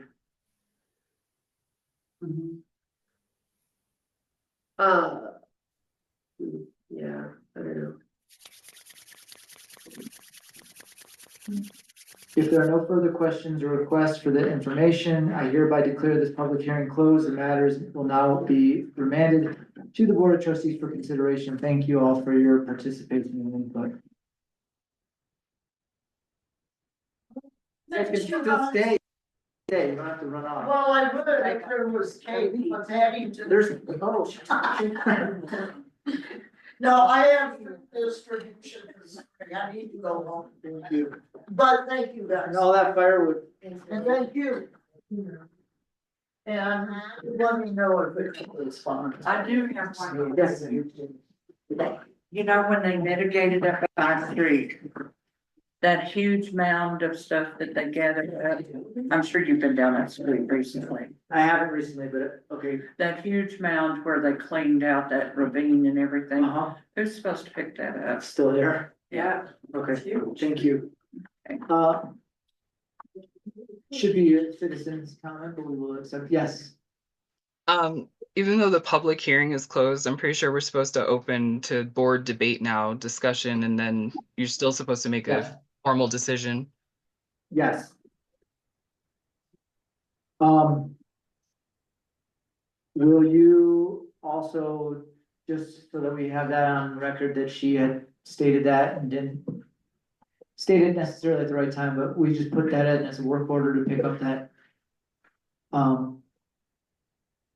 that pile of slash that's up on Granite Street, I believe.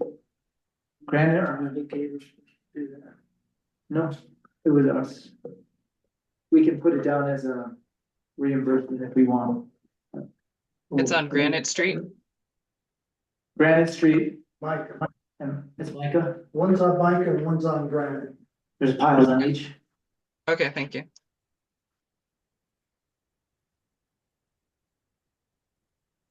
Okay. What's the pleasure of the board? We only have, we're missing 3 members, 2 of them. So. Well, I guess my statement's in the form of a question. This draft here is really meant as a doorway to the finished product. Is that right? It's a path to the finished product. I think so. I mean. All of the information that Warren had brought up concerns. I don't know if Mary was specific on a concern other than just try to do the best you can. And the other ladies that didn't say anything. So I guess I'm not clear on what we want to do other than proceed with what we have and clean it up and make it better. Is that right? My opinion is, I'm just so over this, you know. We're going to 24, then 25, and we still haven't gotten 22 and 23, now we're looking at 26. you know, I just wanna move forward. I would like to see this passed today, the resolution, and no matter the complaints, and as you said, it's a tool. We could fine tune it to where at the next public hearing, well, there won't be another word if we approve it. But I just like to have this thing moving forward. Moving somehow, having another meeting is not gonna solve all our problems. We've been having meetings for the last 5 years. Well, what I see happening, and I heard it from, some of the mumbling that was going on with other people talking. They're hearing, they're confusing 22, 23, 24, and 25. And relating it all to, all of those problems on the 25. And I understand that those previous years have very much to do with today. I understand that, but I don't think it's to the effect that, I don't think they have a clear understanding of what the 25 is about.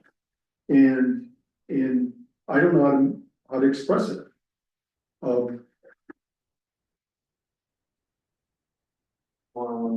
I don't think we're gonna be bankrupt in a year. And I'm not really panicking about our national government, the solar, you know, sustainability. At this point, I just wanna see this budget move forward. I'm so sick of hearing about it, so sick of moving this around and that around and trying to justify it, like you said. They don't, nobody knows the difference from 22 to now. And, You're all looking and today. they're gonna withhold our property taxes if we don't get something into them. I think they're already withholding them from the audit. Right, that started 6, 7 months ago. So. Yeah, I'm just feeling really like, I understand. I'm just feeling really defeated, I guess. And so I don't know, man, like. All the many meetings of like. Sitting there, working together, talking about numbers, and it just feels like. You know, it like in one moment, it feels like we're really working together, getting somewhere, and then it feels like we're in a battle that I don't want to be in. I don't wanna be in a battle either, okay? But there is no finance committee that the total budget was ever added up to show $160-something thousand. Guys, this is supposed to be board discussion. Can we just stick to what was supposed to be happening and just get through it? With all this bickering and back and forth, I'm sorry to say it, but it's a lot. What is it that we need now to go forward? I'll make that motion. I believe we either need to pass the resolution or postpone it for another public meeting. And I think we need to go like, you know, like.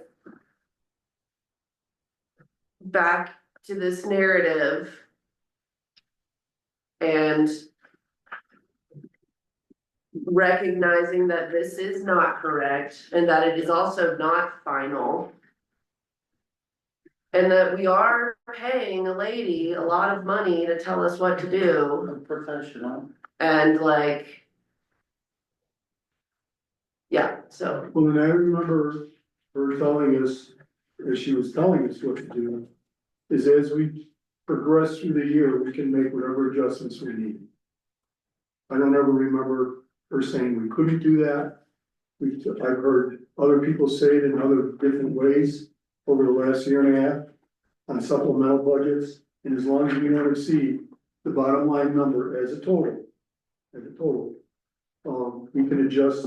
And we, if I remember correctly, we don't even have to adjust the additional line item set. But it would be great for us.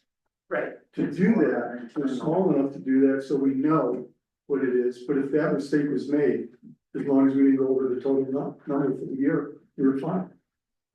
And I think I even got that from Elaine about a year ago. Yeah, I mean, I I don't think wanna quote her, but we all really want like accuracy. in this process, and it's like. And we need accuracy in the process to be transparent, but I also think that we're like. Like you were saying, this is a step in a process. For greater accuracy, like we should not, like, you know. And it pains me that. You know, it just pains me how distrustful people are of the process. And how distrustful people are of the board. Yeah. So that really, you I know, feel it too. that's painful. Yeah, yeah, they'll just take one little thing and turn it into something that's totally. Yeah. Blown out of proportion. Well, and the only time we even hear from our citizens is when there's a major event. And then it's so controversial that we're rarely prepared for the brunt of it all. Well, and the crazy rumors that come out. Yeah, it's weird. And yeah, it hurts my feelings, you know, but I'll tell you, I wanted to get off the board quite a while ago. But I thought, no, I'm gonna stick it out until this budget's done. I'm gonna stick it out. I'm gonna see this thing done. And here we are, Yeah, years later, and still talking about it.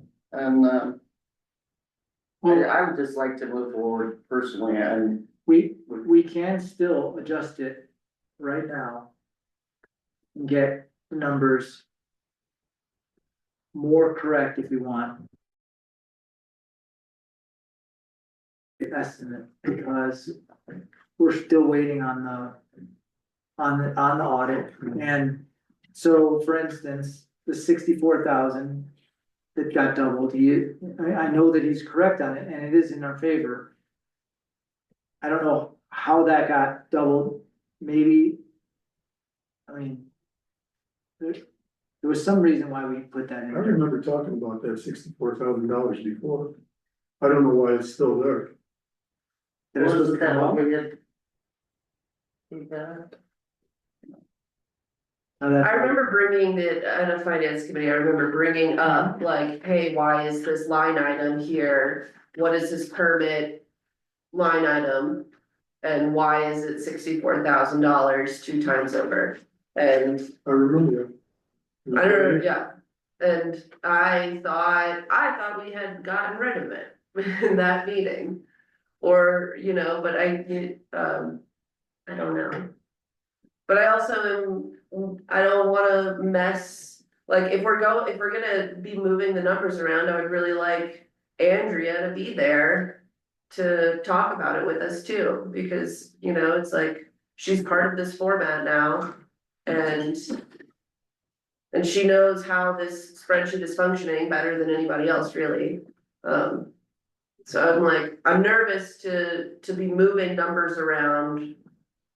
Without, you know, talking to her or having her there, which would be nice. But I think what the mayor is saying is, like, for example, the cost for engineering for the cemetery. Not necessarily moving the numbers around, but if we know we can add or subtract something, that we should do that. Yeah, and you know, I've been in our meetings, you know, I keep the budget up, and so it's like. I've been writing down the things that we've been spending. Good. In our meetings, you know, of course, the office is doing their own thing. But, you know, like the $500 on cameras or just that. And so, yeah, we can totally. Edit some of those things, but there's like. Yeah, I don't know, like, are you suggesting that we go ahead and like. Do that right now in this moment, Benji? Well. I'd like for more information. If we're gonna wait, then I'd like to hear from. So the other option is to put another public hearing on for the 14th of April. And then we have 10 days before that, we have to notice it and post our budget again, the draft budget, and we have to approve a draft budget. So in that time, we could, I mean, my opinion is we really do need to. We really need the audit, is what we really need. And we could go back and change some of the things that we see right now. You know, that came up during this meeting, like the 64,000, that I'm curious. Why we put that in there, or why it was in there, or if it got duplicated, I don't know exactly why it got duplicated, but I don't know either. Dana was the one that caught it, I think. And that's been a while. Yeah, that was a long time ago. That was a finance committee meeting long ago. And there were, I mean, you know, like, as we all know, there were other duplicates that were on this spreadsheet that we dealt with.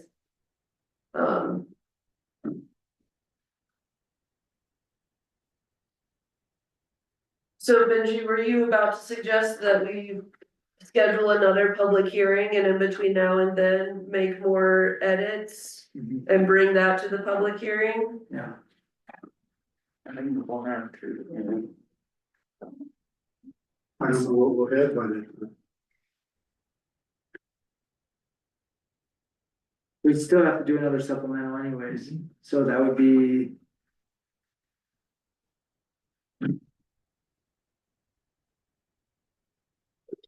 If we, in the situation where we don't get an audit in a sufficient time between now and then, what we could realistically accomplish is getting the finance committee together and delete, you know, going through and just editing the 2025 draft budget numbers.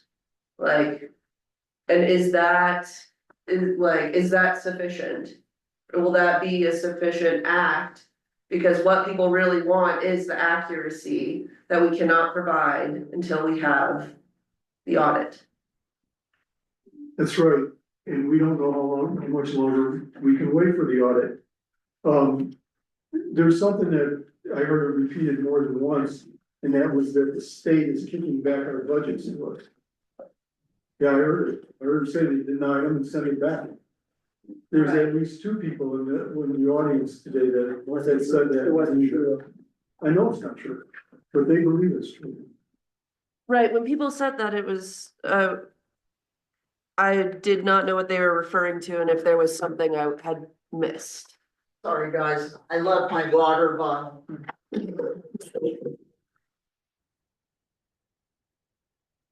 Well, they need to know that the state did not kick those budgets back to the board, to the time. It would never happen.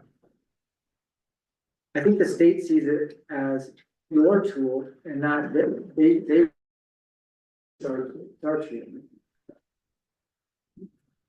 And I'm not saying that it's not worth it for us to all get together and like go back through changing out some line items, but you know, So it isn't what people are asking for, and we can't give people what they're asking for until we get the audit, which is so kind of unfortunate. Ariel sent me a text that says, and she's on there, she can say it too, but the process is not done here. Even if it's approved. So basically, even if we approve it, it's still not done. We still have work to do and another supplemental to pass. There will be more meetings. We will get audits, make significant changes. We're talking about really small changes right now. I know we're on 67 issues on the page. why don't you give, so we can change No, them? because I'm not getting paid 75. Neither am I. an hour. Neither am I. Nobody is. Okay. We But can make people- all of Warren's changes. Those are changes we can still make. And imagine when we have the audit, all the changes that will be made anyway. Like the work is not done here. It's not like we just pass this budget and we just skip off into the sunset. We still have to do a supplemental budget. We still have an overhaul of all of our financials to do as well. Like It's like we're going to keep meeting as a finance basic- committee. We're going to keep meeting with Warren. You don't have to meet with me, okay? We have a basic You have to plan. do the job that you were hired to do, okay? And this town board, over the last 4 years, not necessarily the people sitting on the board, have made such a mess. So, but the only way that we can really clean it up is to go forward with the 25.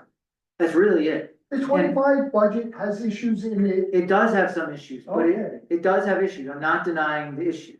And I'm not denying that we don't, Pass them all. What's it matter? You've passed them in the past. Just not, do whatever you want. Well, I wanna proceed, I wanna go forward. I'm not gonna sit here in limbo anymore. You know, we're waiting for the order and that's all we can do. the other thing is, say we turn this budget in. And they see the same things that Warren does.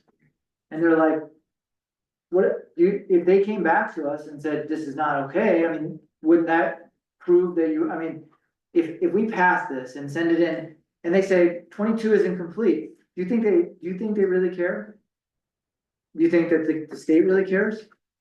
I think they have a responsibility to care, okay? The violations that have gone on, the election violation is one which I find.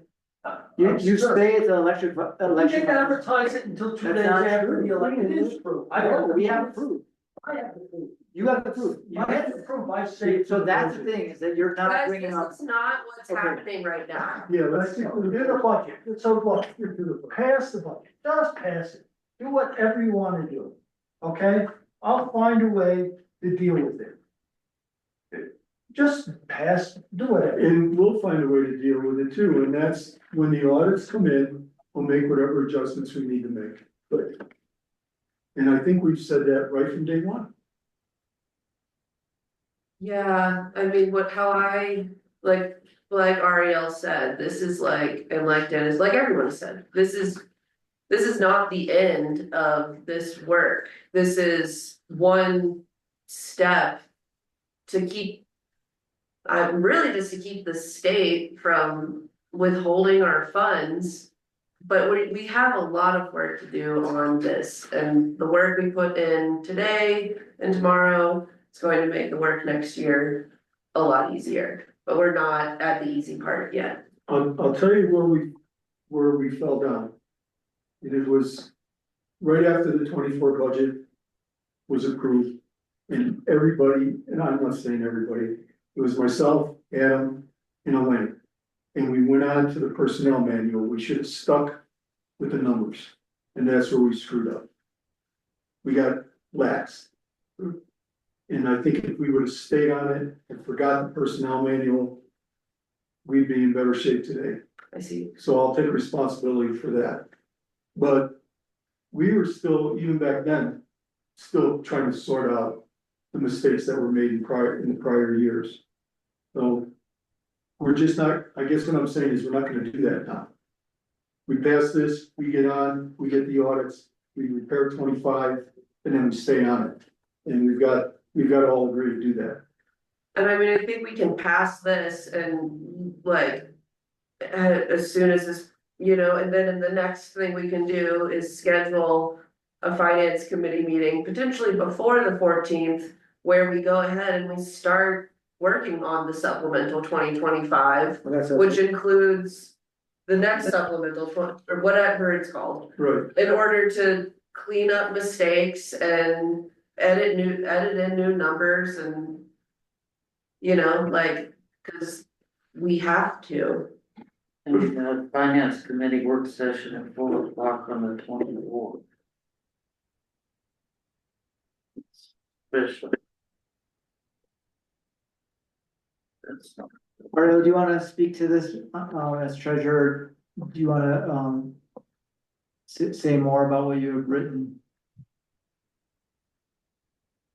I mean, your budget narrative is actually very accurate, however, the numbers that we got from Warren during the public hearing, he does have a point, but are you saying that are you willing to start working on the 25 supplemental right away and we just start changing the numbers that we need to change and then update it? Yeah, that's what I've been saying. I thought that was the whole purpose of everything was I thought that's where we left the last finance meeting when we had Andrea. She said, pass this, move forward. We get the audit back from the auditor. We're not going to like what we hear from him, is what she said. We're going to have to change everything anyway and do another supplemental budget over top of this, what is apparently a supplemental budget. And then we're going to have to do 2026. So I don't really see a future where we're not working on the budget, like at all. I mean, Pretty I much just feel across the like board. if you're going to hire professionals to give you advice and advise you on things, like you either trust them or you don't trust them. And she's telling you what to do and how she would move forward. And as someone who was a treasurer and a clerk and was a treasurer with way more experience and many more years than me.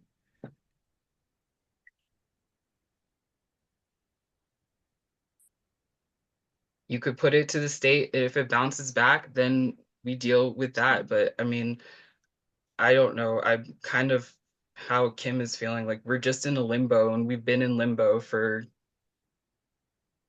it feels like half a year now or more. We'll be there quick. Yeah. Okay, so we have resolution I'm here at your 001. discretion and I support whatever you guys want to do. And if you want to hold off and do that, we will notice more public hearings and go through that again. I'm happy to do whatever. Well, I'm inclined to side with what Andrea not somewhat directed us to do. Move forward. I'm inclined to trust the process. Okay, so we have resolution 001-2025. Resolution to adopt the budget and appropriations for the year 2025. Resolution summarizing expenditures and revenues for each fund, adopting a budget and appropriating sums of money for the town of Crestone, Colorado year, beginning at the first day of January 2025 and ending on the last day of December 2025, whereas the Board of Trustees in the town of Crestone appointed, and those need to be updated, obviously, as far as the well, missing the letters or switched letters, but appointed a budget committee consisting of 2 trustees and community members to prepare and submit a proposed budget to said government body and the proper time. And whereas the town treasurer submitted a proposed budget to the governing body on March 11th, 2025 for its consideration. And whereas upon the proper notice published and posted in accordance with all said proposed budget was open for inspection by the public at the Crestone Hall meeting March, that should be 11th, Ariel. I'll The fix that. first 2025. Oh, wait, I'm sorry. No, it's right. March 1st, it was proposed for inspection. Public hearing was held on March 11th and interested taxpayers were given the opportunity to file or register any objections to said proposed budget. And whereas it is not only required by law, but also necessary to appropriate the revenue and reserves or fund balances provided in the budget to and for the purposes described below, thereby establishing a limitation on expenditure for the operations of the town of Crestone. And whereas whatever increase may have been made in the expenditures, like increases were added to the revenues or appropriated for cash reserves so that the budget remains in balance as required by law. Now, therefore, it be resolved by the Board of Trustees of the town of Crestone. Section 1, 2025 for the town of Crestone as submitted and here in some summarized by fund is approved and adopted. And then the expenditures are on there.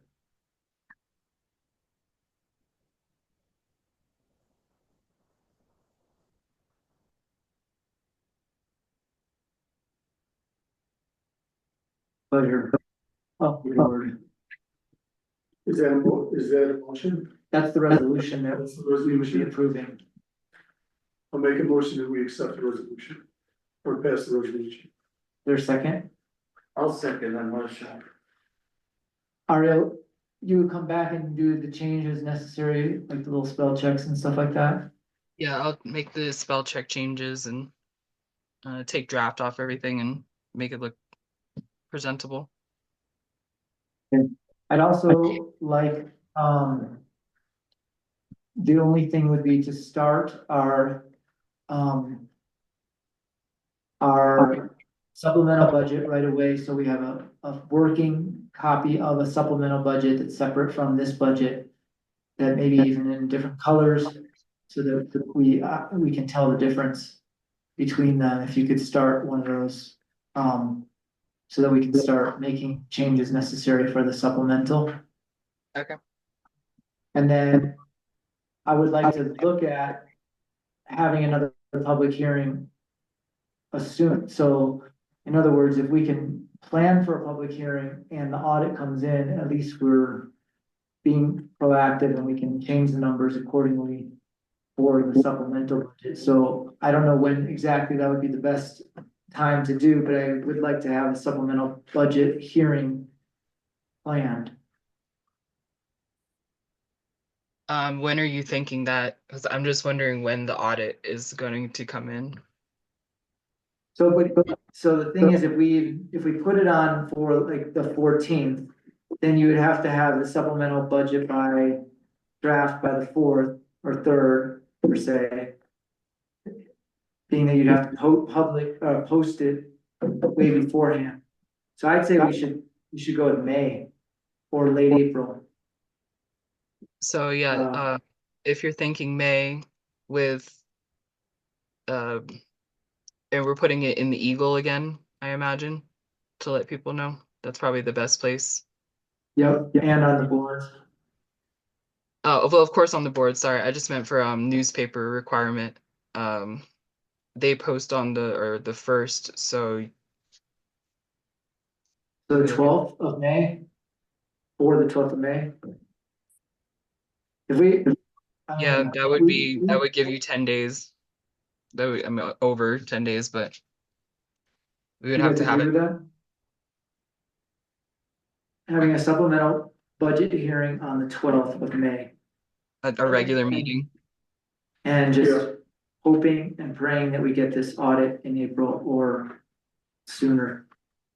And could we reach out to Andrea and see if she's available for the finance committee work session? That we're gonna have on this.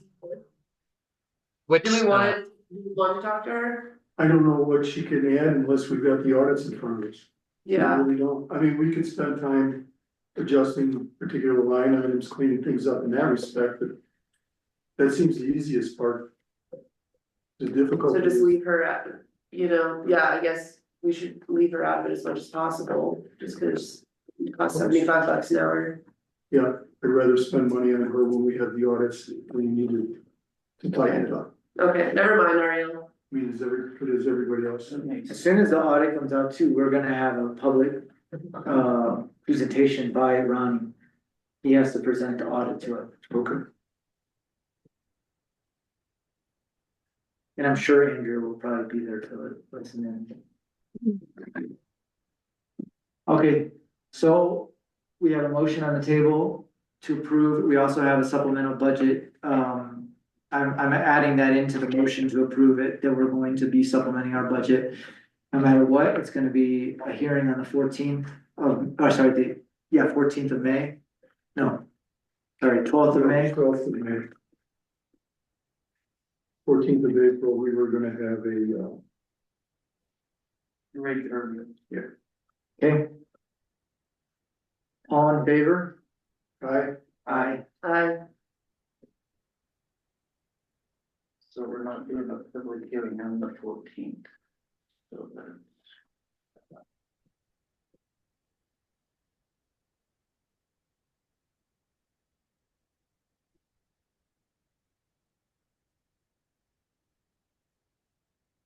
So, Ariel, you will file this with the state? Yeah, there. Yes, As soon as possible. have Patty, she'll probably be asking you for a signature soon, and then I will file this with the state. Okay. Don't have a quorum. We have four. No, you don't. How do we not have a quorum? 1, 2, 3. 4 just stepped out of the We room. already voted. You don't have a quorum, you can't have a meeting. Just go to the bench. I don't care, that's the rules. Oh, come on, that's really cutting it. Listen, okay, enough. I picked something up when I asked for it. That's the way the law reads. I'm telling you, We that's don't have a it. quorum. We can't Can have a you meeting. call order, please? I order. We will not meet. We will not say another word until she comes back.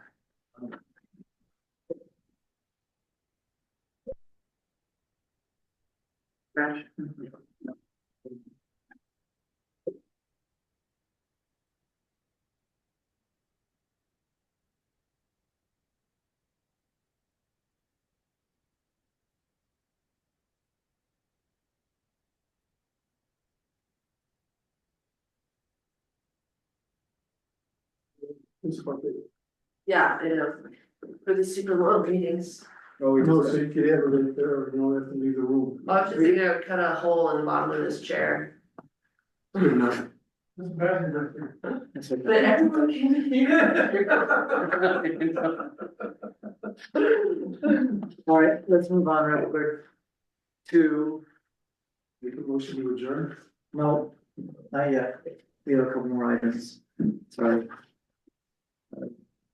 We have correspondences, well, public, water, public works, you good? You're gonna put in reports next meeting? Well, yeah, we got some things to discuss next meeting. Okay. Just an update, I just went up there to visit, Living Wisdom, they're gonna be done by the 1st of June. He just gave me an update. I said, did you tell the board when you were up there? He said, I just refigured it, so.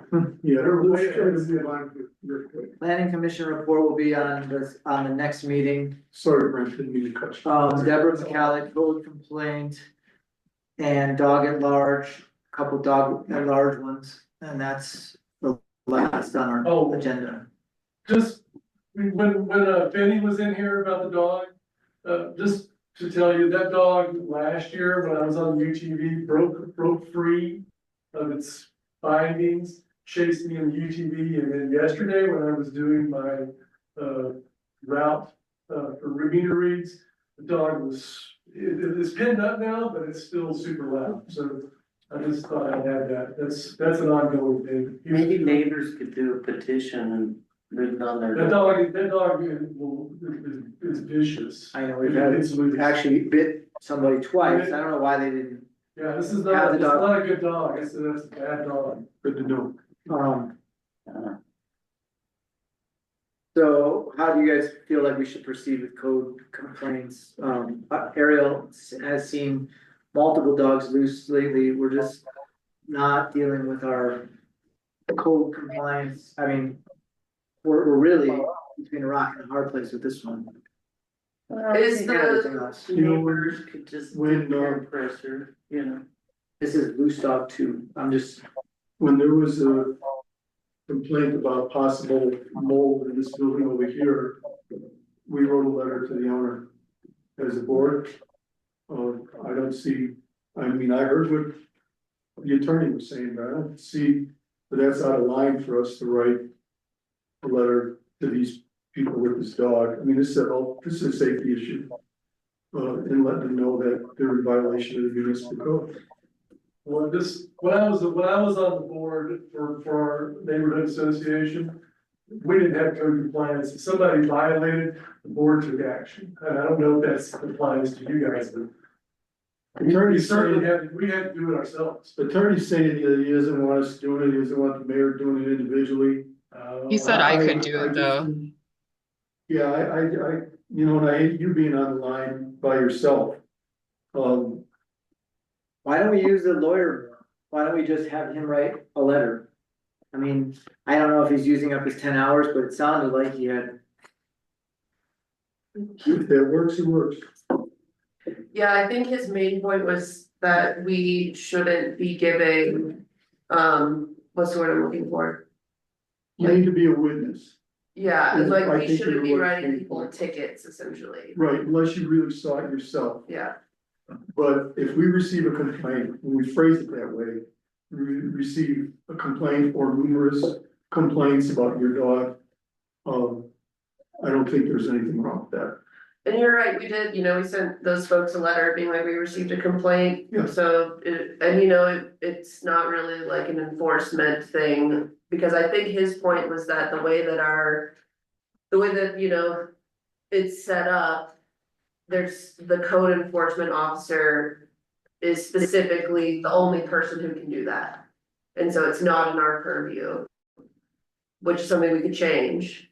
Well, But I think, yeah, Ariel is the executive branch of this. We are the legislative branch, so as an executive branch, she could write, even if it's a 1 paragraph letter, just saying we keep receiving complaints. We don't want to have to, You good with that, Ariel? I'm okay to do that. Yeah. so that would be for the one complaint that we had. As far as the loose dogs in the park, what I did when I couldn't find the owner was I actually just took videos of them and just kind of built it. If you remember, well, you weren't here, but I had like a little file of the loose dogs, and then when I had a chance and I saw the owner, I would tell the owner that, they had a warning, and then we write a ticket. But without code enforcement, it's really tricky. That was when I was code enforcement. Oh, just so you guys know, when last year when there was a truck out here that didn't have a license plate on it. And, did you see it over there? I think what happened was the word got out, there's no code. Yeah, that's what I felt like And too. it's parked back over there, so, yeah, this is what's going on, so. We're gonna have to do it somehow, I don't know how to do it.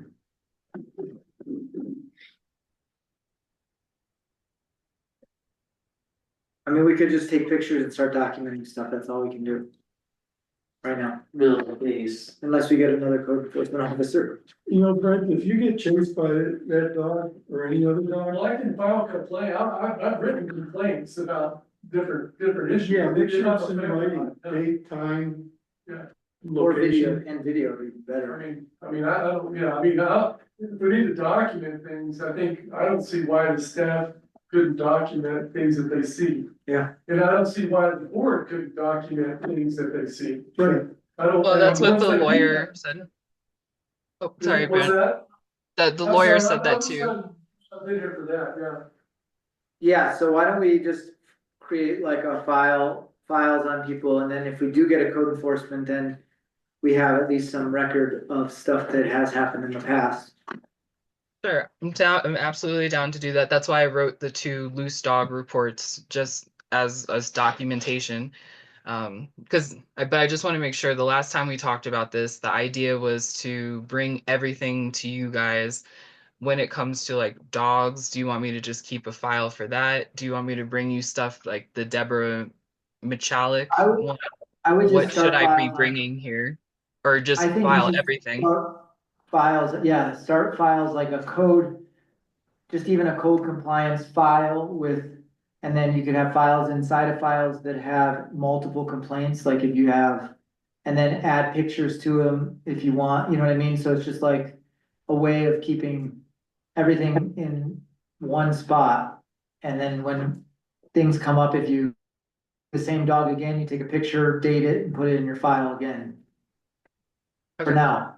And then, eventually we might be able to match the owner to the dog, or match, some kind of violation to the, the I noise. must believe it would come under like a safety issue that we are in charge of. If it's a vicious dog, the police department's watch would Yeah. address that. They're not gonna come for barking dogs, but if there's a vicious animal in town, that's a safety issue. That the police department would support us the whole way. When I was code enforcement and there were barking dogs, I would go out at night and actually take my video camera and video the dogs and the property. And then I would go the next day and tell them that they have to, and actually for a while, we had very few barking dogs in the town, but now it's just picked right back up. Okay. Simone's dog wasn't there then. Especially if there's a camera room. The last complaint is one from McCallick, Deborah McCallick. And her complaint says that we dealt with and resolved with the issue in the fall. So once again, Alcon is parking their trailer on the shoulder of the road on Hemlock Street. This is a problem when two cars are coming. And also it is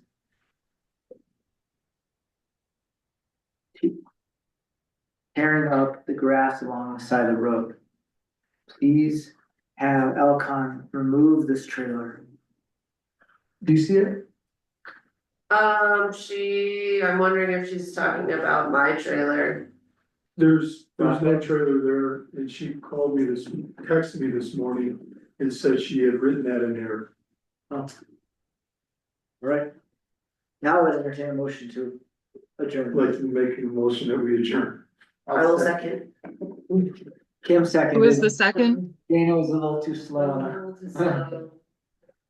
Okay, all in favor? Aye.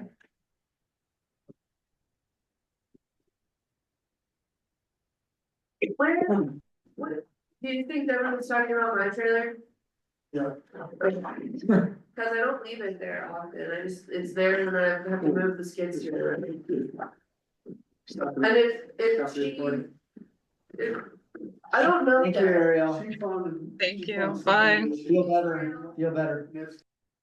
Thank you. Bye, guys.